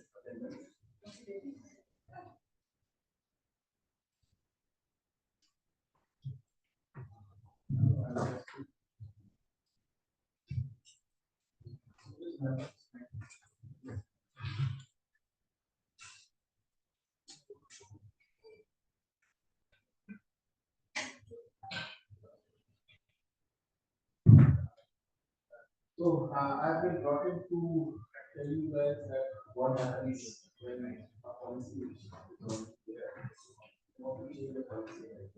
It's an area. So it manages the numbers and you want to change the policy for how it can be done. Now very recently I shared one of the sessions of policy SIG. So in every there is a group called special interest group, which is called policy special interest group. It has got one chair and two co-chairs. The chair is currently Gordon and I along with Shaila are the co-chairs. And our job is to just be an umpire. We are not the Virat Kohlis who will do the batting, or we are not the bowlers. Our job is to simply make sure that whatever the community wants, the change, that change should go through a process and should be done. And it should be done based on consensus. So our job is just to validate that whether or not there is consensus in the community on the proposed policy change. Now this is the document. Can you just type quickly 127? 127.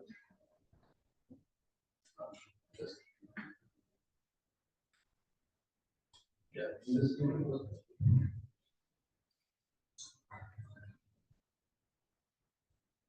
so based on your interest, you may want to go through it, or you may not want to go through it. But this is a policy document which guides the entire IP address allocation. So this is the link. The number is I think 127. If you go down, it has got huge number of sections. The sections are policy framework, resource license, IP4, IP6. But this is the document on which this has been created based on the consensus of the community. Now, if there is a change which you want, okay, then something needs to be done. A process needs to be followed through which you can change it. So, if you see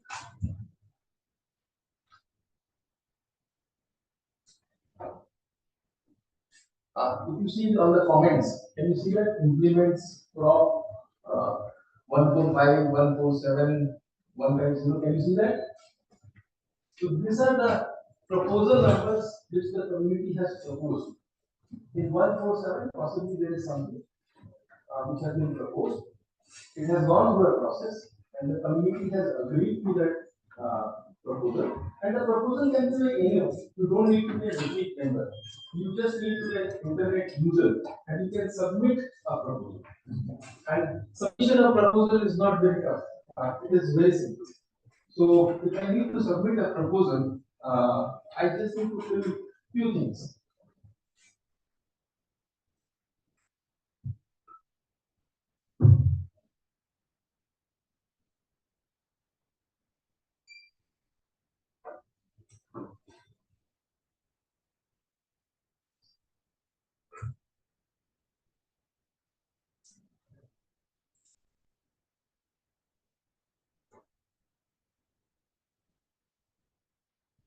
So this is how it is. You put your name, you put your email address.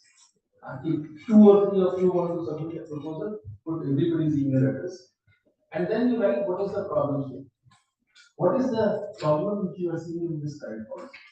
So the current policy is that if you apply for an IP address, you will not be allocated more than /23, which essentially means that you will not be allocated more than 512 IP addresses. Now you think this is very bad. You want minimum 1000 IP addresses.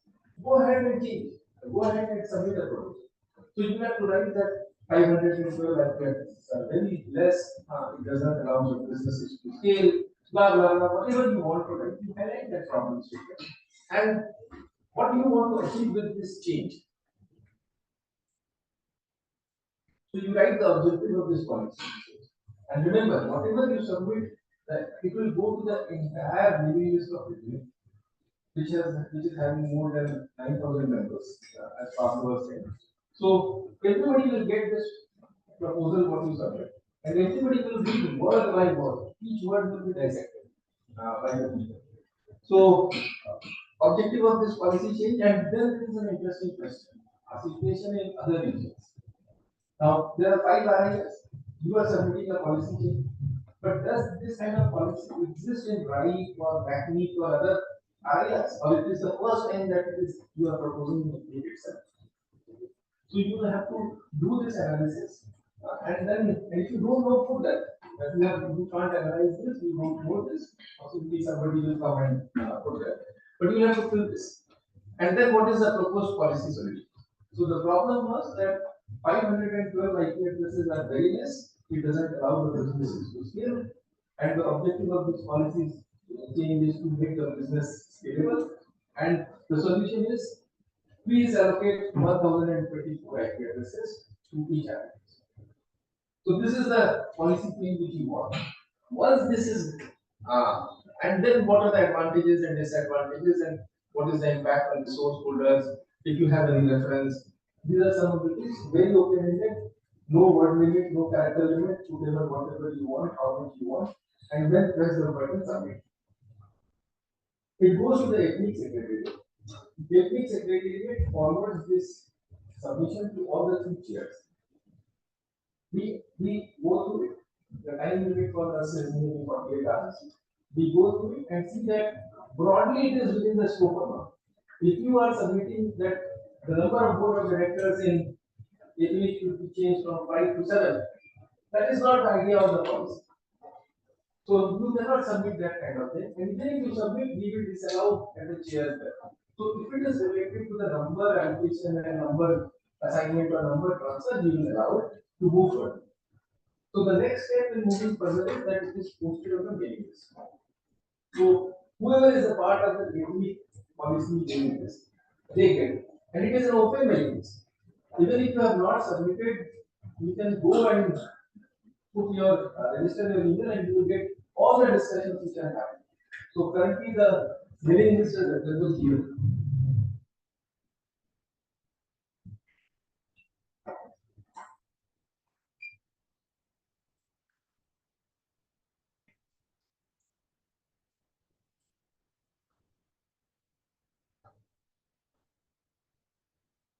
So this is the mailing list, inSIG policy. So you can subscribe to it right now if you have not done so.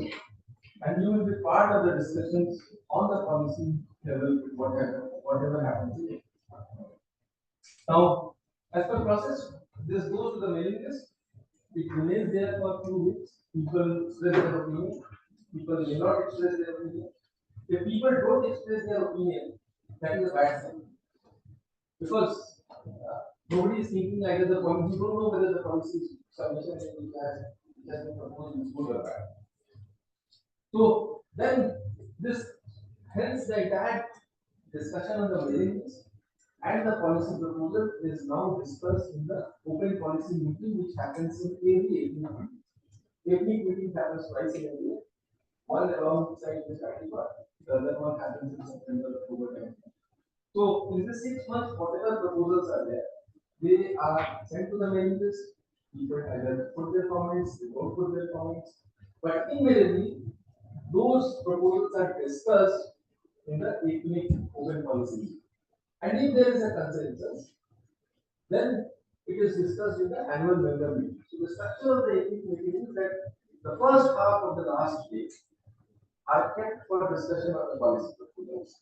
And then the first and immediately after the lunch, it is an open member meeting where if there is a consensus on any policy, the same policy is taken into the open member meeting and discussed. So first, if there is no consensus there, it is sent back to the mailing list, and it is upon the author to revise the policy and resubmit it again. But in case there is a consensus, it is taken to the open member meeting, and people based on the whatever happens in the crowd, so chairs ask that are you in for the proposal? Are you majorly objecting to the proposal? Is there a minor objection? Or you are completely against? If you are completely against, you are expected to walk up to the microphone and speak that why you are against. But after all this, as a chair, we decide that yes, there was enough consensus in the room, and this should go ahead. And the same process is repeated in the annual report. And if it is there, it doesn't end there. Once the member meeting is approved, it is sent back again to the mailing list for people to say that, hey guys, this was approved in SIG meeting, it was approved in the members meeting. This is your last chance to comment on this. So it remains there for 4 or 5 days. And then if there is no comment, nothing is commented upon, nothing is said, it is finally implemented. So each and every proposal takes roughly around 4 to 5 months based on the time when it is submitted to actually reach to the implementation. And once it implements, the version is updated, the policy gets updated, currently the version is 12. If there is another new proposal, then it has gone through this process, it will be updated to version 13, and the proposal number will be written there to say that what is it. The interesting part is that all these versions are available, right from version 01 to 12 to now. And you are free to download it and read. So thank you. Thank you.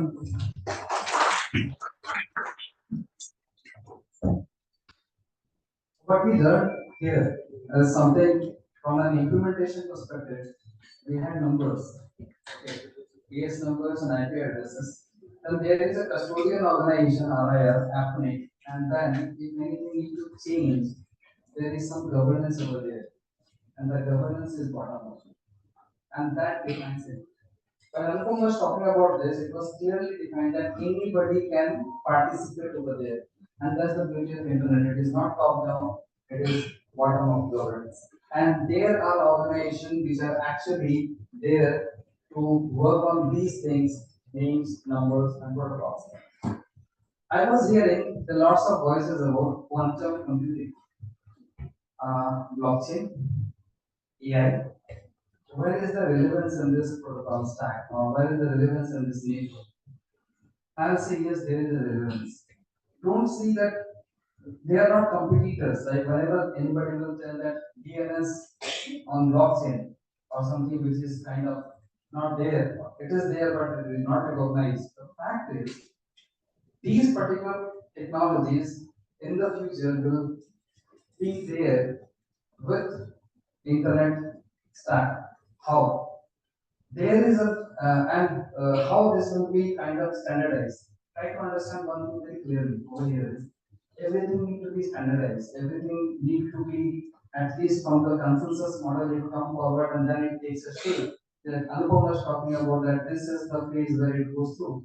There's one more organization I'll talk about, IEF, Internet Engineering Task Force, and Internet Architecture Board, Internet Research Task Force. These organizations are there to actually work on protocols. Like Martin in the first session was talking about, internet is not secured by design, right? And we are patching up protocols. We had HTTP, now we have HTTPS, we have TLS. We were talking about DNS, right? 3 DNS servers. But these DNS servers are kind of, anybody can hack those DNS servers. Then we have come and we have evolved into DNSSEC, a new protocol which will give security. What are those organizations which are behind this? I will talk about IPF, Internet Engineering Task Force, wherein the organization is responsible for producing protocols, and this is also bottom up. anybody who is interested, and because it's a governance meeting, I will not go into the details of how it happens. But I'll just give a glimpse over here as if anything new need to be done, anybody who is interested in the research part of it. I'll just give an example, DNS and blockchain. Is there a discussion on ITF? Yes. They are working good. And I was in the meeting where they were talking about is there a possibility of having a hybrid trust on DNS using blockchain technology. But yes, the people over there were understanding whether it will be beneficial or not. And if it is beneficial, where it will lead to. And then there are researchers which is coming up for intelligent routing. That means the routing protocol that we are using, BCP. Is there an integration of AI on that, which will help more intelligent routing over internet? Yes. So these things are there which are being discussed. This is kind of a future of internet. And lots of things are discussed in these organizations, but these all are part of it. So IDF mailing lists are the same like applet mailing list. You have different working groups. This defines which area you want to go and start working on. There are different protocols and there are different areas in which the work starts. You can, if you are interested in that working area, just go and subscribe that mailing list. There are lots of mails that what is going on, whoever is working over there, and then you create a draft. The draft is like, I'll just show you a draft.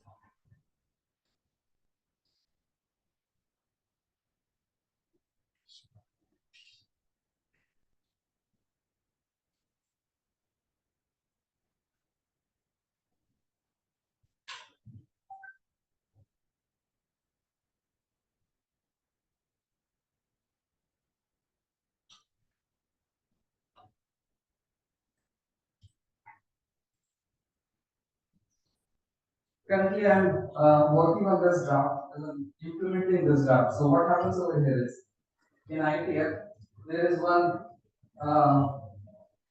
work that is going on is, on IPv6, we are trying to understand the server and the client, the server and the neighbor latency. So there was one draft created by Newtons and Hamilton, and we have seen that there is no implementation of this draft.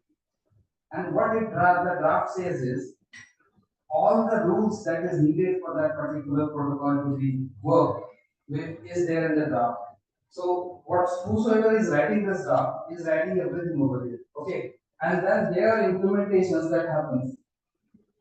And you'll see each and everything is quite technical. But you'll see everything is available. So each and every draft, each and everything, each and every protocol that works on internet is open source, available, and it is written what needs to be done. So whenever any device, like BCP is one of the protocols, which whenever implemented in any of the devices, it should work like this. Otherwise, it will not work. So these are some of the things which is kind of technical in nature. But if you are trying to pursue governance in the technical aspect of internet, then you should understand these things very clearly. I go through some of the people who are aspiring on internet governance, but if you don't have the basics of how internet works, what the content is, sometimes we say internet governance is a layer 8 activity.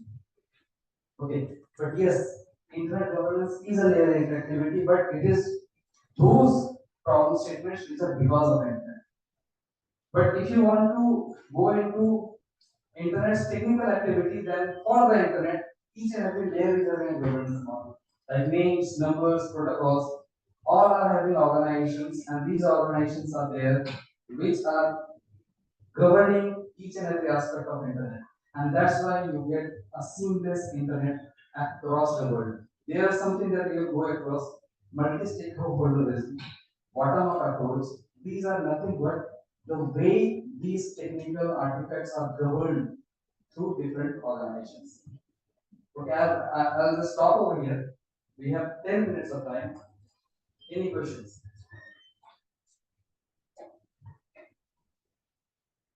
If not, then Uber said. See, like he rightly said, anyone interested in the governance, then you get your hands dirty. Now, let's say you get your hands dirty, is to go through all these papers that most of it is available online. It's available free for everybody to access, and if you understand enough, you can even participate actively. So let's open those policy for everyone in the network. You don't need to be physically present. You don't need authorization from anybody. There's no boss around the system that you need approvals to participate. Nothing of the sort. So it's a walking policy. And there's to understand the area of finance. Yeah, anybody else? Yeah. Thank you so much. Looking inSIG and RFIs, you are just showing RFCs on the screen right now. RFCs was a historical artifact, and it was used in the 70s and 80s. And then, yeah, it was continued to be used by IITF, IRTF. Yeah, so I'll give an history. So what happens whenever you do anything, you write something, right?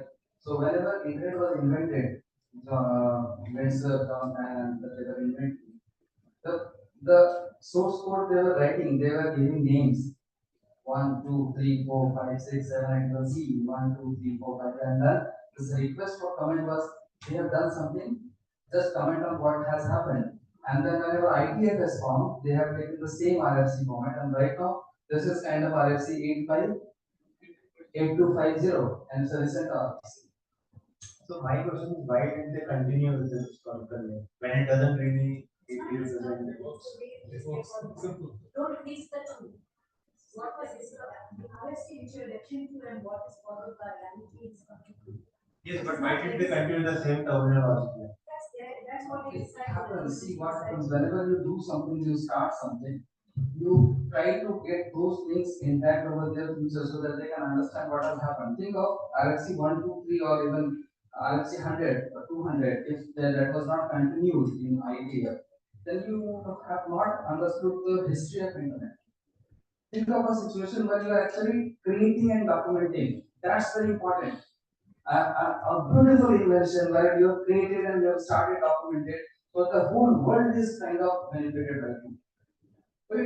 It's nothing like RFC. You can give it any name, but the fact is, if you give it that name, that creates the legacy, and at least it gives you an understanding of what has happened.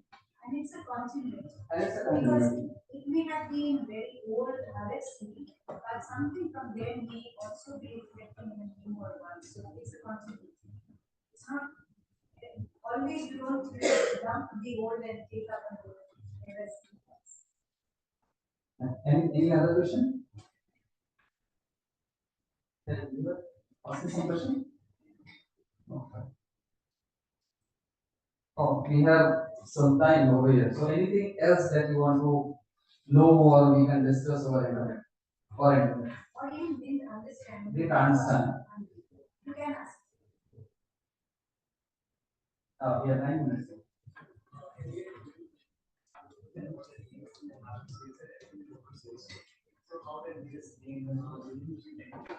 Okay, so there is a question to have a technical understanding of how DNS works. Think of a situation where I was talking about inSIG.in. Okay, so inSIG.in is a domain name. So technically, what happens is it is not a linear form. That means inSIG.in and its IP address is somewhere in the linear table. It's not there. It's in the tree-like structure. So when you talk about inSIG.in, it's like inSIG inSIG.in dot. Okay, so these dots are the zones. So you start from root and then IN and then inSIG and then its IP addresses. Now this root zone is very tricky to understand because see what happens. This is something where the recursive server, the server which actually wants to get the IP address of a domain name, they try to get into root server first. So any of the DNS, whether it is bind DNS or any other DNS, is having the root server name, root server addresses over there. So that whenever you query any domain name, automatically it gets into root server first. That okay, fine. I want to know about .com, .net, .org, .bd or any other domain name. So the root server has information about the ELDs and CCTLDs, and each server is having an IP address. Okay, so the root gives you the address of .in, .org, .com or something like this, and then the second level, the names like inSIG, YIGF, their IP addresses out there, and these zones later on has the service records like the FTP. Where is the FTP server's IP address? What is the IP address of www? What is the IP address of mail server? So these are there in the last part, the zone which is taking care of your domain names. So this is how the hierarchy works. Now the beautiful part of it is, whenever it has been started, the root server, 13 root servers across the world, okay, and ICANN is custodian of L root server. Also, ICANN manages the root server infrastructure. So what happens over here is, and the coordination of root servers. What happens over here is, 13 root servers are managed by 12 organizations across the world. Okay, so VeriSign, some universities are there. 10 root servers are in US, 2 are in Europe, 1 is in Japan. He says. One of the policies over there, when John Pastor died, he told that the root servers will be different locations. And VeriSign has been given A and J root servers. The root server nomenclature is A, B, C, D, E, F. And VeriSign has been given A and J, if I'm correct. J was given that if anybody else will get, we will try to get anybody else. And if we will select anybody, you put that root server into that zone. But that never happened. What is right now happening is that any class servers or root servers are across the world. You heard of a term anycast, right? It's some technical thing. So I'll just give an example. Are you using Facebook, Google?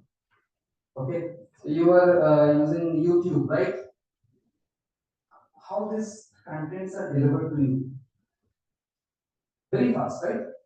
Lightning fast. There is no buffering. How it happens?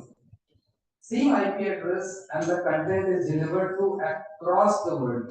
So the same IP address is over here and other parts of the world. You are getting connected to the nearest IP address, and that's the beauty of anycast. Same IP address and the content is distributed across the world.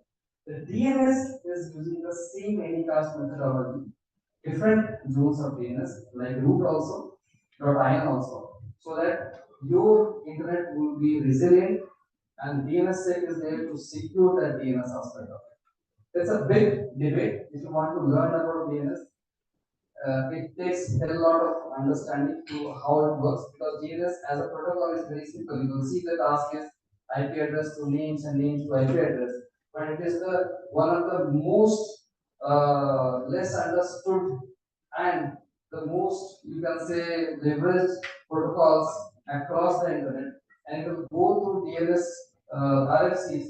There are lots of, and you will just puzzle what to do. DOS, DTLS, there are lots of things happening. One of the conferences, Paul Mopper was telling that how much we have made complex RFCs. And I go over there, who was the inventor of DNS. I go and see the RFCs, I even don't know what is happening over there. So it has been so complex. So definitely, because see, it is the core of internet. We call it critical internet infrastructure. There is something which is critical internet infrastructure. This DNS is a part of critical internet infrastructure. So the beauty is very simple thing. It's converting, but the implementation and operation is a bit complex. And think of this DNS well coordinated with registry services, the management of it. Each and every registry registrar, they are managing and they are pushing these zone files into DNS. Then each person, like inSIG.in is managed by him. So he is using Zoho or any other organization who is maintaining that particular zone. There are lots of coordination happens over here. So you can add a little bit of CDN and content. Yeah, so if you talk about CDNs, the same thing, even the DNS has come into CDN model. What happens over here is across the world you content delivery network. Okay, we talk about content delivery network. The content delivery network are networks which are actually having content and they are in the same IP addresses. Okay, one more thing that we have lost over here is the peering and the transit. We have 2 minutes. The peering and the transit. Whenever this network wants to communicate with this network, if there is something that can connect these two, then automatically the packet will transfer via this, right? So it's a regional connection, local connection. So Nixie, Kolkata IIS, these are some of the internet exchange points which are connecting different AS numbers or networks so that the traffic remains local. So whenever you will be on the internet governance debate, there are lots of things that are happening out in detours, peering, transit, like address space, like Anko was talking about. On ITF, we work on the technical aspects of it, and IGF is somewhere we discuss and try to advocate on policies for different reasons. So this is all about, but the fact is, if you are starting on internet governance, try to dirty your hand, try to dirty your hand on understanding of technical aspects of it. That is very important. Then I think your questions will be relevant and your journey will be kind of directed into a certain aspect. Thank you. We wait for tea now, 30 minutes. There, look in the youth, you're not getting AC. I'm not sure, but this side we don't have an but are others also facing issues with AC or are you feeling hot or it's not working? So, it's raised. The concern has been raised, they will look at it. If by any chance you're feeling hot, very hot, come visit this side. This side is because of me for me. Okay, guys, wait, come back before proceed because Martin and I will be meeting, and if you're taking my session, I will take The presentation is having everything that I've talked about. So it will be uploaded. The presentation of Anand will be uploaded.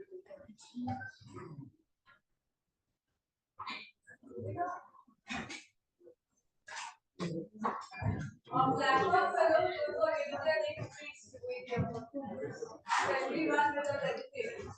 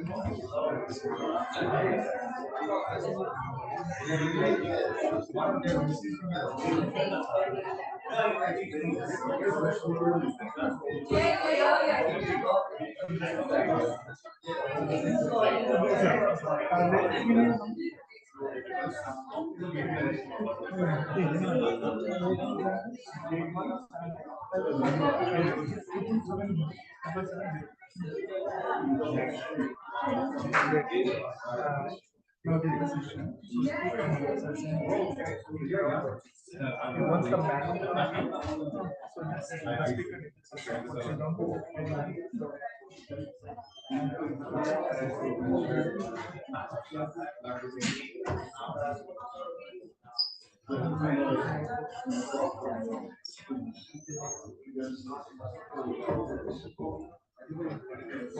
speaker WhatsApp, right?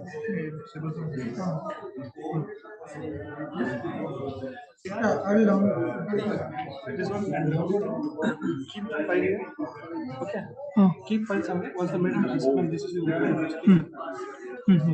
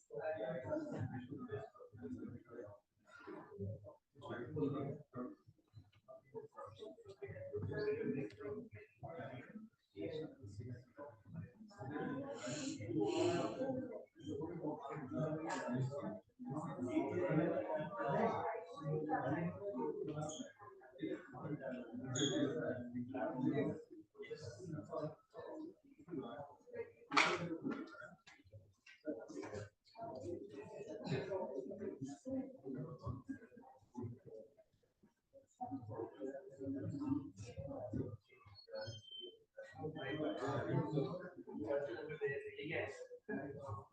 That's the only number I have.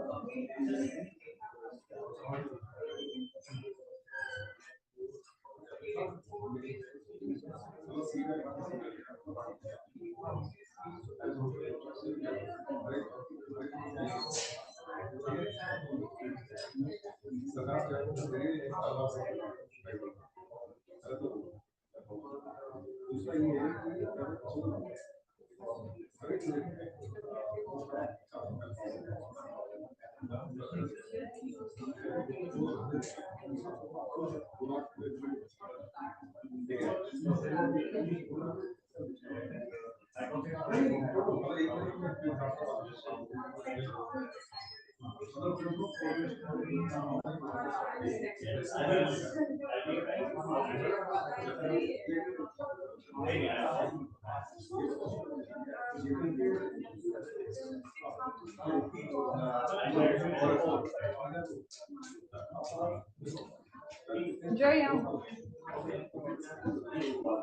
कैसे बात में? There's no break now. हाँ, अभी देखने के file खुलेगी भी नहीं अगर इसमें फॉरवर्ड नहीं होगा। हाँ, मेरी समझ आ रही है। Hello test. मैं क्या करूँ?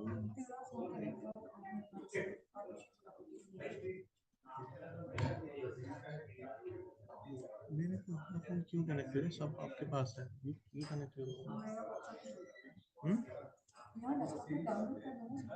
यहाँ दिखाई दे रहे हैं ना, इसको मैं हटा देता हूँ। अरे मैं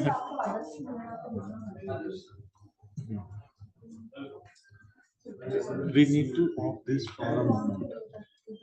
ये स्क्रीन हटा दो for some time. We are going to open WhatsApp now. We don't have...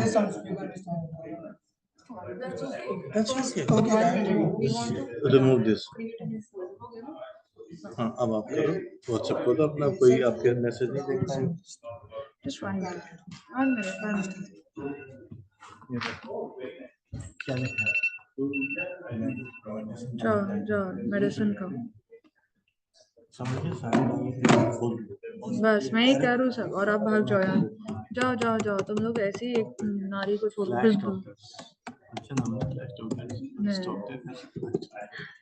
Let's talk.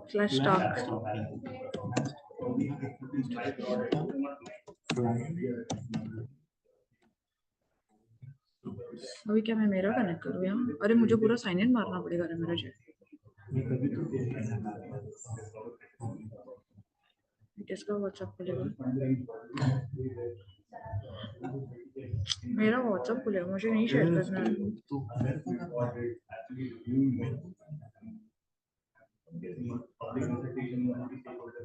तो इसीलिए पेन ड्राइव पे ले रहे थे ना सबका। मैंने नहीं बोला, आदर्श ने बोला, उसको भेज।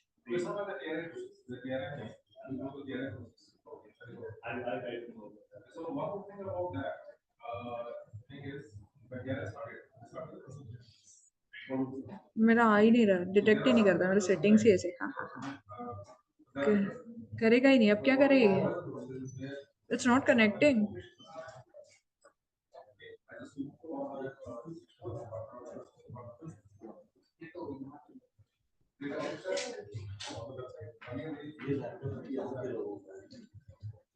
तो फालतू में मेरा क्यों कनेक्ट करूंगा?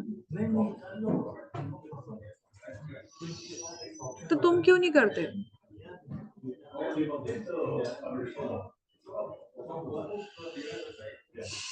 नेक्स्ट टाइम से मैं नहीं चेयर बन रही, सब लोग मुझे छोड़ के चले जाते हैं। तू किसी का पेन ड्राइव लेके मैं भी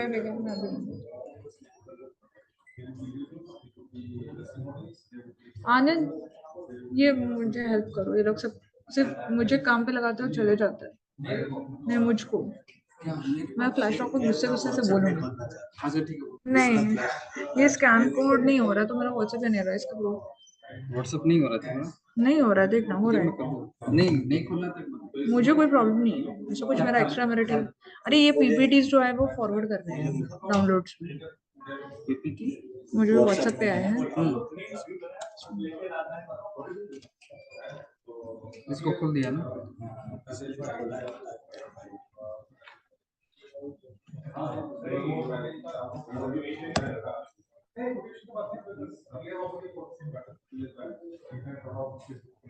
नो वैलिड। अच्छा तेरा दे ना व्हाट्सएप 2 मिनट के लिए।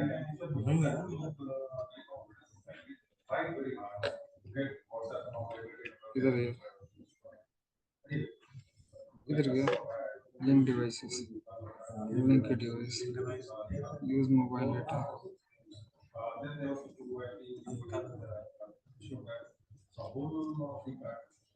बाद में डीलिंग कर देना।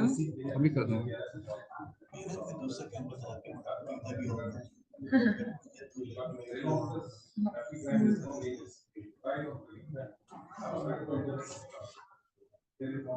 बोल किधर है? जय कौन सा? जय इसी ने तेरे को भेजा है? हाँ और ये खुद का बना देता है समझा हॉकी स्टिक है? हाँ ठीक है। कौन सही है? क्या घंटा डिफेंस। हाँ तो करता है तो क्या, मैं भी डिफेंस के लिए काम करता हूँ, बोल नहीं सकते ना। ये है एक, छोड़ देना, पहले इसको डालते। ये है कितना जाने बेटा उसे ऊपर भी ये है ये है तुमसे बड़बड़ करो 5 है। पाँच कितना नंबर है? और 7 आ रहा है मेरा वो प्रेजेंटेशन आना चाहिए भाई हाँ कौन? हाँ नहीं लेगा। ये भी आ हाँ उसको पसंद नहीं है, उसको लगा टॉपिक बना दिया। देख 5 आया है। 5 और एक छोटा इसी में भेजा कि कहाँ भेजा? लास्ट में एनकाउंटर साइबर सिक्योरिटी नहीं है जय तेरा डेटा होगा 5 ही है। इसीलिए नहीं आ रहा है चलो देख जाए नहीं उसके बाद तो नहीं है, यस्टरडे आज ही आया ना सारा। अच्छा इस तरह से 5 है। यहाँ से वापस में भेजो प्लीज मुझे आ गया एनकाउंटर हो गया पहले तेरे इसका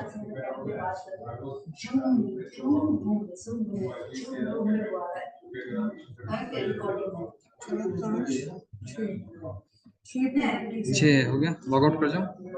पर एक्चुअली मेरे इसमें 7 लोगों की पीपीटी है 7वां किधर है? कब भेजोगे मैं लॉग आउट करूँ कि नहीं? वो एनकाउंटर नहीं मत करो मुझे पहले रीनेम करना एक सेकंड। रीनेम करते हैं ये वाली पीपीटी फिर उसमें डालते हैं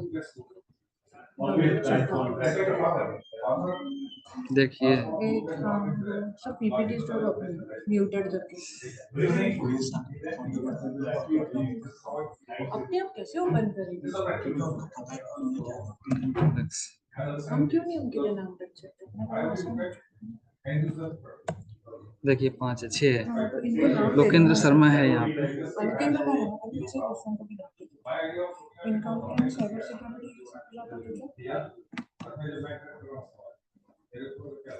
आर्मी के लोग नाम भी नहीं लिखते कितने स्टूपिड है ठीक है वो छोड़ो उनका सारंग वैली का ये इंसिग 2023 फ्लैश टॉप ये हाँ ये सारंग वैली का अनिकेत ठीक है, इसको पहला में डालना है, मैं नंबरिंग भी कर दूं। सारंग मैं सारंग भी बोल रही जिनमें का ये कॉपी ऑफ म्यूटेड इसके नाम के आगे जिगमेट ये।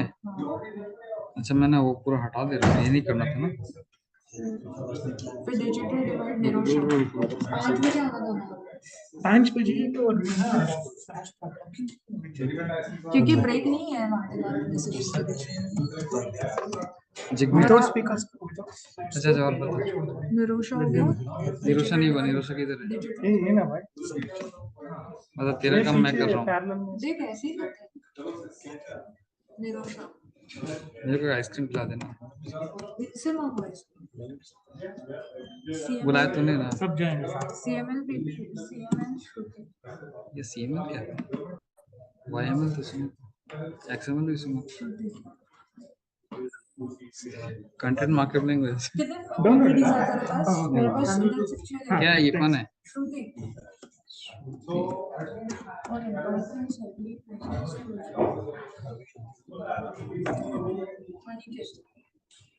सच साइबर सिक्योरिटी नहीं अभी भी एक का नहीं है 7 पीपीटीज होने चाहिए मेरे पास 6 ही कौन सा वाला हो गया?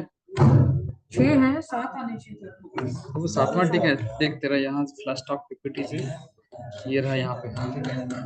Okay, so while I introduce your candidate, finish it. तुम फ्रंट स्टेज लेना, इसको बैक स्टेज में रखने से करेगा। ये फ्लैश अब दोनों मेरा फ्रेंड्स record नहीं किया नहीं आपने? अब दोनों फ्रेंड ले लो। मैं चाहिए तो टाइमर लगाता हूँ, टाइमर उस लाइट बदल टाइमर कर। तो लगाना।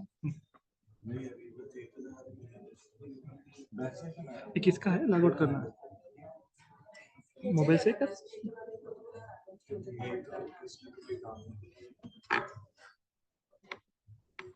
ये एक ही को होगा, बस होगा। अब क्या हुआ? कुछ नहीं, अमृत का रेडी रख रहा हूँ और उसको वो स्पीकर्स का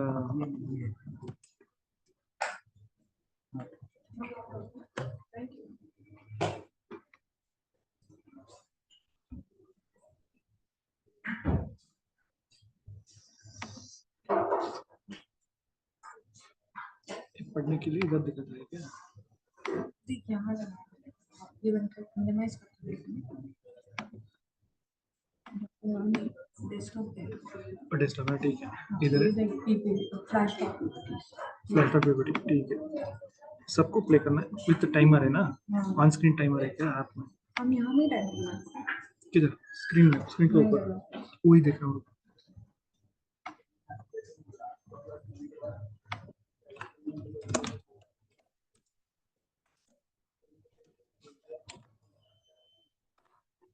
क्या क्या रिकॉर्डिंग है, स्क्रीन रिकॉर्डर।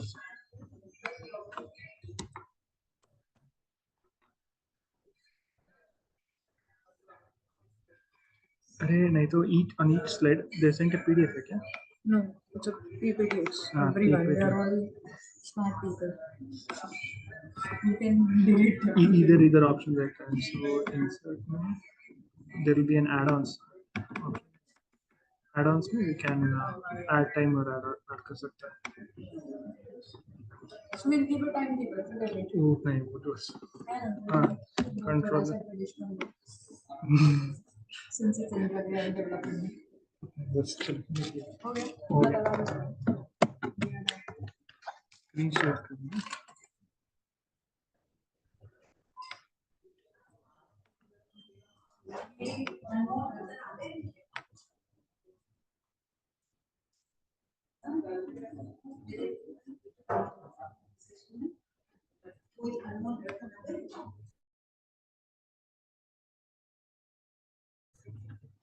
ओ हाँ हाँ Initially that slide and हाँ then हाँ remove it.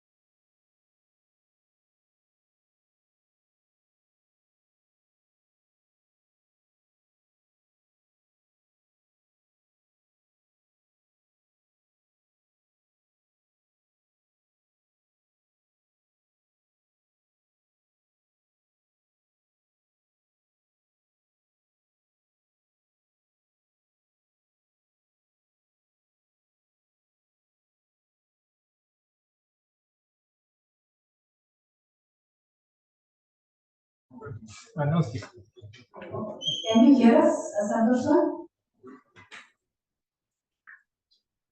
Yes, I can hear you. Hope I am audible. Yes, you are. So we just start in another 4 minutes. We are waiting for Pablo also to join. Right.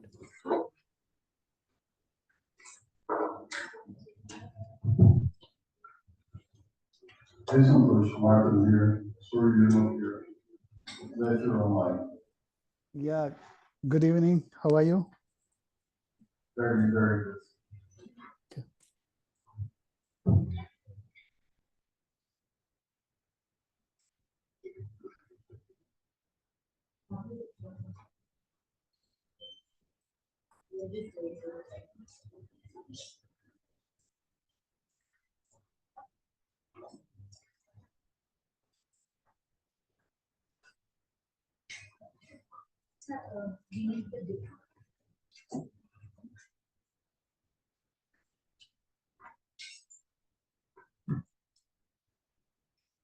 We need the previous slide.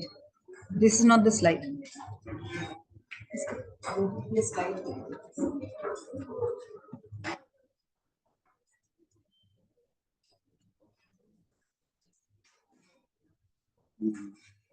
What's the slide? Before. Yeah. And then you change it. Yeah.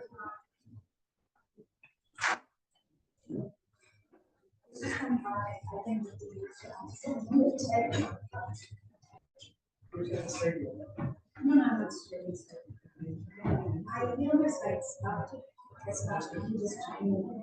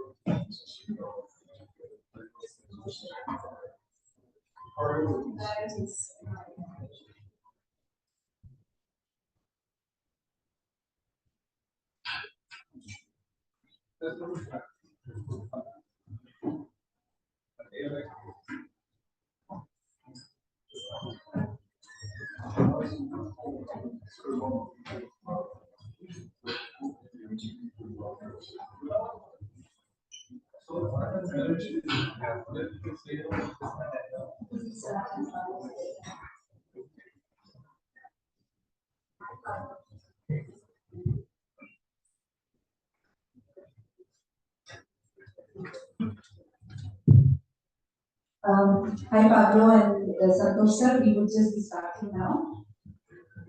I hope you can hear us well. Yes. Hello, everyone. Hi. So are we settled here in this room? So we will start the session after the tea break. Samriddhi, we will be talking now. So hi everyone and welcome to this panel discussion. This is on enhancing multi-stakeholderism for the future governance of the internet. We've been hearing today about how the internet works, what are the governance structures, what's happening at the global and local level, what ICANN has been doing, what inSIG has been doing. So we would be going a bit more into this panel discussion. We all know that internet has become an integral part of our lives. It is ubiquitous and even in discussions, digital is mainstream, whatever you are discussing today. So what has happened is, because internet has become ubiquitous and cross-cutting for everything, We are also witnessing new opportunities as well as issues cropping up related to its governance, for example, new technologies like AI governance, ethics, etc., privacy, human rights, how do we regulate big tech. There are security issues which are increasing. Countries are becoming more conscious and they have their issues which they want exclusively to be solved. And we are seeing a lot of geopolitics these days. And since technology is leapfrogging very fast and laws are not being able to keep up to the pace, in some sections it is being felt that the present form of internet governance is not adequate. Okay, sorry, I'll just wait one moment. They asked me to switch on the webcam so that people can see me and Martin when they speak. I will move it to you. We will cover one when required. So we are seeing, there are different discussions happening that the present form of internet governance is not adequate and there needs to be some, I would say, upgrade happening in it. The Secretary General of the United Nations has come up with a new, there's the Global Digital Compact which is being discussed. There is a new forum of digital governance being proposed. We see governments pushing for multilateral form of internet governance, and currently we kind of endorse more of all stakeholders participating in its governance. So this is and countries want their sovereignty to be established in the digital spaces, and we are seeing concerns of internet fragmentation. In those backdrop, we are having this discussion. We have experts, and I will introduce you briefly to them, who will be trying to delve a bit deep into these questions on how the future governance of internet, as per them, should be. And so with us, we have T. Santosh, who works with the Ministry of Electronics and IT. And T. Santosh is a senior scientist. He is responsible for policy formulation, implementation, and on matters of internet governance and IT for masses. He has nearly 3 decades of experience in these aspects. He's working, as I mentioned, in projects related to IT, policies and technology. He is also looking at the IT for masses, especially disadvantaged people, and he also represents as the additional representative at the Government Advisory Council at ICANN, and Santosh has been a very firm supporter of the inSIG for decades now. And then we have Martin, whom you've already met. He's like at home here now. They know you, right?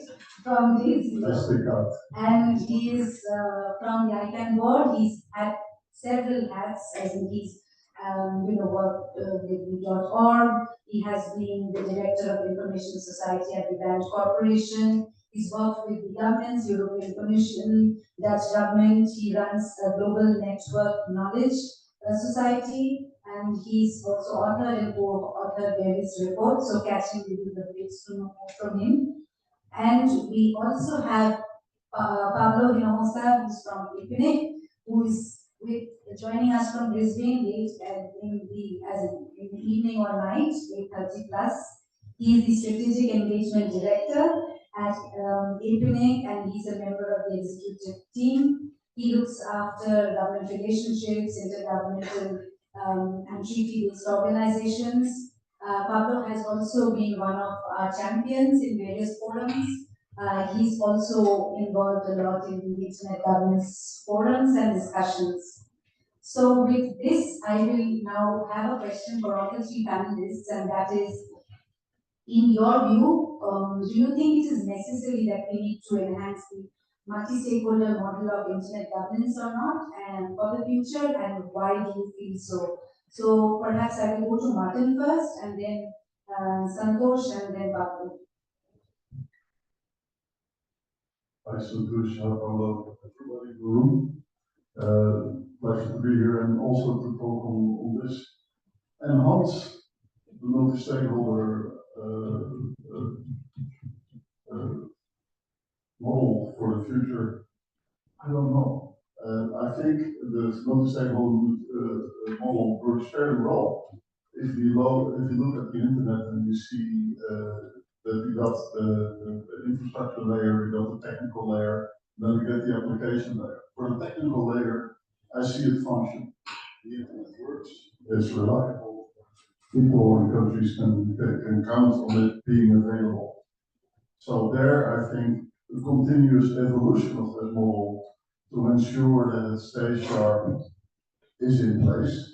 And we are experimenting in those things within ICANN as well. How to get more out of the stakeholder groups that need to establish their position within their silo, but yet then how do you get more effective discussions across the silos? And we need to understand that there is changes. One is the stakes. The stakes have gone up. 20 years ago, nobody cared. Well, 25 years ago, nobody cared.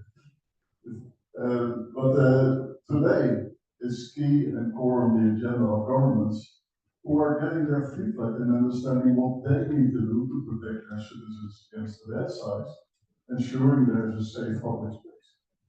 And at the same time, having to rely on the global community to provide that public space, just like oceans are provided, not within the power of a government. How it can be used by their people in the jurisdiction, they have to say about it. That's the stakes that gone up. Stakeholder groups has changed. First, there were the telecom operators and ITU had a strong role in that to establish the links and the networks. Nowadays, you see that the emphasis is much more on the service providers, on those that provide the registries, the IXPs, the root server operators that do the work, and they're facilitated by global and regional bodies like ICANN and the RIRs. Those stakeholder groups, you now see that also cloud providers, platforms, IoT network providers, it's all kind of new players that come in that don't have a place yet in the old system. And so how do they fit in? How do we make sure that this continues to be a coherent development goal? And last but not least, technology is changing. Right now, if you talk about, and we talk about it later, the Global Digital Compact, the focus is on AI, not on how things connect. And I think that's right. And I personally believe you also need a multi-stakeholder model for AI. But that doesn't need to be ICANN's multi-stakeholder model, and it certainly shouldn't be ICANN doing that. But you can think of how you deal with that global public resource together as well in a responsible way. Thank you, Martin. Santosh sir, would you like to comment from the Indian perspective, and then we go to Pablo? Yeah, thank you, Amrita. Starting with a question on this session. So good afternoon, all. I hope all the fellows who are at inSIG 2023 at a good campus of IIT Guwahati are understanding the various facets of what is this internet governance all about. And once again, I thank all the organizing committee people, members, including IIT Guwahati, for inviting me for this 8th edition of India School of Internet Governance. And it is my honor to participate in this inSIG events.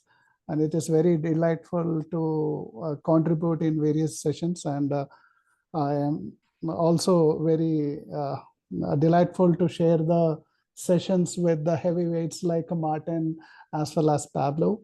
Now, and yes, Amrita too, who is a leading person from India. Now, regarding this question, whether to enhance the multi-stakeholder model of internet governance. So what I believe, basically, all of you from the morning itself has learned about the evolution of the internet governance. So I believe I couldn't attend that session, but I believe the instructor or the panelists might have mentioned about Net Mundial event, which was held during 2020 2014, which started the buzzword of multi-stakeholder more into this internet governance sphere. Now, as you all have gone through the various sessions, internet governance is all about technical as well as public policy matters related to internet. So as you have gone through in various sessions of the different layers, basically it is network layer and transport layer of TCP IP stack. There are lots of changes which is happening over there. So it is not one organization which is responsible for that.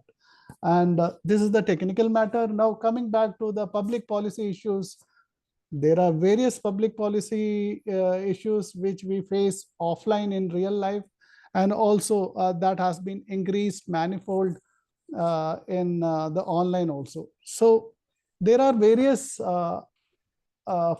organizations, fora, which are responsible for this.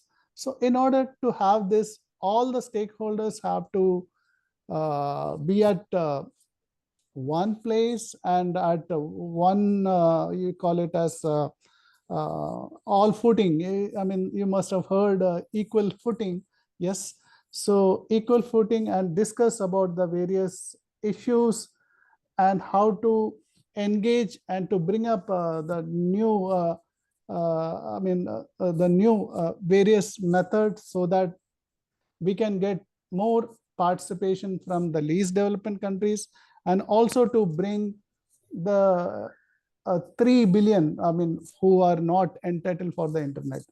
So basically what I would like to say is there has to be a enhanced multi-stakeholder participation in the internet governance, so that the improvement on the technical side, as well as the issues that is called public policy, which each of one face on a daily basis, are addressed. So over to you, Amrita. Thank you. Thank you, Santosh sir. I think you raised very important points that the countries who have not been represented there earlier, I would say in terms of the global south countries needs to be represented, the interests of all need to be represented, and the technical community aspects also has to be taken into consideration when things develop. Definitely it needs enhancement, and we'll be discussing how more. Pablo, coming to you from the numbers community and technical community, how are you all, how do you look at this?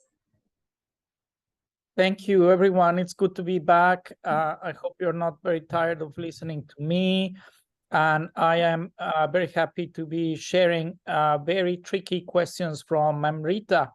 The issue about whether the multi-stakeholder model needs to be improved or enhanced is a tricky question, because in a way the multi-stakeholder model is built to improve continuously.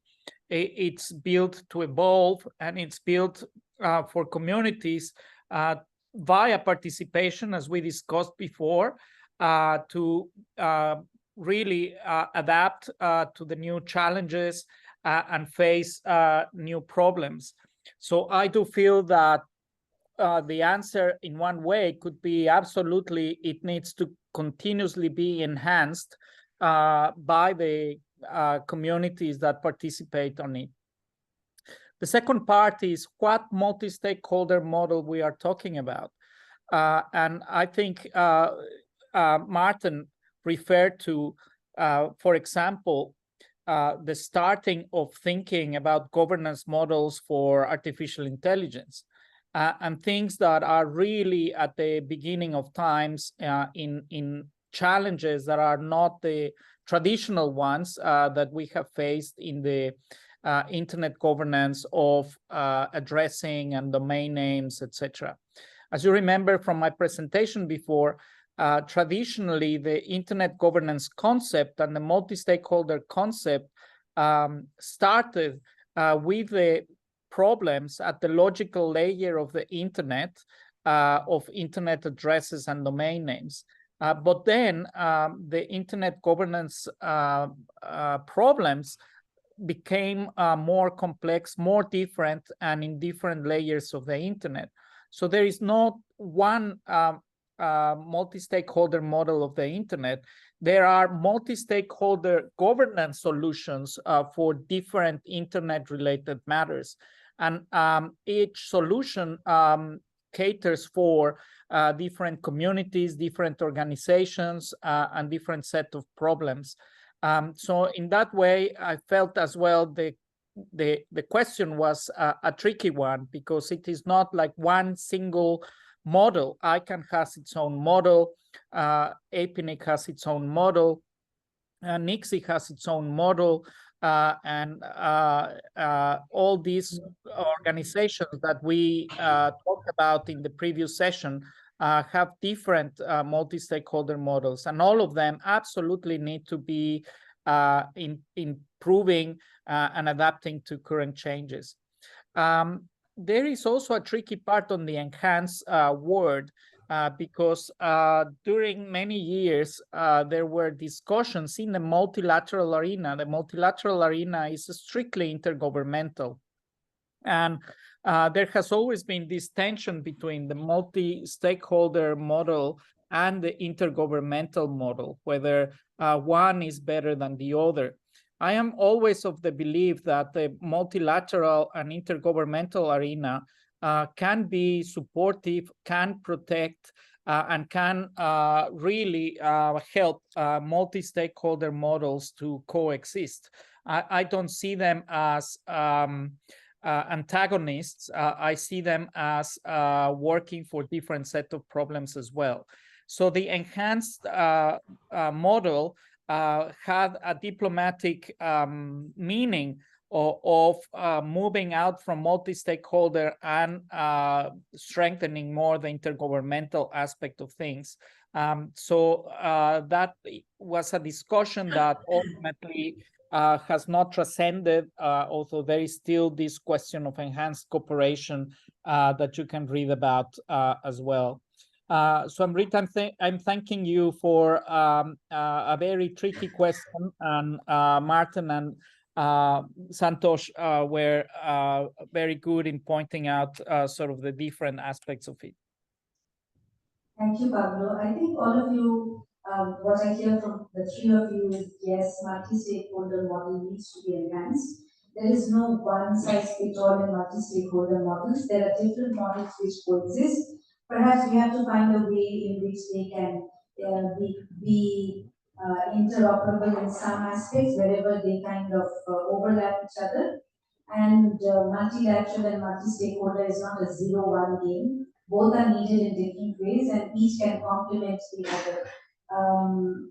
If I'm correct, that is what I get from it. So I'll go to the next question, and it comes from the point is that the current form of internet governance, as I mentioned earlier, is not adequate and to solve the digital governance issues. And if you look at what the digital compact discussions are saying, and the Secretary General is saying, is to create new institutions that may solve the issues.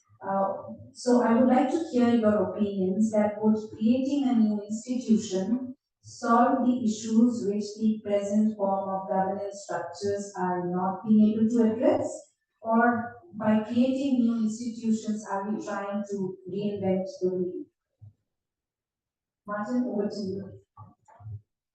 It's more fair that can I use this microphone breaks up more or less often, so particularly for the people at the other end of the Zoom line.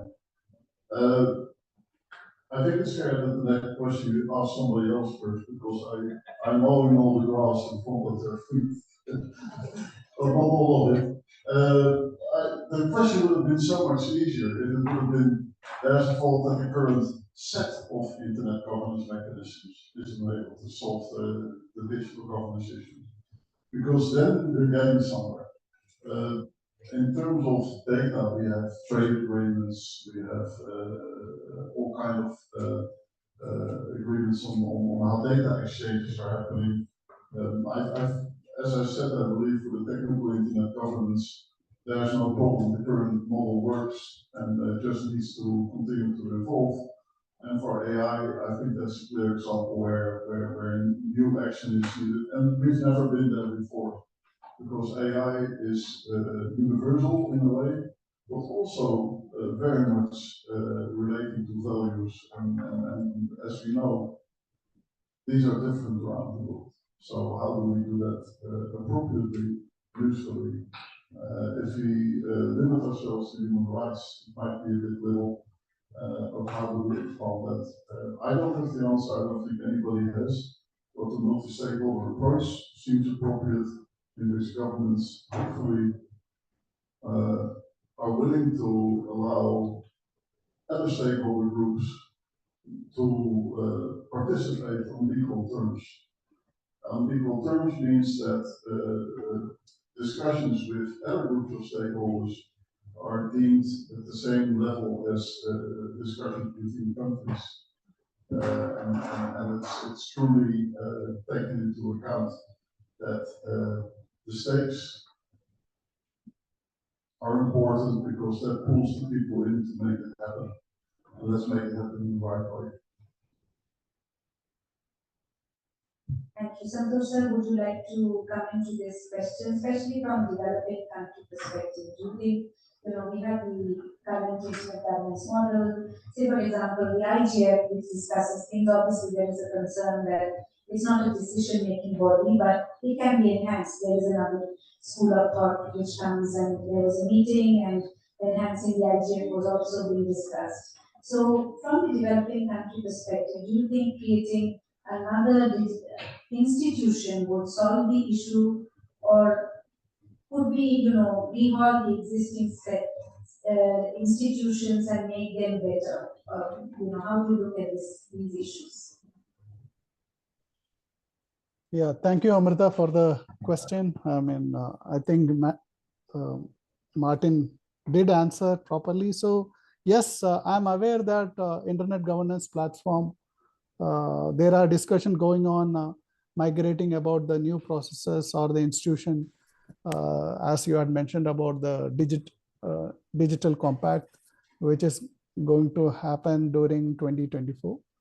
So what I believe, the existing multi-stakeholder discussions are part of long-standing governance institution, as many of the fellows might have known from now. It is the Internet Governance Forum, which started in the year, say, 2006, I believe.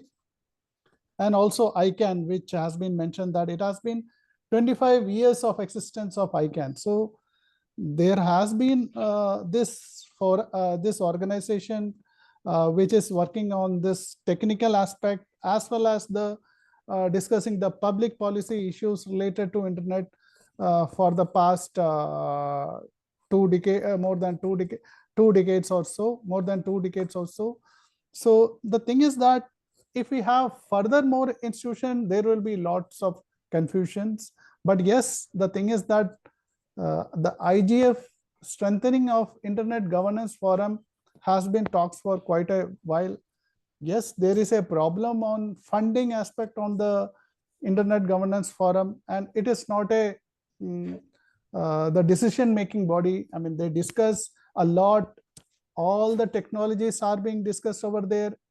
So AI governance is also discussed over there. But the thing is that it is not a decision-making body. The report which is generated in an IGF, it is not turned into an outcome for a specific country.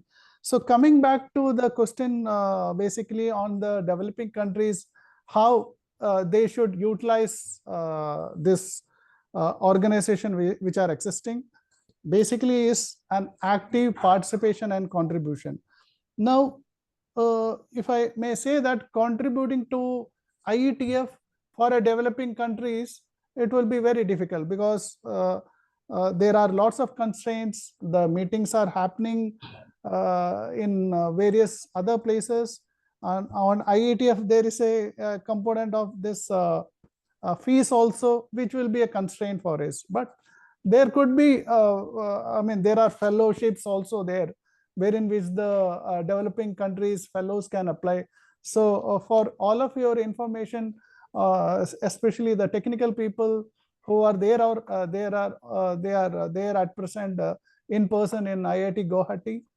On internet protocols, there is an organization IETF. You people must have heard. So there is also a fellowship program. I mean, earlier it was there. I think it has been stopped for a while. But yes, through various other via medias or maybe country specific, we need to initiate more fellows so that we can actively contribute in the protocol making process. So the thing is that instead of duplicating the present institution and framework, it will be easier and more efficient to utilize the work of the existing organization by eliminating the roadblocks which I had mentioned through furthermore improved. I mean, the first question which Amrita has mentioned about the more enhanced participation and contribution, like funding or structural limitation. So we have to collectively sit together, identify and strengthen the present organization so that our internet is more safe, secured and accountable internet. Over to you, Amrita. Thank you. Thank you, Santosh. Pablo, over to you. As a Paul has also written a bit on this, and would we have your views on this? I'm starting to be more interested as well as what the participants and the fellows think about these questions, in the sense of whether new institutions are needed. Again, I think it depends on the problem at hand, and not one single institution will deal with all aspects. And we also discussed that there are institutions that doesn't have an operational capacity, such as the IGF, which is a discussion forum more than an organization. And then there would be problems such as artificial intelligence that could trigger eventually the creation of an ICANN for artificial intelligence or not. I don't know. But I think there is a lot of novelty in that, and also a lot of governance questions. In terms of participation and the views from the developing world, I think there is always this situation about difficult access to language and meetings and ability to fully participate in these processes. And I always believe that the guiding thing to participate in these processes and the development of an interest. And the interest is like, how much do you have to lose on the decisions that are being made in that particular setting. And in that sense, the more interest you have, the more push you will do for participating, while at the same time there should be enormous efforts to lower all barriers for this participation to happen, and for more interests to be able to be represented in these processes or organizations. So again, I think it is a lot about what's the nature of the problem, whether that problem requires an organization with operational capability, and what would be the guiding principles for that organization to work. There are organizations that need to work at a strictly intergovernmental level. There are others that could be more participatory, and it depends about the problem. And something that is really good is that there is a very good history, and I would call it a success of the organizations with this particular governance model, such as ICANN, APNIC, the RIRs, and more on the technical community. And I would hope that the new institutions would learn about the good things and the bad things that we have lived through in building these organizations. Thank you, Pablo. And taking a cue, I would like to throw open questions to the floor. What are your views in what we discussed? Or if you have any questions for the presenters, the speakers, and I can see a hand. May I ask for the mic to you? And if you could identify yourself and who the question is addressed to, or if you have a comment.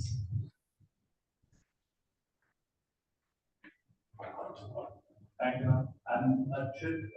My question is directed to all the panelists. I just want to get their opinion on the criticisms of the multi-stakeholder approach, which primarily, according to my understanding, is the fact that these multi-stakeholder processes are often captured by private companies or big countries like the US and certain Western countries who are able to exert a lot more pressure and are able to echo their own opinions through civil society or through industry, and are able to sort of multiply their efforts of getting their voice heard. Whereas smaller countries and smaller civil society organizations are still suffering and not able to equally represent themselves in the multi-stakeholder discussions with that. And second comment / question is, what do you think about the lack of intersectional research and lack of marginalized groups that are represented in these kind of efforts taken by multi-stakeholder organizations, primarily referring to my earlier point, that when already big companies and big countries are able to echo their thoughts again and again, how are the marginalized groups or intersectional research actually furthered by multi-stakeholder approaches? So who will take the question? I hope you've been able to hear it. One is the concern that my multi-stakeholder organization, their processes are captured by global north or even civil societies or public sector which are big, and the voices of the global south or smaller nations or entities are not heard. And is there any institutional research, etc., also related to that? From ICANN perspective? Shall I don't see you jumping out of your chair like I'm on first. But indeed, a good question. It sounds almost like you're really researching into the topic. And that's a good one. I don't think the multi-stakeholder model will ever be perfect.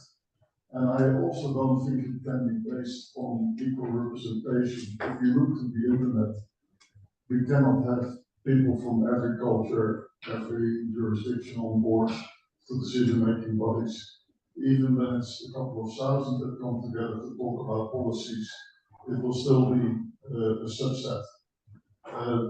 What has changed is that there's up to 2,000, more than half of all internet users were from the North American continent. Right now, more than half are coming from this continent. If you call it Asian Pacific, it's even bigger. And the big growth will be in Africa, even more than in the Asian Pacific in the coming years. We don't see that reflected in the leadership in the multi-stakeholder bodies. Yet, what we do see in the multi-stakeholder bodies is that there needs to be an understanding and appreciation of differences to be there. And I think that's there. I think there's an understanding, and we need to have minimal to assure that that understanding is there in the decision-making bodies. Within ICANN, it's the MONCOM who is looking forward to establish the balance that they think in terms of regions, in terms of sectors, but also this is taken into account. I see with the leadership in ICANN, I see also the awareness that it's not that one set of norms dominates. Even when the headquarters are in the US, It's truly a global thinking body, and in that way, that's what you can do. What is important is to understand that the world is changing and to continue to reflect that in the way we run it and listen to. So if there are occasional blindness, raise your hand. The good news is it's an open model, it's transparent, it's accountable, so you will be heard, and then action may follow. After that said, Pablo, Santosh, sir, anyone wants to add something? Santosh? Yeah, thank you, Pablo, for pointing me. Yeah, so basically the question about whether the multi-stakeholder has been captured by the big organization or the private organization. So let me say that in Internet Governance Forum also, there is a multi-stakeholder advisory group, which comprises of all the stakeholders. And all the sessions which are, say, responsible for a particular Internet Governance Forum is discussed by all, and based on the agreement only, sessions are made.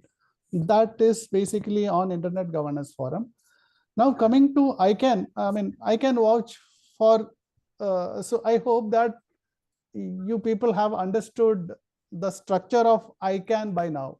So there is a governmental advisory committee wherein which I am also there, and I represent our country. So wherein which Government of India had taken various initiatives. So if I may say that, let me put it this way, there is a verification validation track, verification validation of a domain name registration. So basically any domain you are taking, say suppose you are taking santosh.com, there is a whois record, and the verification validation has to be stringent and it has to be accurate. So we have taken that seriously, and we have been articulating and making emphasis in ICANN, stating that it has to be done at the quickest, because there is lots of verification validation issues regarding to that. So yes, so the government response are being taken seriously, number one. So this is on verification validation. The second initiatives, because see, we are 85 crore, yeah, so we have 86 crore internet users in India. I'm talking about Indian context. So 86 crore internet users are there. Now still there are at about 50 crores missing. Why they are not coming to internet? Because they don't know English, right? So there was a drive in ICANN regarding the universal acceptance, which Government of India has taken lead. Now we have .in, that is .in is the country code top level domain. We have 22 equivalent of .in, which is .bharat in Devanagari and other language as well. Now we have a roadmap for the next 3 years to come up with multilingual internet. So this is an initiative taken by the Government of India, and for which we had the first ever universal acceptance activity, which will be an yearly activity, and which will be yearly activity for ICANN as well. So this initiative has been taken from the governmental side.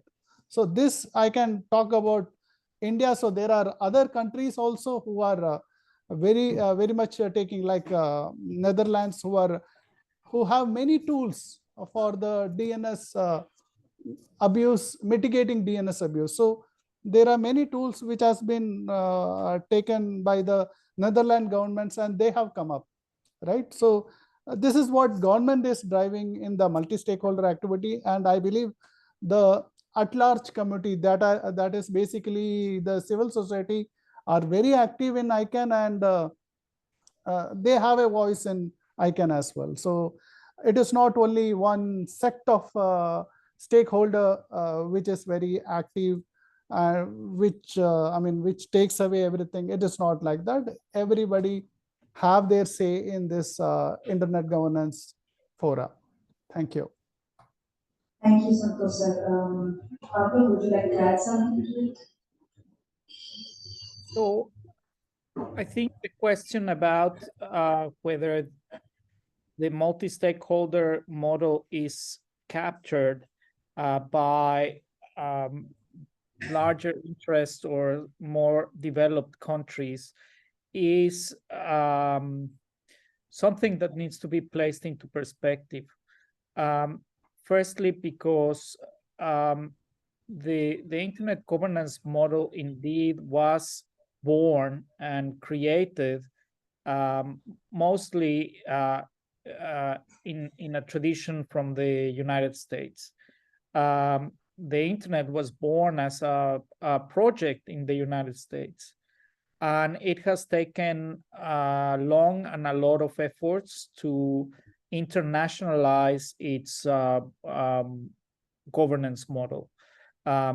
Internationalize in the sense of more parts of the world to be able to have a say, and also importantly, when the US government allowed the multi-stakeholder community to be the sole overseer of the model instead of a governmental oversight that was historical.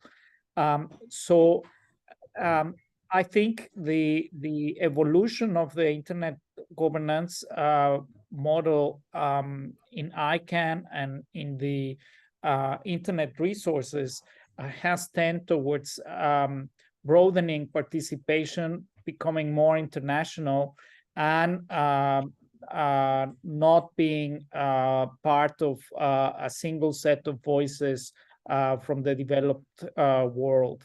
On the question of capture, I think it is also a nuanced conversation, because most of these processes were designed in a very sophisticated way to avoid capture by one interest group.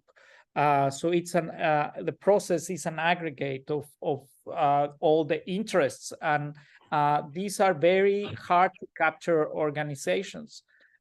So I'll leave it there. I can see that you are flagging people that want to talk. Thank you, Pablo.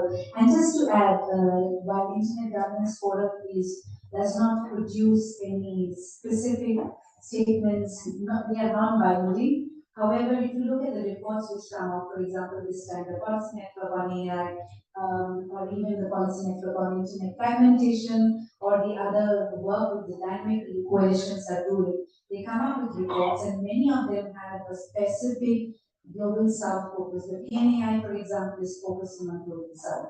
So there is a Global South focus, and these are all community-based initiatives. Anyone can join. These are online. So anyone who's interested can join and kind of contribute to those. While they may be non-binding, but people do look at those reports and also reference them. So those are important aspects which are discussed. We have 3 hands raised. So we take all 3, no, we got 1, 2, and 3. 3 hands, we take the 3 questions together, and then we see which speaker wants to respond to which. Because Jay has just shared an alarm, I have 15 more minutes, and I would like the speakers also to give them another 2 minutes at the end so that we can wrap up. I have a question for them. So 3 questions. Please identify quick questions at 1, 2, and 3. Yes. Thank you so much for the insightful discussion. I'm Abhishek, and one of the Youth Internet Governance Fellows. One of the reasons why multi-stakeholder approach has emerged is because of how top-down policy making might not be inclusive and might not take into consideration technological or socio-economic imperatives. But there is a common risk that seems to underlie both. Like it can probably be a lot slower than the pace of technologies themselves. So, is this criticism, to what extent is this criticism true for a multi-stakeholder approach?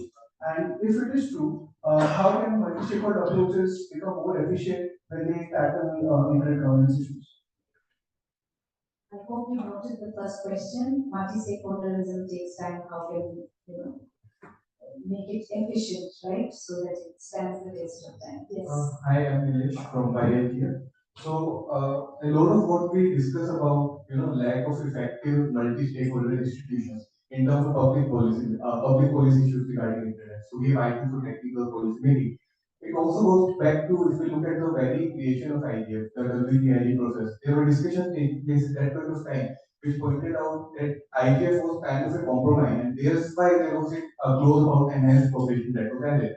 Now, if we look at it, after all these 20 years, we are at a situation where we know that we need to have effective coordination, international coordination over issues like data governance, because each region are coming up with their own set of policies which are kind of not practically feasible. Similarly, related to issues like misinformation. And we are again thinking that okay, we need an effective body. So, in that sense, what do speakers think? Like, if we continue the same situation where we are not giving any power to a body like IGF by improving its mandate or creating new institutions or any other sort of impact, I don't think this process is going any forward in terms of any sort of international coordination.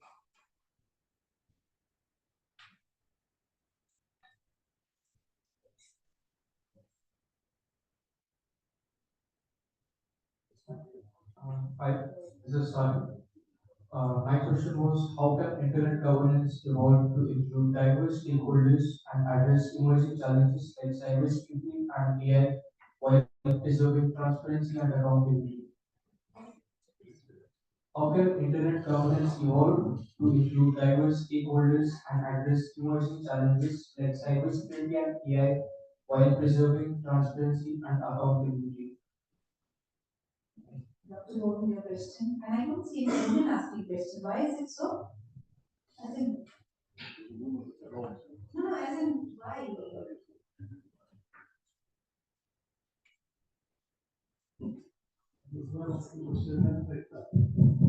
Yeah, my question is basically that what Tunis agenda, we all know that 2005, what recommendations came out that time, the common and equal footing with all stakeholders will work towards the internet and its working. But today I am seeing that, some players are becoming more dominant, like private players like platform entities, and so that I don't know the importance of the civil society and the technical community in that sense. So there seems to be some kind of disbalance within the stakeholder group. So one is so much dominated that even the governments are very fearful that, like Twitter, Facebook, and the Googles, and Microsoft and Apple, that the role of there is less scope for others to speak in the whole process than these dominant players. Thank you. We have these 4 questions, and while answering to the speakers, I would say if you could, also add, there is a legitimacy issue question which is coming. There is also a question of how do we make these processes better. So I would say while responding, if you could also say that how can we broaden effective participation and so that it gets the multi-stakeholder model gets more legitimacy and performs better, more efficiency. Martin? I won't take them all. I will start with the first one on the multi-stakeholder model, more efficient.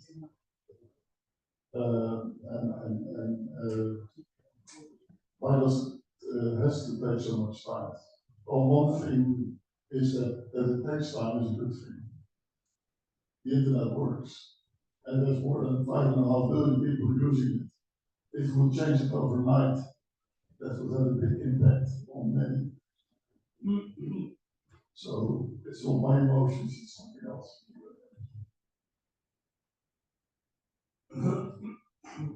So that is one thing. The other thing that won't make it more efficient is have more people at the helm. So whereas it's important to listen to all stakeholders, it needs to be done in such a way that in the end decisions can be taken. I was at a meeting earlier or last week where somebody said, well, there are so many decisions taken in a multi-stakeholder way. How can we do that? That was on a Zoom call, and I was actually, my response was, if you don't accept people to go ahead and do things, we wouldn't have had this. We wouldn't have had the Zoom calls. It's great that people take initiatives and do things. And then we need to catch up and make sure that it fits into society and gets served best.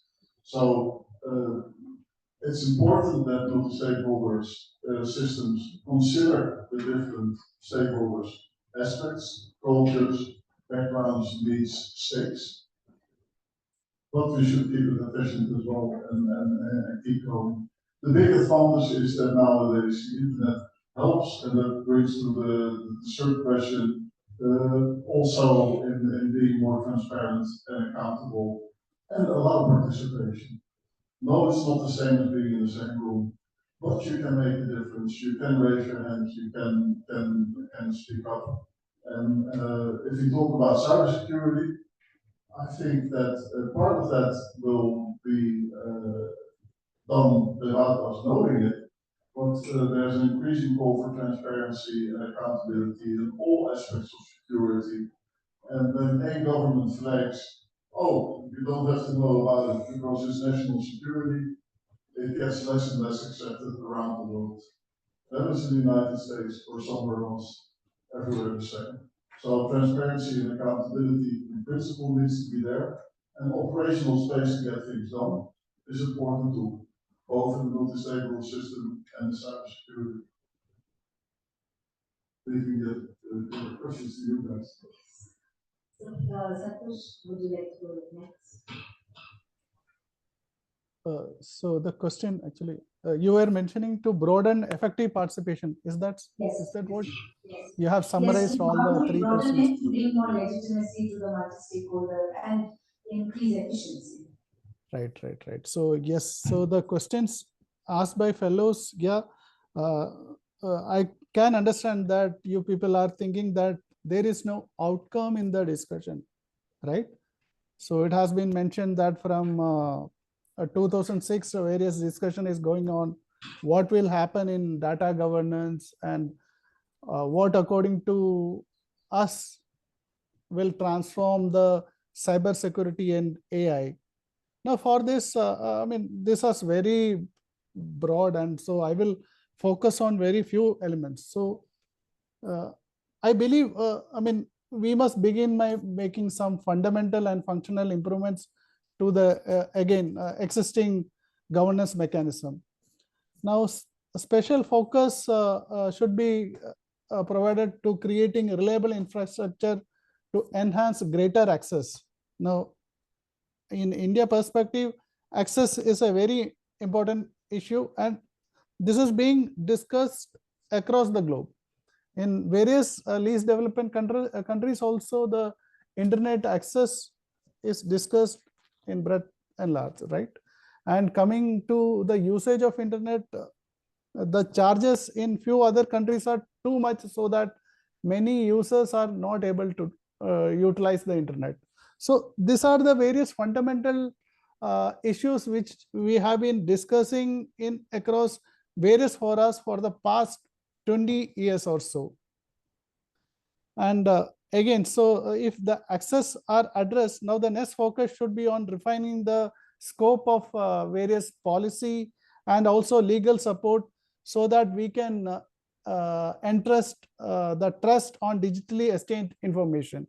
So this is also an important factor, wherein which an illiterate person won't use an internet because he will fear that something going to happen, right? So there are umpteen number of fraudulent activities which is going on the globe.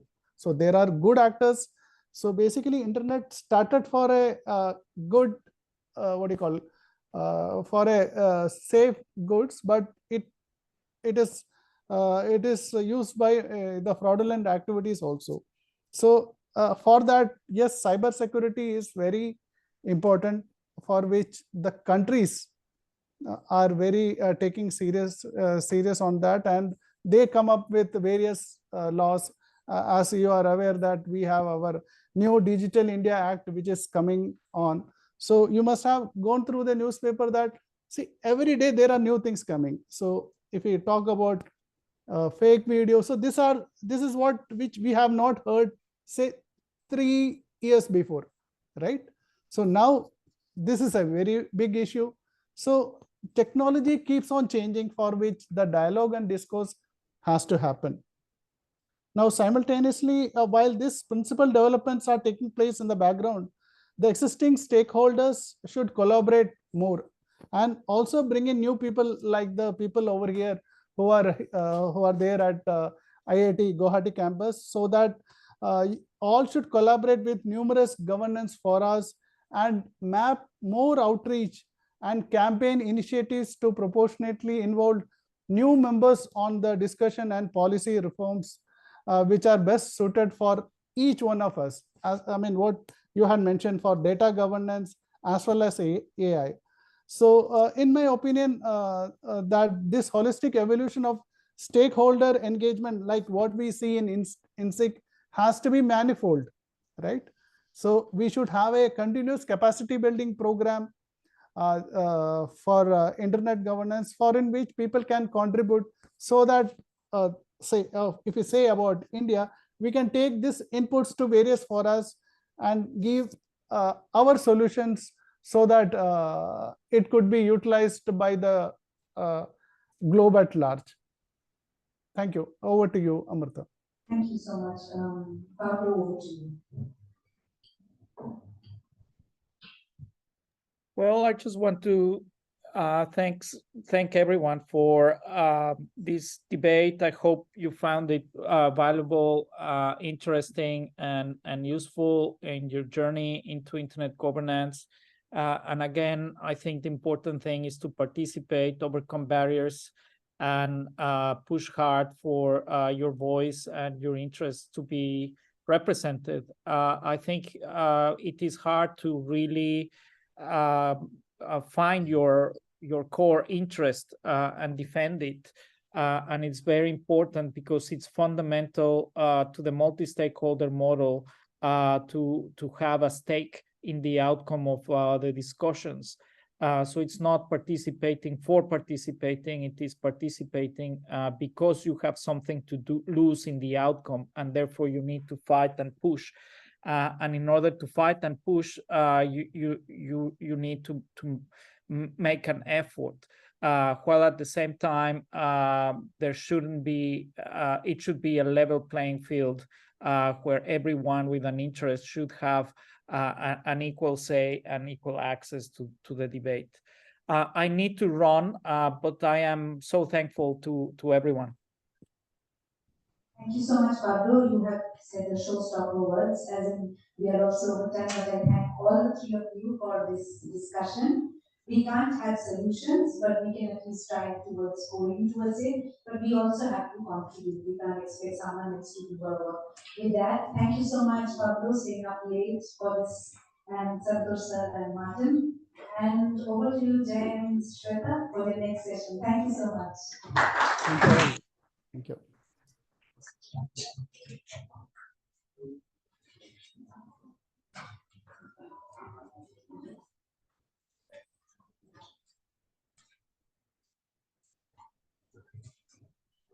For I just the opportunity to emphasize this, this is actually happening in this region.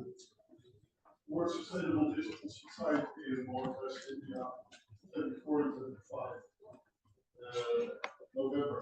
So this is what matters too.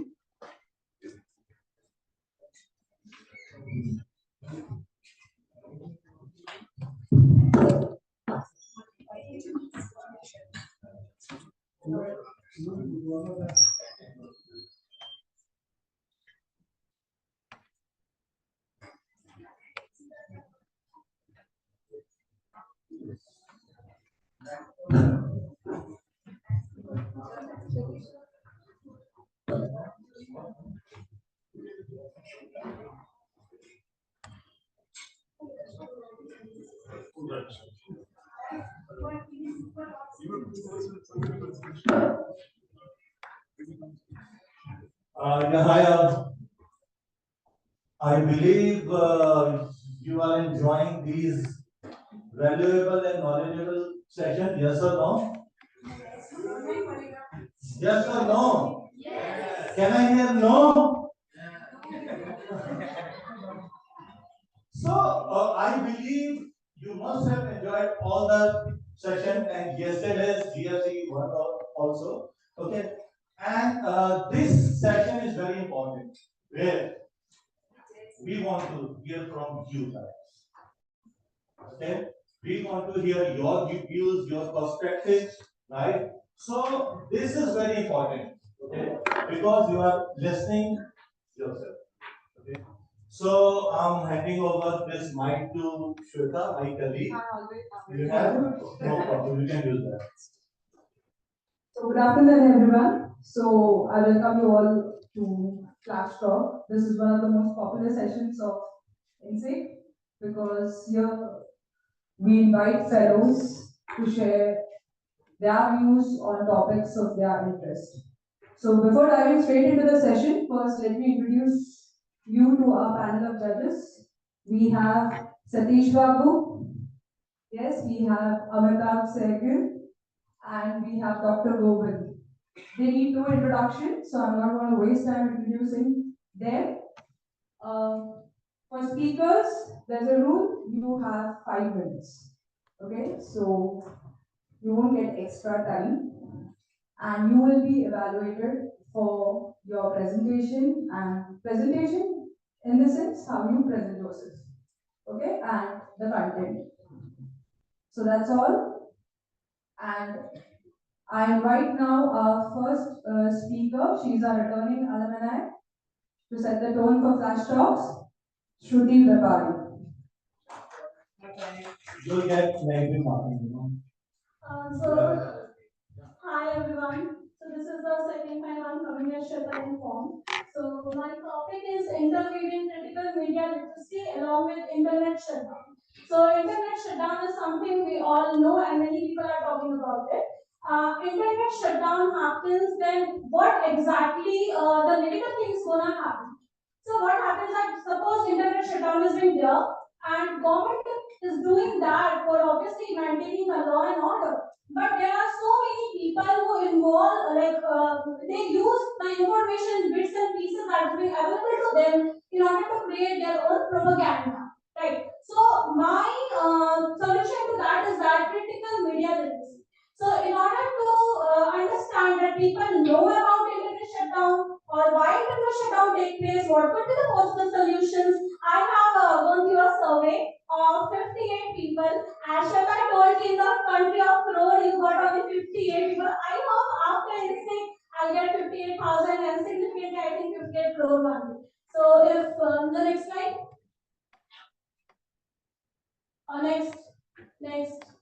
Next. Okay. So in this particular survey, I have tried to cover the people from various regions. As you people can see, consists of all the region people over here. Next. Okay, so I think that you can see out of 70% people have faced internet shutdown once in their lifetime at least. How many people are there who have faced internet shutdown? Okay, so many people, and what I can guess is that most of from northeast and the northern part of India. Because Jammu and Kashmir is a state with the maximum internet shutdown of 422, and India being a country of having the second most till now in 2023, the second most country having 9 shutdowns out of total 42. Next. Okay. So let's dive down to the possible solutions. So as you people can see, people do trust the government. So people trust that yes, government is being doing that for maintaining the law and order. Okay. Then next. Okay, sources of information, hidden and disinformation. So now once the internet is being shut down, so from where people are getting the information? They are getting from the social media. And as just in the previous session it was being told that social media is actually being controlled by no one. Right? So if there is some image that is being floating over Twitter or Facebook, so until unless Facebook is feeling that image is not good, it will not be removed. Right? So it is basically their laws and policy. So what would be the possible solution? So here I want to engage the three stakeholders. First one is obviously the civil society. You need to just keep yourself aware that what is being floating across the news, you do not have to trust that information blindly. You need to like check the authenticity of that particular information. You need to go through the actual sources, the reliable sources, and then you need to trust upon that. So this is the first thing. Second, I want to talk about the last the previous session I have attended, the last day one. So it was talking about the generative AI and the actual AI. So we can use that technology actually in order to check that what images are being floating, are being matching or not, so that the generated one can be removed and this kind of things can be reduced. And the last one is obviously the government, because government having digital India, that is we all know, and government is so vocal about Jan Bhagidari. So that is the Jan Bhagidari, if anyone from the government is being done. So that is actual Jan Bhagidari should be there, that people should be involved. Last minute, one more minute. So instead of doing a internet shutdown, or if doing the internet shutdown, government should come out, inform the people behind the reason of internet shutdown, so that the propaganda makers cannot do that. So all these stakeholders should involve, and that is how we can just improve our situation of internet shutdown in one case, and critical media literacy could be a solution to this, using all the stakeholders. Yeah, thank you.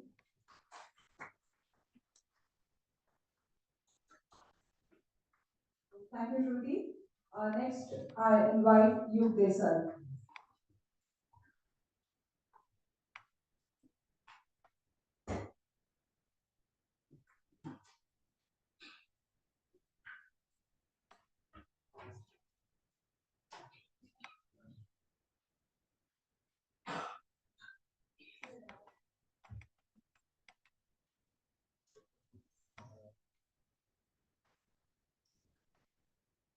Hi everyone, I am Luke. I am part of the IGF team. And I saw Youth Ambassador this year. And I also research on politics and standardization, particularly in the context of quantum technologies. And this is a topic that I'm really curious about, really passionate about. So this is really an opportunity for me to introduce you to what quantum technologies are, why is it relevant right now, and just give you a topic point so that you can reach out to me after this talk. So what I'm going to talk about right now is the elephant in the room, which is post-quantum cryptography. And the fear that people have right now is that with the advent of quantum computers, the quantum computers will be able to break the popular encryption protocols that are out there. And this means that you will be able to decrypt all the information that is being transferred over the internet, your messages, your emails, and everything. So this is basically the anxiety that is around. So post-quantum cryptography is not a quantum technology per se. It is basically a response to the advent of quantum technologies. And here what we're trying to do is replace the conventional models of cryptography or enhance the conventional models of cryptography such that they can be resistant to the increased computational capacities of a quantum computer. So why are we doing this right now? Because quantum computers are not a reality per se. There are some small scale quantum computers out there, but none that can actually break the encryption. This is because of a very interesting kind of attack which is called harvest now and decrypt later. What you can do here is you can collect very sensitive data from, let's say, national security secrets or company secrets, intellectual property that will be relevant 10 years from now, 15 years from now, 20 years from now. And you can just collect this data, sit on it. Once you have these large scale quantum computers, you can break it and you can access this information that will continue to be relevant. So what kind of efforts are ongoing to deal with this? So right now we have several standardization efforts that are going on, particularly at the National Institute for Standards and Technology in the United States, which is an open standardization process. And this is very important because you cannot really test these post-quantum cryptography algorithms without an actual quantum computer, which is not there. So you need these open processes so that the community at large can test these algorithms and make sure that there are no backdoors which will enable let's say 5 agencies or countries to have these backdoors and access this information in the future. So this open standardization processes are critical. In addition to this, which is really standardizing these algorithms, you also have post-quantum group in a working group in IETF. What that group is doing is it is trying to understand how we can implement post-quantum cryptography in the existing protocols of the internet that IETF has been working on for ages. And all these algorithms, including IPSec. So these algorithms will have to be enhanced with post-quantum cryptography so that they will stand the test of time once quantum computers are available. In addition to this is also a very interesting opportunity that we have to promote crypto agility. So as I previously mentioned, that it is not possible to test these algorithms without a quantum computer. This means that once quantum computers are available, it could very well happen that the algorithms that we have standardized will be broken. So what you will have to do is, at a very short notice, you will have to replace these algorithms with newer algorithms. And this is why we need to rethink how we implement cryptography so that we do not have fixed infrastructure in place, so that we can have crypto agility and we can constantly modify and enhance our cryptography algorithms and their implementations in various devices. So this was, of course, a brief introduction to post-quantum cryptography, but the world of quantum internet and quantum technologies is really huge. And if anybody would like to talk about that, please contact me. Thank you.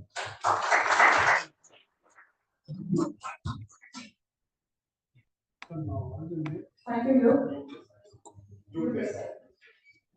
I now invite Nirosha.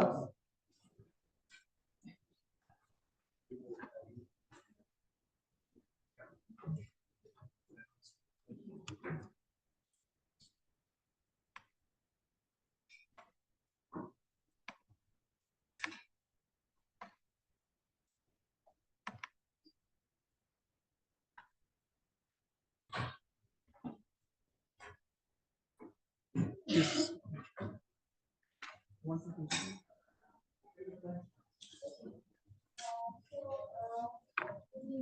To all of you, I'm Rosha from Sri Lanka.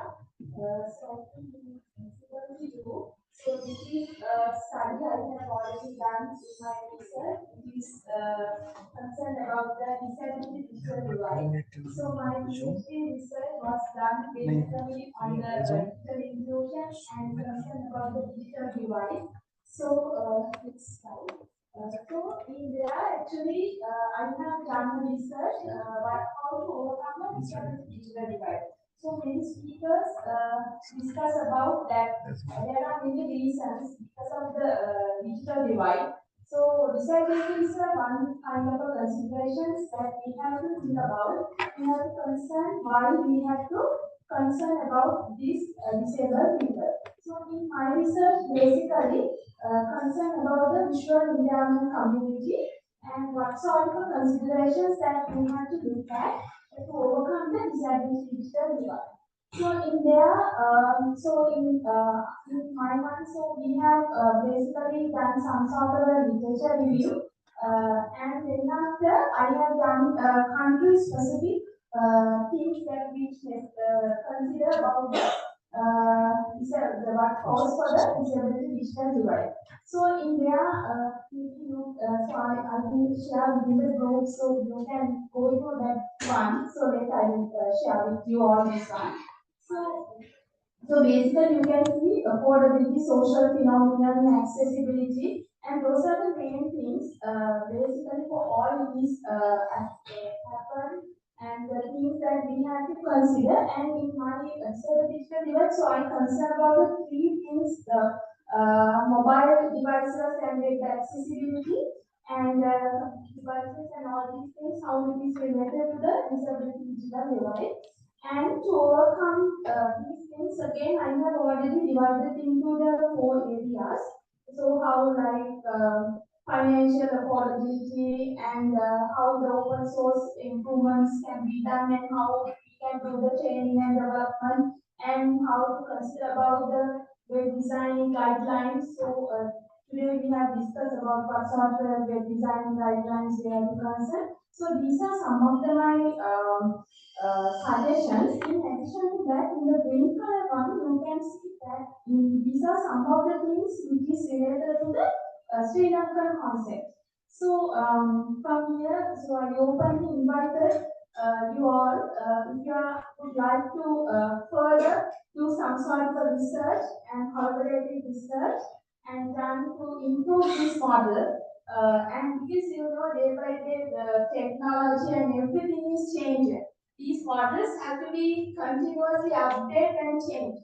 So therefore, I kind request enough your interest in that in particular area. So I warmly welcome you all for the suggestions and improvements, and we can do some sort of a collaborative work and improve this model, and we can discuss in the global forum.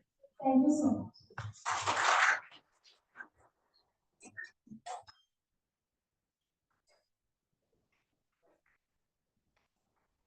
Thank you, Narosha.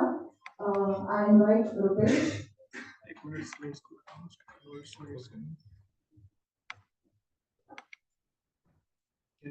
Rupesh.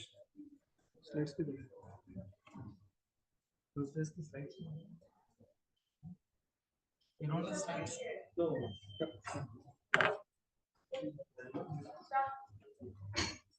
Thank you so much. Very good evening, everyone. My name is Rupesh. I'm representing the society, named Cyber Gravity Foundation, inSIG fellow. So the title goes Significance of Digital Ethics, Health and Privacy. So I want your participation more in this because my marks are based on that, how much is that. So please do consider that and let's make this more interactive. So the outcome of this session is more of I want to give you some thoughts which have more relevance tomorrow. The talks are of more relevance for tomorrow's talk. Unfortunately, we have only this talk scheduled today. Tomorrow we don't have. So I'm taking that today only. So all of you know Nokia here, right? Right? Do you know the tagline of Nokia? Screenshot बंद करना है बस. Tagline of Nokia. Connecting people, right? So it's like using technology to connect people. Is that right? But do you think really the technology is connecting people?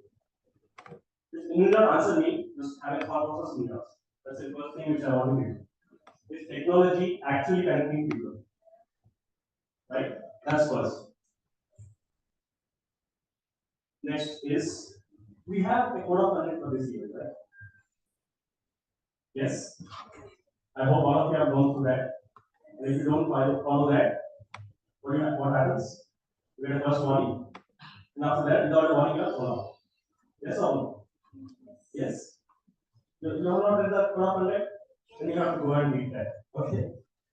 But when it comes to usage of internet, right? First thing, we don't have a body which makes that. Now, maybe some other organization has taken that, or the inSIG as an organization has taken that we are not control this, or we are not govern this. But do we have some organization or any body which takes the initiative of governing this code of conduct on internet? And if so, what should be the code of conduct? Is there a next thought of process which I want to give you? Now, the third is we have been taught and trained on the way of behaving. How do you behave? It's like similar to the code of conduct. Maybe like mythological aspects, the Gita, Ramayana, and other religion religion, or the customs we have a practice. But when it comes to the way of life or the way of behaving or living life on digital world, do we have anything being taught to us? Or is there any need to being taught to us? It's something which I want you to think of. The next thing is, do we have a time plan for us? How many times do we eat? So here we see in the event, we have morning breakfast, lunch and dinner, maybe some snacks. Right? So we have a plan for how much to consume. Right? I hope you have given understanding I'm coming. So do we have any such plan or thought of something that how much should we consume the internet or how much should we consume the digital content? Yes, you can be eating full day, right? But for whatever 18 hours you are awake, you can continuously eat, right? Why do we have to sit at that for that 1 hour or that 10 15 minutes, have a meal for next 3 to 4 hours? We can be eating continuously, right? So that's one thought of process which I want to give you. That do we need to have such or something in our plan that yes, this much for the next time, or some plan that how much should be consumed, when to be consumed. You go for a walk, you have a plan that yeah, we can't tell you the food will follow. You go for a walk or something so that you get digestion or something like that. Last minute. Right. Okay. So that's the fourth one. Last but not the least is internet open for usage for all or it's only for tech guys? I was part of some discussions happening offline. So many people were not able to understand what is happening. So is internet built only for tech guys or is it open for all? That's a process I want you to think of. Because I tell you why I'm bringing this relevance to you. Suppose you want to drive a vehicle. Okay, you have a law for that motor vehicle ban, which asks you to go through a training process. You learn how to drive. You get a 1 month period of you get like learning thing, and you know what do's and don'ts are there. And then you start using it. Time.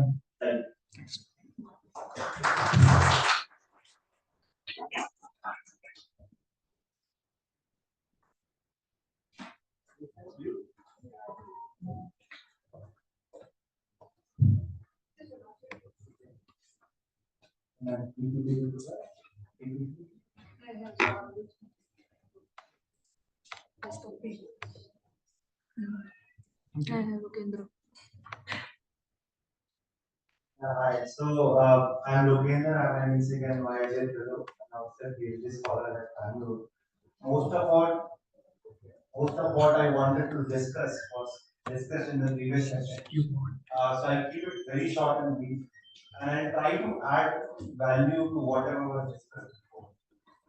So the topic is very simple. I'm just questioning multi-stakeholderism and I'm asking a very simple question: does it democratize policy making, or is it legitimizing unequal power relations? Next slide, please. Okay, so just a bit of a background. Again, we've all gone through this. I'll go through it quickly. It all started, multi-stakeholderism started with IETF in the 1980s. It got solidified as a principle at the WSIS that happened during 2 years, 2003 to 2005. IGF made it an institutional home in 2016 onwards. And then since then we have had ICANN, ISOC, RIRs, NRIs. I mean, all these terminologies have been explained so far, so I won't go in detail. These really spread it globally.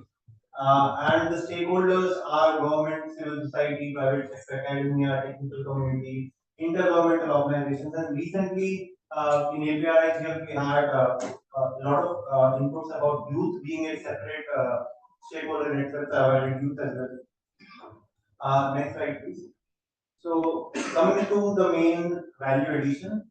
So a lot of critiques were raised in the previous session, but those critiques were not backed by research per se. So I bring my academician hat here, and I give certain examples of researchers who actually did empirical research and found that there were certain problems with multi-stakeholderism as it is practiced. These papers are from 2015 to as recent as 2022. This is not an exhaustive list, you can find much more. So the most significant paper is by Carr, which came in 2015. Now she looks at the multi-stakeholder model and she believes that it privileges the interests of those actors that were instrumental in establishing it. The US government and those whose interests align with the US agenda. And the second point that she makes is even more significant.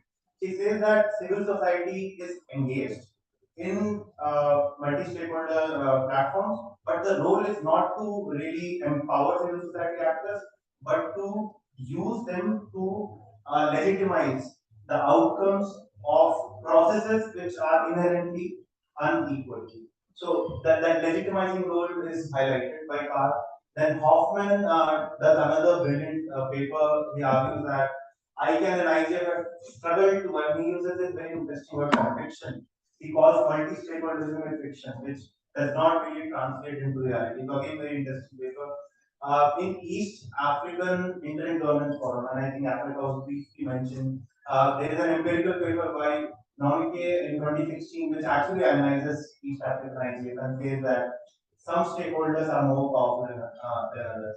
Lastly, the most recent paper by Grover in 2022 simply looks at rights conference that happens in the West and dissects it empirically and finds out that global North and West are highly overrepresented. So this is the empirical research that backs the claims that were made in the previous session. So we know that what was spoken about earlier was not just hot talk. It was actually substantial and research backed. Thank you so much.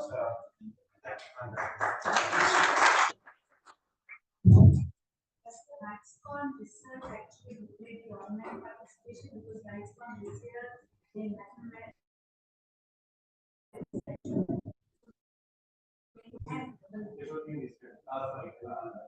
Last year. So many also participated.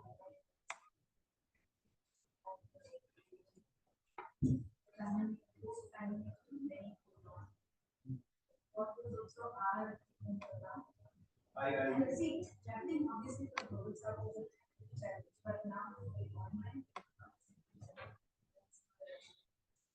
What data has been picked that's not considered Thank you. Next, we have Nikolai.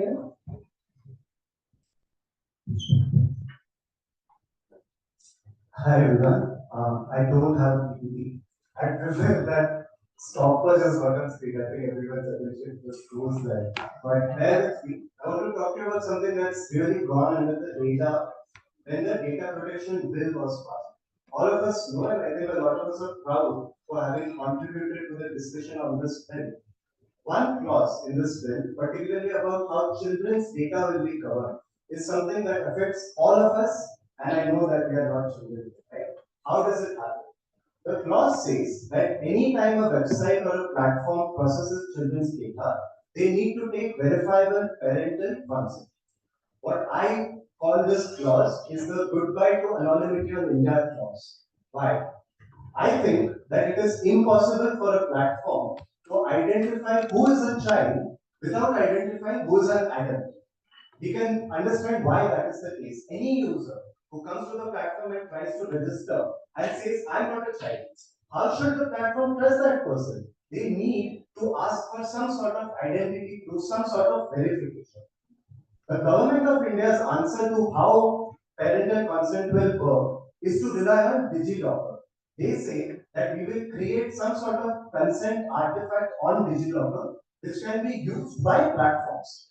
Consider how fintech companies in India today ping the Aadhaar database to eKYC a particular user. Something similar to that.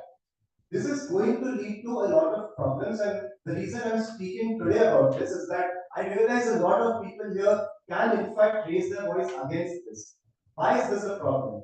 One, it gives platforms way more information than is needed to identify if a person is a child.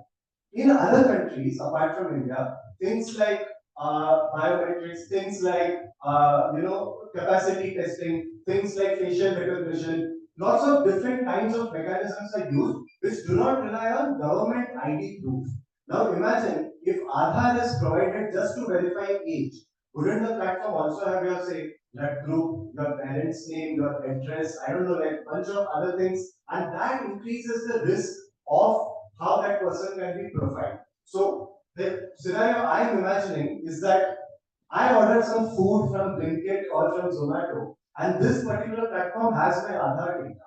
On the off chance that it gets leaked, both what I have ordered and my Aadhaar data, someone can very well completely create a profile on me, but also maybe profile me on religious lines, profile me on how I eat and what are my habits and so on. This can be true for medical products, which is even more sensitive. It can be true for travel information, even more sensitive. The whole idea being that this over-reliance on government ID proof just to verify age and operationalize this children's data provision is something that's problematic. What's the way forward from here? I think that please do consider this, that we know that the act is there now, but the rule making has not happened yet. If you do get a chance, please mention this point that one, we do not have to rely on government ID proof for age verification. There are many other ways in which a platform can understand if the user is a child and proceed with that. But two, and more importantly, I think there's a huge need, and I know there are a lot of techies in the room, and I think this might interest you. There's a huge need for consent managers to come up in India.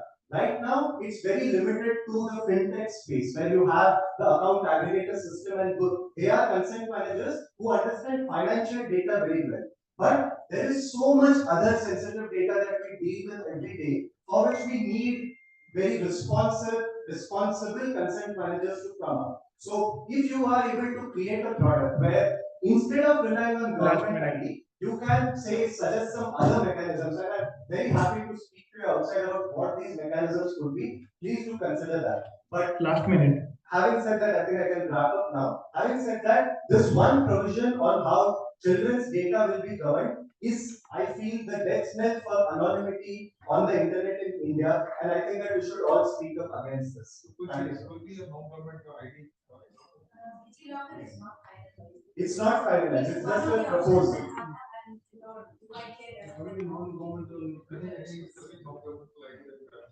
I think that it should not be ID based at all. I think that the other mechanisms like capacity testing. Yes. Yes.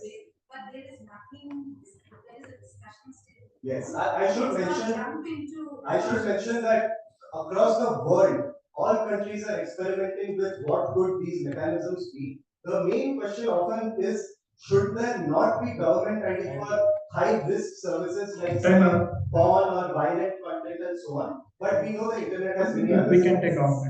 Yes, thank you so much.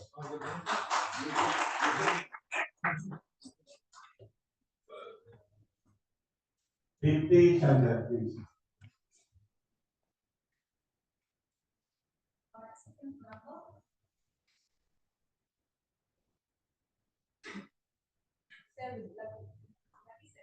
You're 14, right? 15.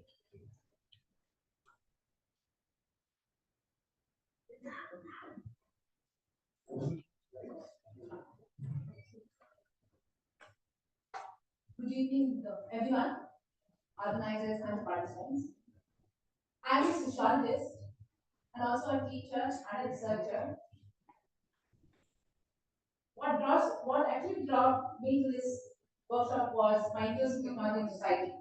And I'd like to share my experience of designing and teaching a course on sociology in cyberspace, which I believe has indirectly has a lot to do, at least in fringes, about most of the topics we have been discussing today and also tomorrow. The whole course was actually based on actually trying to understand and explore the cyberspace and its impact on the society. The exploring the political economy of the governance, cultural politics of the cyberspace and the internet, and its impact and the governance part of it. There were discussions on the topics related to identity and anonymity, conflict and cooperation and governance in the internet and the cyberspace, and about orders and deviance, about cybercrime, cyber law, cyber ethics, and various aspects of subjects related to human, including cyber spirituality and its governance. Basically, the whole course was actually designed to increase the questioning, sociological questioning ability of the students to be able to understand, to be able to have a sociological eye while operating in while communicating in a technology platform, especially in an internet-related platforms, and to be aware of his role in society, what's his role, the impact it could have on himself and the users. So one question which I had in the course was, which actually made everyone think about it, which I kept on asking them, is that is human communications predominantly mediated by technical gadgets to such an extent that entire social cohesion is largely predominantly being because of the technical design and dominated by the computer mediated platforms. Is it so? If it's so, to what extent it is sustainable? Whether it's sustainable, to what extent is it sustainable, and what about the governing part of it? In fact, I still have not found an answer to this question. That's what brings me to this workshop here, and I can figure out this answer. Please tell me the out.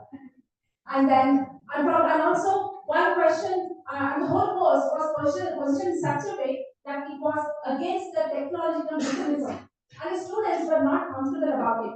The takers of this course was largely from the technology background. They were all engineers. In fact, the course was designed very place here. The students of IIT Guwahati, I was apparently a faculty member of IIT Guwahati and was doing that period where I offered this course. And most of the takers of this course were computer science students who were supporting the technological determinism which the course was questioning.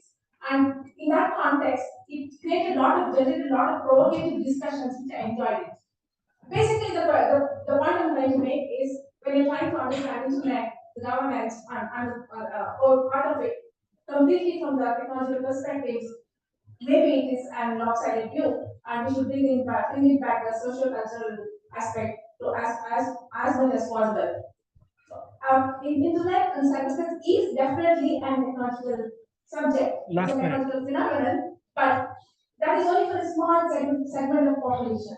But for many of majority of the population, it is the impact it has on them on their lives. In that context, I feel that it's very important that we look at internet, cyberspace, and the governance from both technological perspective and the social cultural perspective. It is a technological phenomenon, no doubt, but however, it is also a social cultural phenomenon. Only then we can make sure that we overcome this technological materialism. Thank you.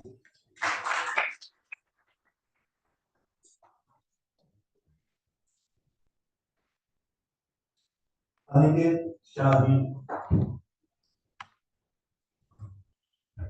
Please welcome Aniket Shahi.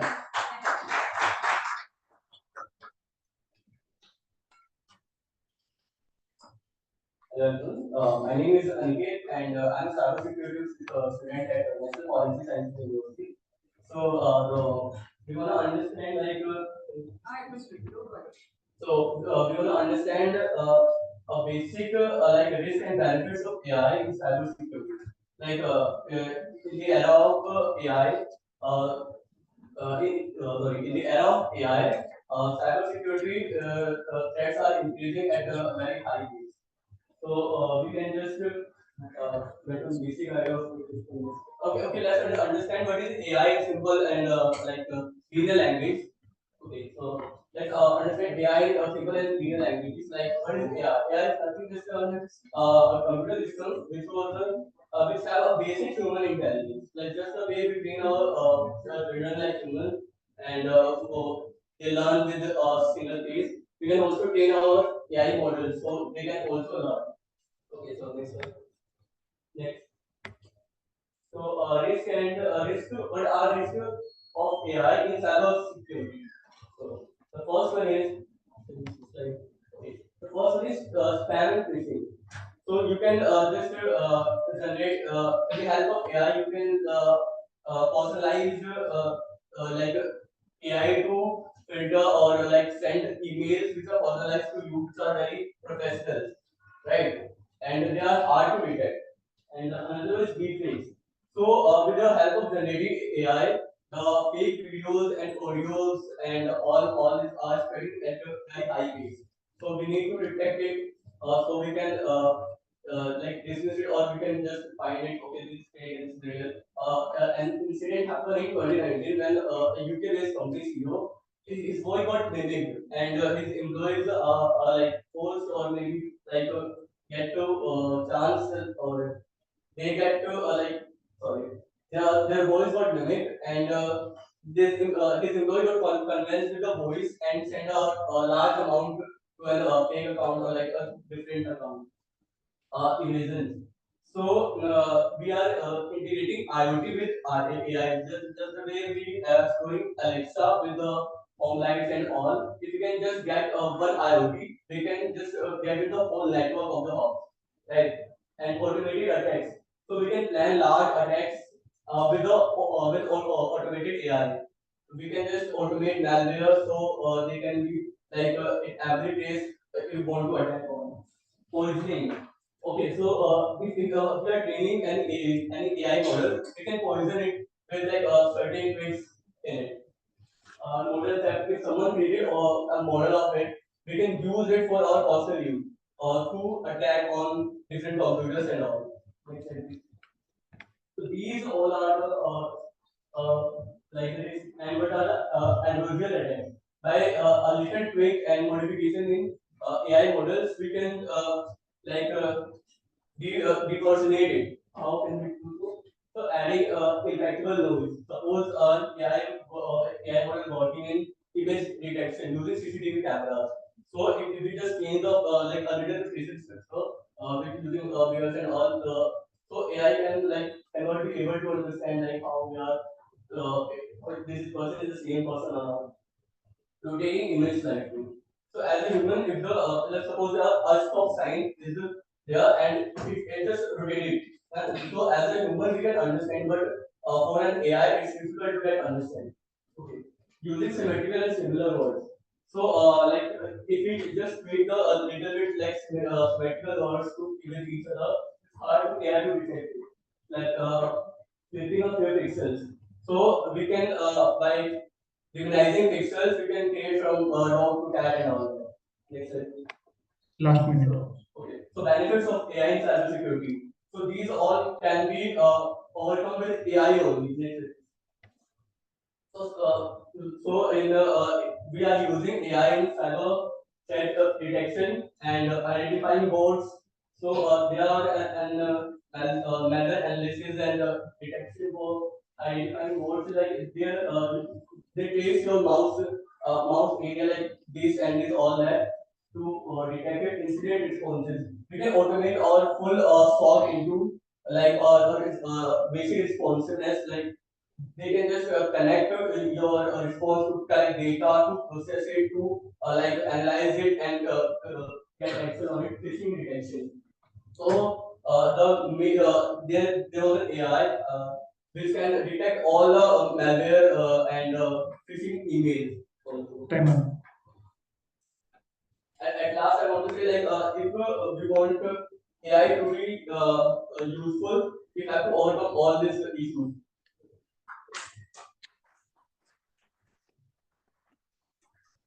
So many attacks, you just scared me. So next one, Archet Lohani, please.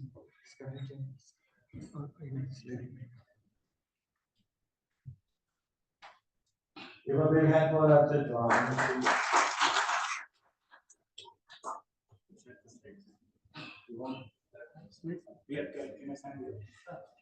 Do you have slides? Yeah. Can you share the slides? Sir, yes, sir. I'll present it from my laptop. But we can have someone else in the game. So that Yeah, can yeah. waste it. If you go Those next who don't have slides. Sarah will highlight it.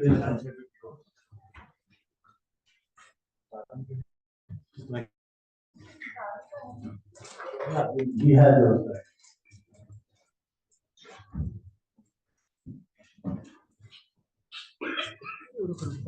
So just 1 minute.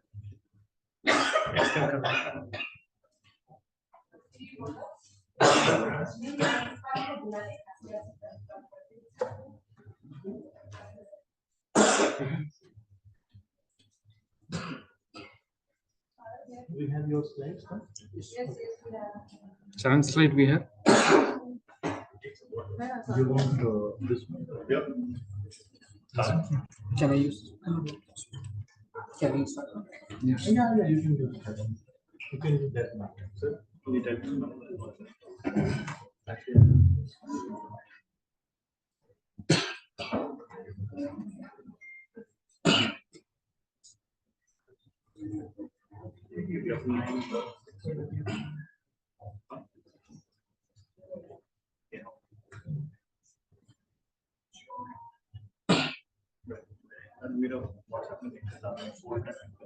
Yeah.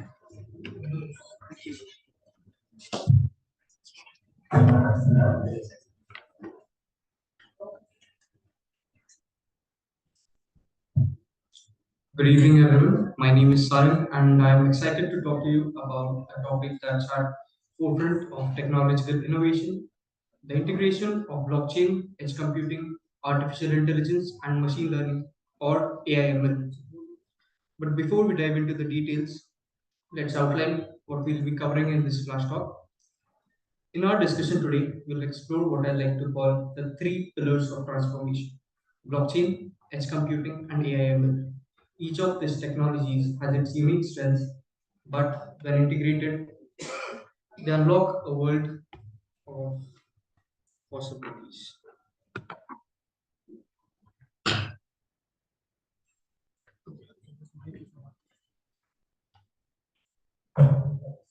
Okay.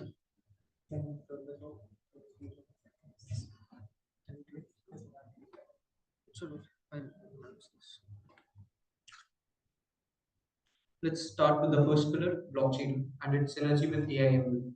Blockchain brings an unparalleled level of trust and transparency to data. It ensures data integrity and tamper-proof records, which is crucial for AI/ML. For instance, it helps us ensure that the training data used for our AI models has infidelity. Blockchain also enables smart contracts, which can automate transactions related to AI/ML models. Imagine automatically compensating data providers or model developers when certain conditions are met. It's the foundation for a new way of doing business. Now let's move to the second pillar, edge computing and its integration with AI/ML. Edge computing tech takes computing resources closer to where data is generated, reducing latency. This is a game changer for real-time AI/ML applications like autonomous vehicles, where split-second decisions are matters. It also enhances privacy and security. Edge devices can process sensitive data locally, reducing the risk of data breaches. Think about AI analyzing video feeds for security threats without sending the video to a distant cloud server. Now, here's where it gets interesting when we bring blockchain, edge computing, and AI/ML together. We create a powerful synergy. Imagine a supply chain where IoT devices at various points record data on blockchain, while edge AI ensures efficient inventory management and quality control. This is just one example of the transformative potential. Decentralized autonomous organization or DAOs could revolutionize governance. With edge devices participating in decision-making processes, AI analyzing proposals, and blockchain ensuring transparency. So, what are the practical applications of this integrations? Let's look at a few use cases across industries, from healthcare and supply chain to smart cities. These real-world examples showcase the versatility and impact of this convergence. Why does this integration matter? Well, it brings a few benefits such as enhanced security, lower latency, data privacy, efficiency, and so on. These advantages are critical in a world where data is king. Of course, there are challenges to address like scalability, integration complexity, and regulatory concerns. But these challenges are not insurmountable, and we are making progress. As we look to the future, we anticipate trends like interoperability standards, advancements in edge AI, and evolving blockchain protocols. This is an ever evolving field with endless possibilities. In conclusion, the integration of blockchain, edge computing, and AI/ML is reshaping industries and opening doors to innovation. It's a journey worth embracing. Thank you for your attention.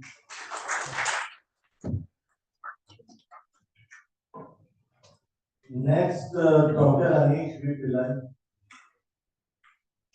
Welcome, Dr. Anish, please. Clap.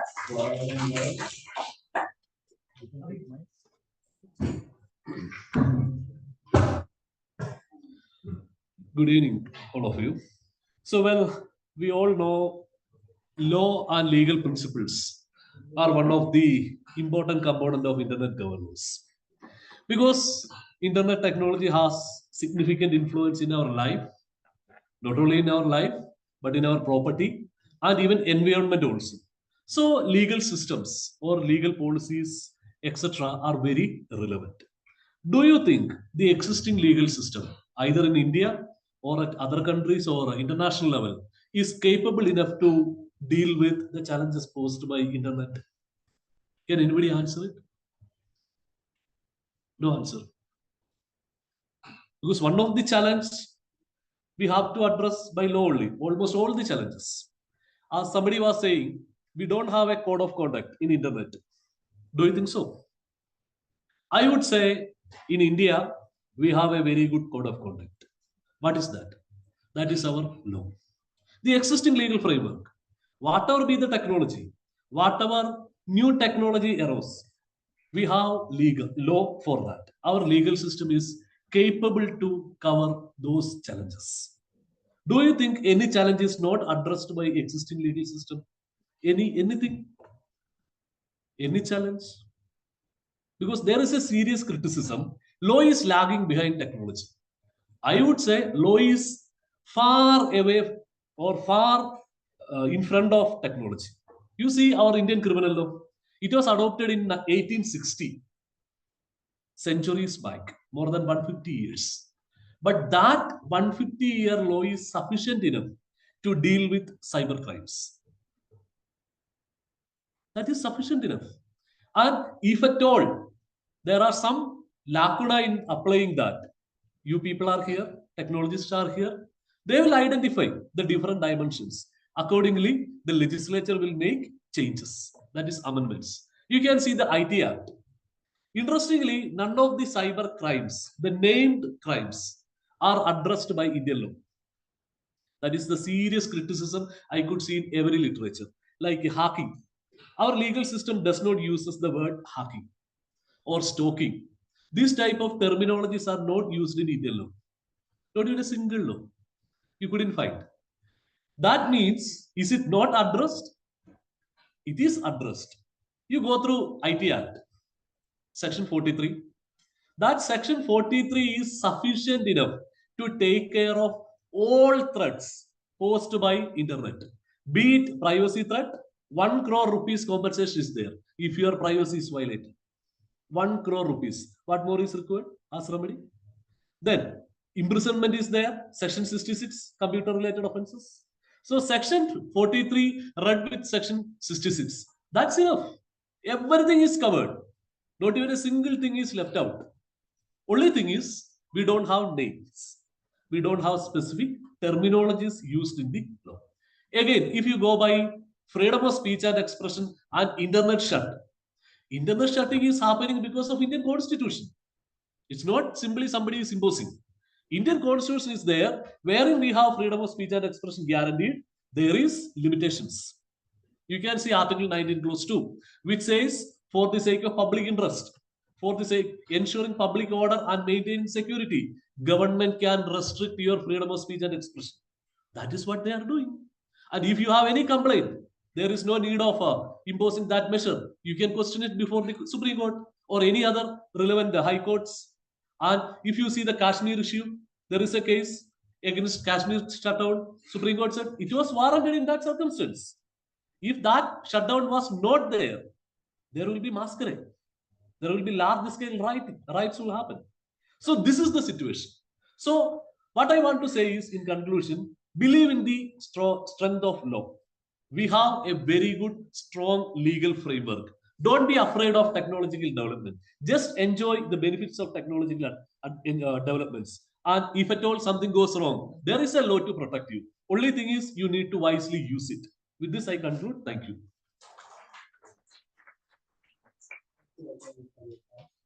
And next is B. Abhishek. B. Abhishek. Good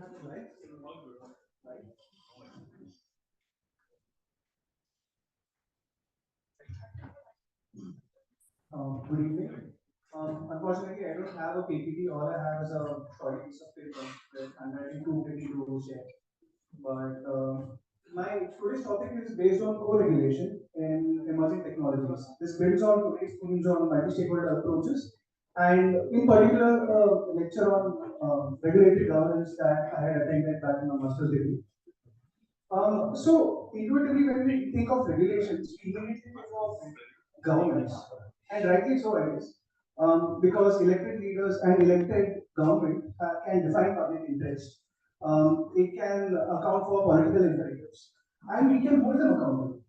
But there are some pitfalls to government-led regulation. First is that government is not as flexible when it comes to investment in human capacity and expertise. Second, there are in consultations and discussions, there are some sections of the society and professions that might be overlooked. So consultations might not always be inclusive.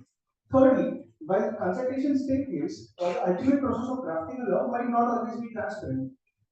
So owing to these drawbacks, it will serve us well to explore alternative approaches to regulation, most notably co-regulation. Now, what is co-regulation? You can either invest in a mix of regulatory instruments or regulatory stakeholders to act inside a framework. Now, I'll take two examples, social media and artificial intelligence, in where this can work. So in social media, back in 2019, Facebook, WhatsApp, the Internet and Mobile Association of India, ShareChat, and Google, they presented a voluntary code of ethics for free, fair, and ethical usage of social media for elections. And this was welcomed by the Election Commission of India. Another example of how this can work in the social media space is Facebook appointed a data transparency advisory group back in 2019 to oversee how effectively Facebook's community enforcement guidelines have been enforced. And this is critical because this particular arrangement, the DTAG, brings together academicians from all over the US to see how effectively community standards have worked. In the AI space, this is even more complicated. Over the last few years, there has been a lot of discussion on AI ethics, most notably transparency and accountability. It's great when we say AI should be transparent and it should be ethical, it should be accountable. But when we talk to developers, when we talk to engineers, the first question they ask is, how exactly are we supposed to do this? And that's a valid question, because when we talk of transparency, how can we ensure transparency in a way that does not infringe on the intellectual property rights of critical proprietary algorithms of these companies? When we talk of transparencies, how can we do it in a way that encourages businesses to innovate rather than puts greater impediments on them and places greater compliance burden? So the UNESCO released ethics on AI, the OECD has principles on AI deployment.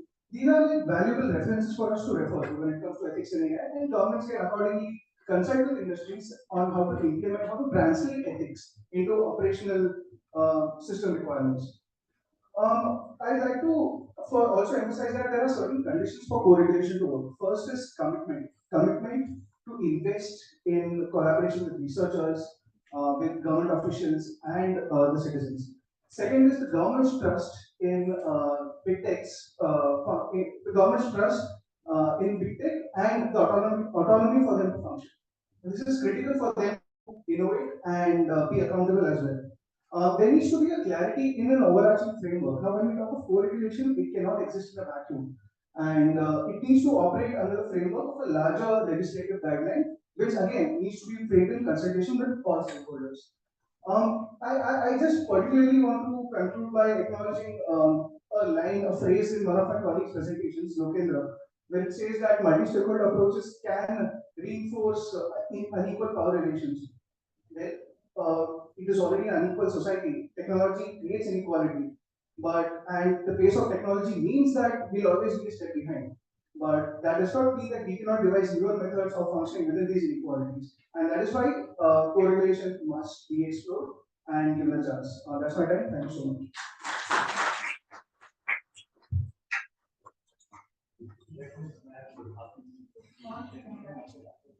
Now, Archit Lohani, please.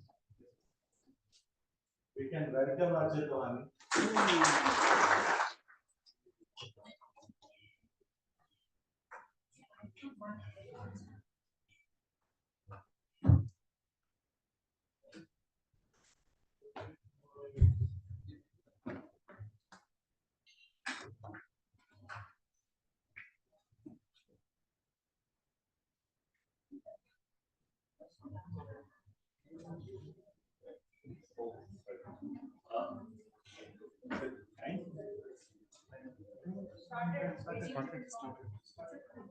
That's okay.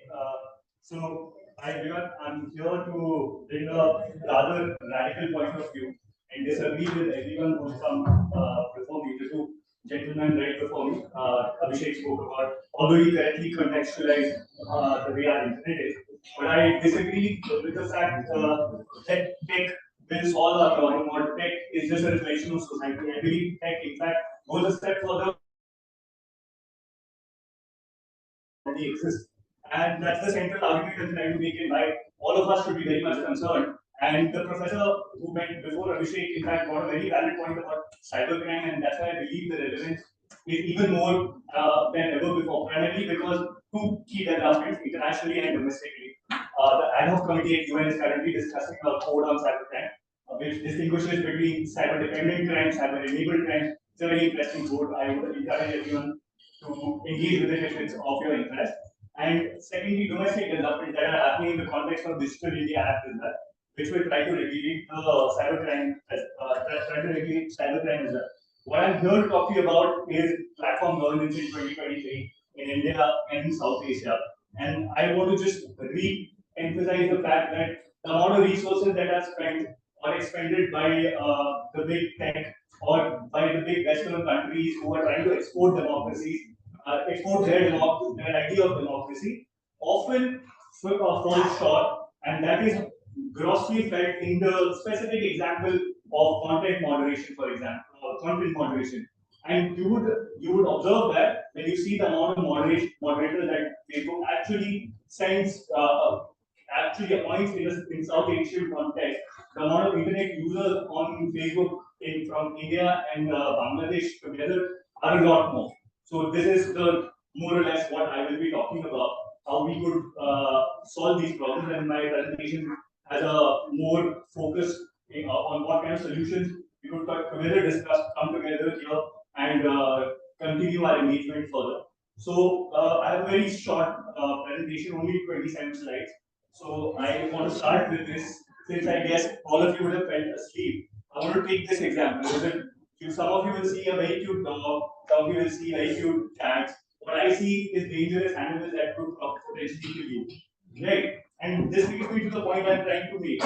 Oh, I should give a disclaimer, sorry. This leads me to the point I wanted to make about disinformation. Right? It is highly contextual. It depends on what kind of human context is applied to these kind of conversations as well.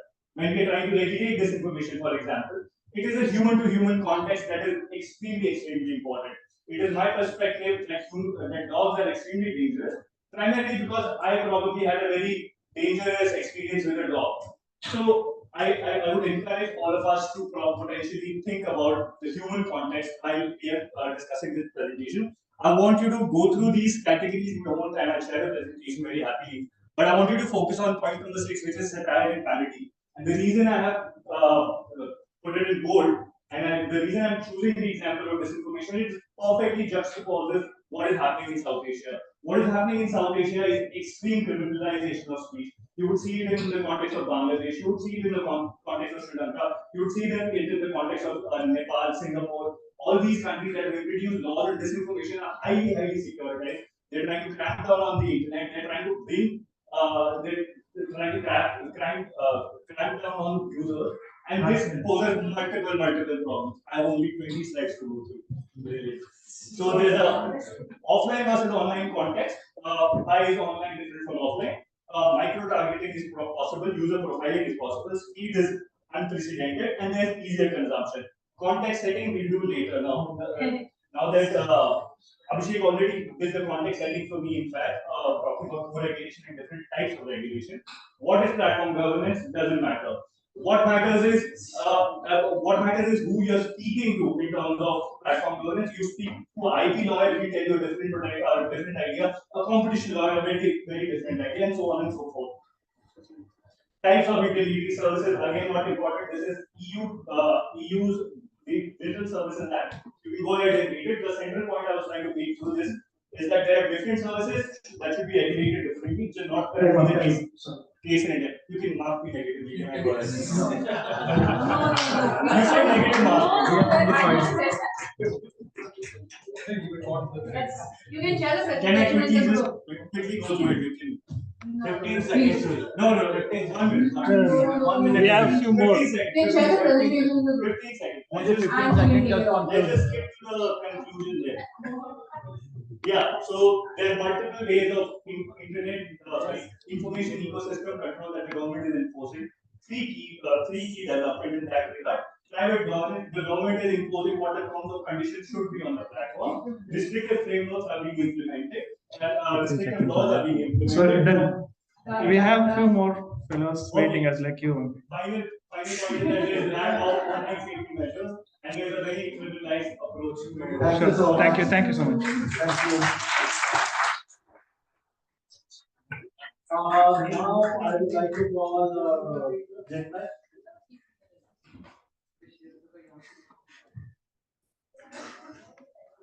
Now you can hear us what is it.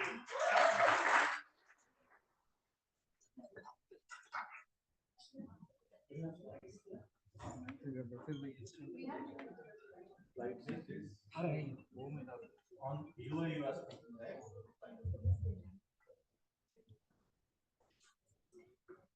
Warm greetings to everyone. My name is Jigme and I'm the representative of ISOC Mumbai chapter. I'm a third year student in NFSU and I'm from Leh Ladakh.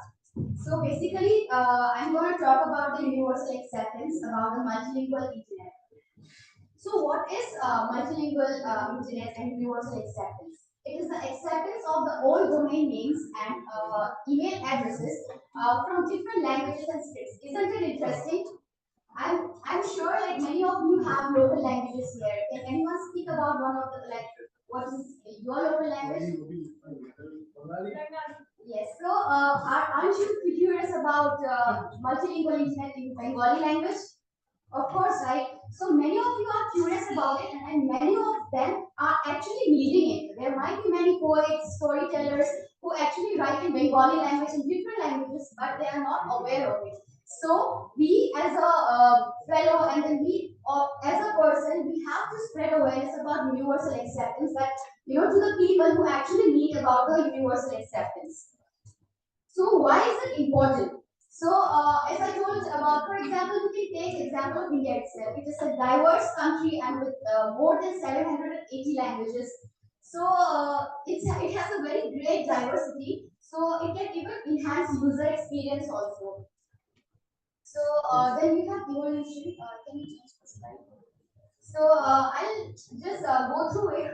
We won't go deep in it. Like we have top level domain systems where we have traditional TLDs like .com, .org, .net, and then we have generic TLDs and country code TLDs also, and then we have internationalized domain systems also. So these are the examples. So you can go through it. These are the examples of it and the categorizations. So to overcome these and then these some of the challenges and to spread awareness of this, we have UASG, Universal Acceptance Steering Group. They have been working since 2015, and then they are effort like community-led effort funded by ICANN. So they are involved technical gap analysis of current technology and direct outreach to global tech companies and others also. So this is considered very important. So that's why even we celebrate now UA Day, where along with ICANN and USG, they have coordinated with the global internet community to commemorate the day on 20th March also. So what are the common issues? So we actually face a lot of issues, as I told about the lack of awareness, and then there are even technical compatibility and inconsistent validation, where there might be softwares and then systems which might reject because they might be old softwares and all, they might reject and they, the email address might not deliver. So there are many challenges which we are facing right now, but along with UISG, we can also spread that awareness about the common issues and we can solve those issues by different methods. And then there are even legal and policy changes also. So there are many solutions to it. So there are many solutions that we can keep awareness campaigns, and then we can keep education and training. We can there are organizations in India as well, like FICCI, they are providing a lot of training and education regarding the universal acceptance also. And then we can have community engagements. For example, there's a local community which wants to start up a business or entrepreneurship in their local community. So it will be very important for them to know about universal acceptance, where they can speak about, and then it will be beneficial for their community as well. So this is just one of the examples, right? So legal and policy advocacy. So recently during the G20 summit also, it was not a specific on universal acceptance, but there was a discussion also regarding the importance of universal acceptance. Last minute. Okay. Yeah, we as ISOC Mumbai, even few years back, some of the ISOC Mumbai chapters, members of ISOC Mumbai, and then along with UK ISOC England, they had a discussion in Mumbai with more than 150 people, like poets and storytellers, about the linguistic barriers and like internet, multilingual internet. So this is how ISOC Mumbai, and not only ISOC Mumbai, but you all can also spread awareness about it. So there are case studies also like Rajmail and then Tata Mail. Rajmail is by the Rajasthan state government also. So there are many things and many examples. So this is where I'll end. Thank you.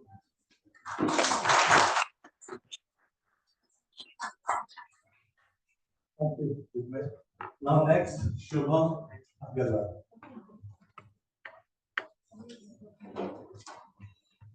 You can take this mic. Do not share the slides. Okay.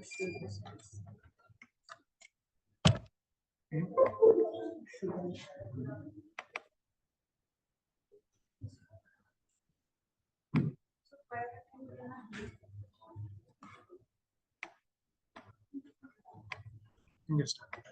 We have 3 more fellows to speak, including me. Okay? So don't worry.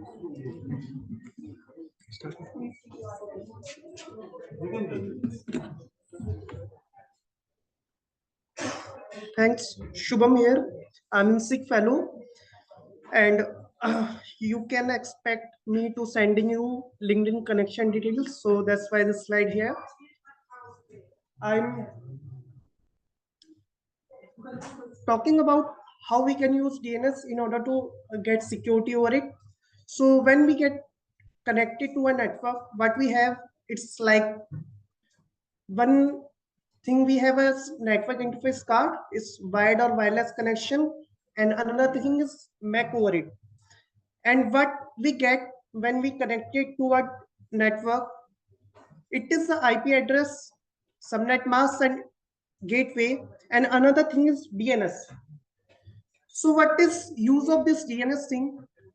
It is used to convert the domain names, human-friendly domain names, to an IP address. So how all this process happens? First of all, whenever a person try to browse a website, first of all, the details are checked in a host file. Local host file can be browsed at this location, is C Windows System 32, and this is a complete flow. So what happens at the starting?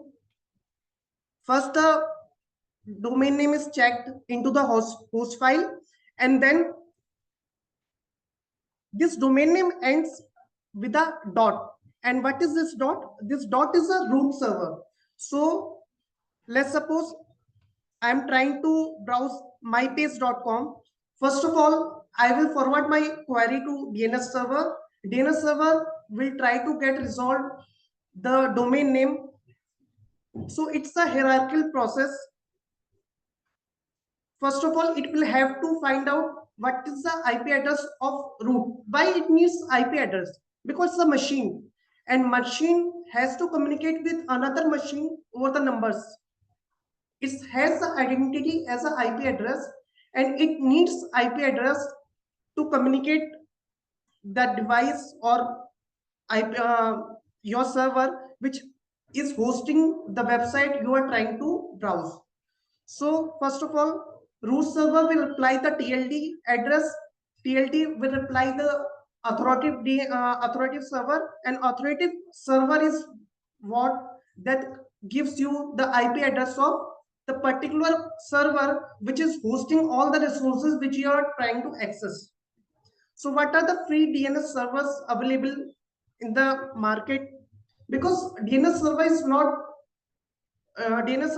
is not something that we need to pay. It is usually provided by the ISP, whichever you have Airtel connection or XYZ, or otherwise you can search for the free DNS service providers like Google having their one, Cloudflare is running their own servers. Okay, so there are a lot of benefits which some particular DNS service providers are giving you, like Cloudflare is there. So we can use these DNS services which provide malware blocking, malware and adult content blocking. Okay, it's over IPv4 address and IPv6 address. So it is not a foundation that we need to use DNS services which are provided by ISP itself. Like we are connected here and we have to use the IP DNS service of this 1 minute. Okay. And last advice is always the DNS. Whenever you have a network issue, first of all, you must check if there is a problem with the DNS, because most of the cases it's always the DNS. Okay, thanks. Thank you so much. Now, Sameer, Jairam, please.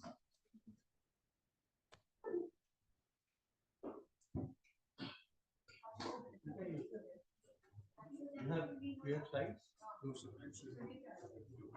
नहीं मैं कर देता हूँ.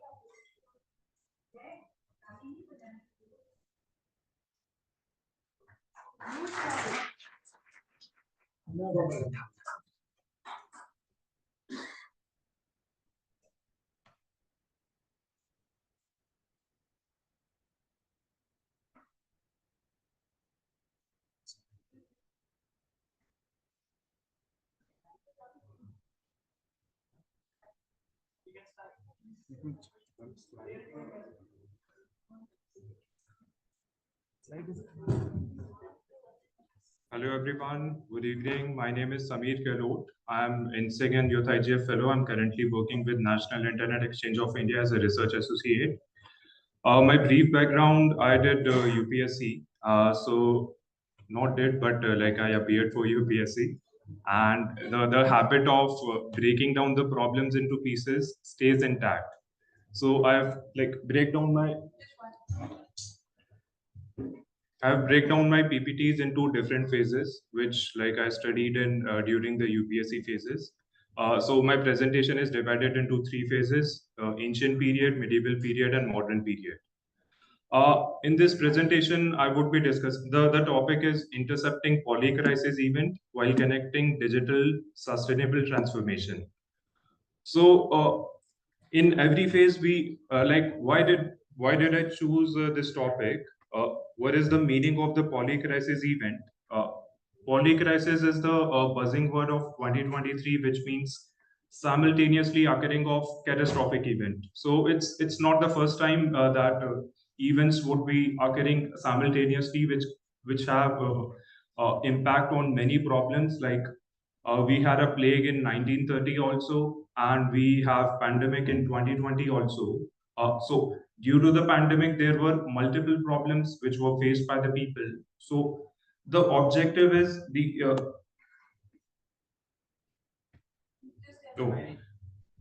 what is the relevance of this issue? It was rightly highlighted by the speakers in the morning and Satish sir also, that history usually repeats itself. But how do we consider the future, or how do we perceive things in the future matters.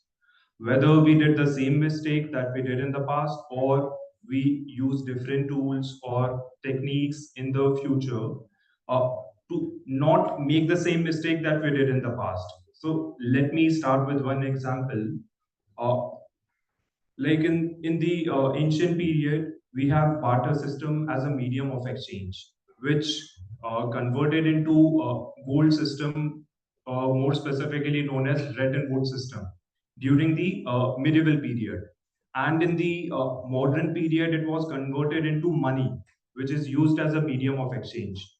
All these periods focuses on, like, when we use the barter system, there were certain problems. When we used gold, there was certain problem due to the scarcity of the gold. And when we're using the modern money system, there would be definitely certain problems.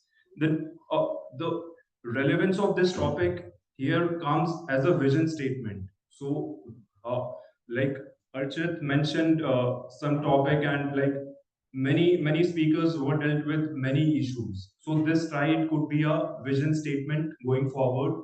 And when we have certain problems, we should see whether the problem and the solution that we are finding for is touching the cornerstone of sustainable digital solutions, in order to not let the problems uh, uh, in order to not let the problems to be like uh, to create another problems in the future. Definitely there would be problems, but there would be different and new problems, not the same problems that we are currently facing right now. So the main objective, last page. So in order to solve the problems, or in order to touch the cornerstones, we should have digital sustainable transformation solutions with new lens or experiences from the polycrisis events that we have accumulated over the past, in order to create an open, stable, free, doable, interoperable, reliable, secure, inclusive, and sustainable environment. Thank you. Thank you, Sanjay. Now, Vihita, please. You can clap for me.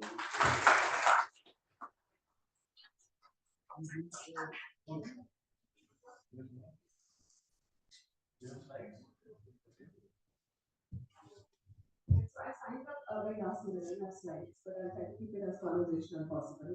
Hi everyone, good evening. My name is Ankita Gangabarampu. I've been back in 2017, I was a fellow of inSIG. So it's been quite a journey. And just yesterday in this very hall, we organized the 6th Youth IGF India annual forum. So more than half a decade, and we getting into the 6th edition. There were some things I was reflecting on, and I thought I'd share with all of you. So in 6 years, having the privilege of interacting with a lot of young people and a lot of digital leaders, right? This is one couple of questions that arise, right? Why do you do this? Who is listening? Where can I get a job or an internship? And people want to know where's the money, right? And they also want to know what is the timeline of events, where is this leading? So, and these are, I think, are very genuine questions, especially for a young person, right? You're just coming out of college, you're still in college, you're building your career. Where is all of this leading? So, when I started off as a teenager, and I was in college, and I wasn't sure like what would be my track ahead. Like most people in India, at least in my network, engineers, I did engineering. So how do I stand up? So there were two parallel tracks I decided to do. One is, of course, engineering, build on my professional relations, work on my depth in terms of technical knowledge. But the second one, since I got exposed to internet governance as an ICANN next gen in 2016, through my technical knowledge in DNS, I heard the term internet governance. So I want to take that forward also. So, then last year started thinking, where are both of these tracks? It does take up energy. So where are both of these tracks converging to me, or does it always have to converge on? So I would, just to answer these things, with respect to my technical knowledge, just last month I started my first job. It's in the field of cybersecurity, which I thoroughly enjoy. I love the network, I love the kind of work that I do and the domain. So I would say and that's one. The second track with internet governance in the past 5-6 years, right? I work with incredible people, most of them are in this room right now. We work on advocating for meaningful inclusion and empowerment of young people at an equal footing along with decision makers when it comes to deciding regulation standards and policies on ICT digital transformation. So this is something we're advocating for very strongly. And I'm really glad that just last month, at the SDG digital event that happened at the UN headquarters in New York, the voices of young people were presented on how technology can be leveraged to achieve the SDG 2030. And the voices of young people were presented in front of the global leaders who were present there. And I think people are listening. The advocacy efforts are working out. And that is the reason I've personally put in like 5-6 years of this field, and most of the people here have a lot more experience than I do. This is purely out of passion, but when you see this translated into action, actually voices being considered and heard, this is something that should drive you.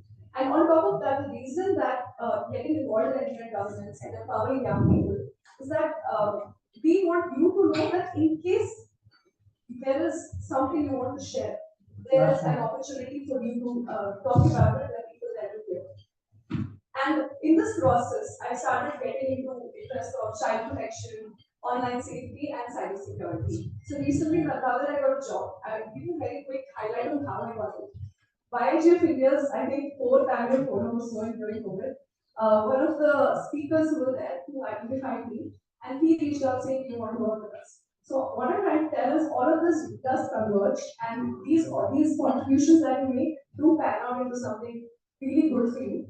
So I would really encourage you to kind of contribute, network with people, and look how you can kind of have a big impact in terms of the kind of knowledge that you have when you share with others.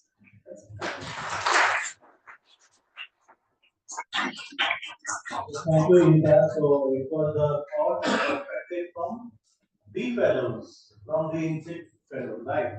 So can you tell me how many fellows we have got just number 10? 14? Okay. There's no prize by the way. 17? Any guesses? 15? Huh? 1 5? 1 6, you are right. You are the winner of the evening. So, after this, I want to, let's have remarks from the honorable jury of evening, right? Mr. Govind, first you have time of 1 minute. Time, please. Yeah, 1 minute. Without taking name. Yeah. So it was a very interesting session, I will say. The thing which inner voice has come out from various fellows, you can judge from them, then you know what they understood, where they stand, what quality of presentation they are making. So this is really to listen to others because we're not. But this was a very wonderful session, I will say, among all the sessions, from the point of view of fellows presentation. So comes up to all of them. On time, Dr. Govind, please. Yes, great job, guys, and as always, in these forums, I would say the new things because always the next generation and the generation that comes out with new things all the time, right? New oldies are stuck in the old age. So, thank you so much for sharing your knowledge, and it was such a wide sharing of knowledge, right? From the future technology to current technology to regulations to legal issues to social aspects to personal ethics, code of conduct, so many things, right? So it was really good. Thank you so much.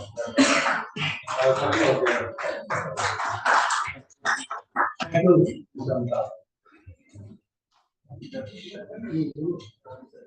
Thanks very much. What moved me was the passion that Williams displayed. That comes through whether you may not be good in communicating, the language may not be your first language, but the passion comes through irrespective. So this is that is in a very difficult position because it's very hard to kind of choose one prize out of this 60 presentations. But we will try and to see what is the best way out. Thank you. For my colleague from Mumbai, Shweta.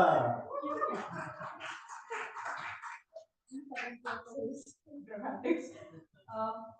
So, a huge round of applause to all our 16 fellow speakers. Observations, experiences, and perspectives on matters related to IG and how it benefited in their personal journey also.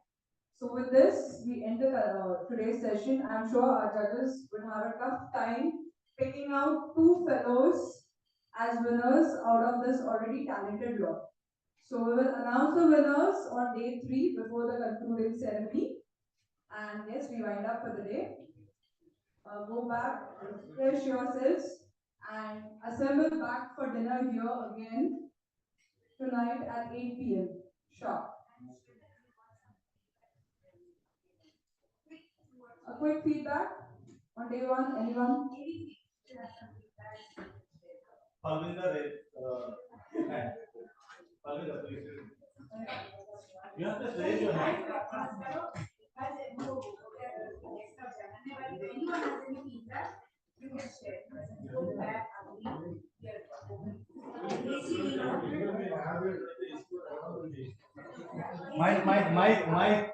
Mic, please. I don't need mic. I raise the voice for lot. Isn't it? I raise the voice for lot. This is not working properly.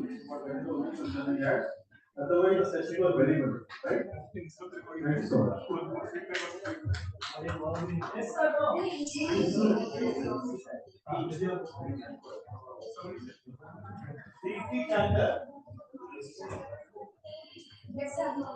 Feedback.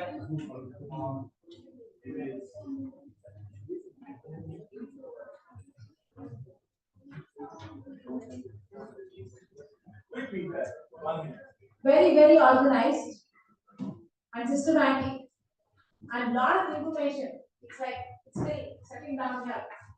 So in that context, it's a lot of learning and taking back. And yeah, absolutely fantastic journey.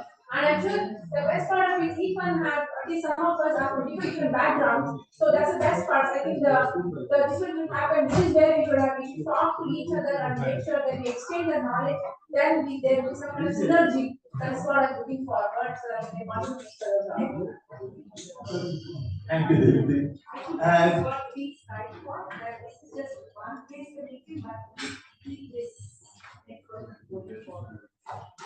And I want now Frank to be really frank.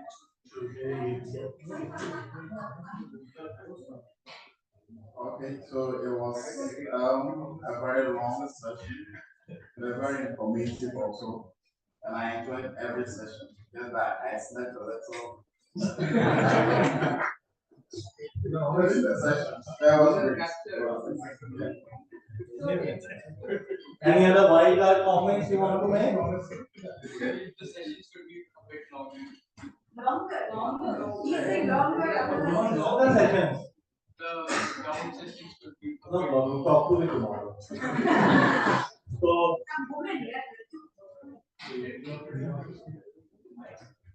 So actually seeing our fellows like giving the presentation, I cannot do it, but it was very inspiring indeed, especially them sharing their knowledge, and to even get this opportunity, it's really amazing. Thank you so much, everyone. Thank you.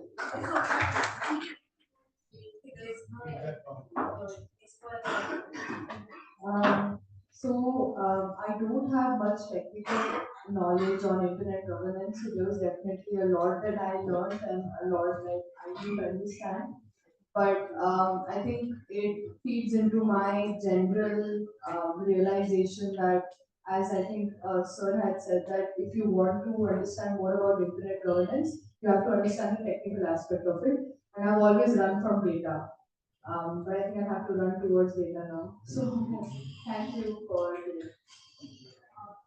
One more feedback from we have here policemen. Okay. Not retired one, right? Okay. Please. Thank you very much. So, can you please? Camera, please. Can you please guess my age? Can you please? 15 years of age. 28. I'm 48 years old. Okay. I'm requesting those who are older than me, they don't take out your testing. Who are older than me, please take it out. Can you please take it out? Your spectacles, camera. I'm telling you one story. I think we have no time. This internet forum, I came back after I think 6-7 years. Yes, I was busy in my job, and at that time I was okay. Still I'm okay. But my boy, I'm at home. He's always working in the laptop and electronic devices. Okay. When I go back to home, he's busy. He's working everything. Now the question is here, we are working in the fields of generating this thing, that thing, and implementation part is somehow low. I feel that we can discuss from tomorrow also. So implementation part of internet governance can be broader. We are working on policy making system. Okay. So I'm okay, but we have some reservations. We computer guys have already PC our eyes, but we have to save our lives, our children's lives in the conversation. This was very interesting for me. And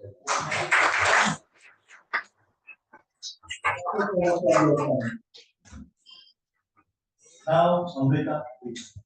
Yeah, so you had a strenuous day today. You started at 8. You're finishing now. Then you again come back for dinner at 8 o'clock, which is absolutely fine. Tomorrow you have a bit of relaxation. You start at 9 o'clock, but you need to be in the room by 8:55. And tomorrow we finish at 5. But the great news is we will be going out to a pub tomorrow, which is at 5:30. We have music, we have dance and everything, which we always have. Enjoy, but don't over enjoy anything to pull you out. So we have buses going from, like we finish at 5 o'clock, so we have the reminders given. 5:30, by 5:45 at the guest house.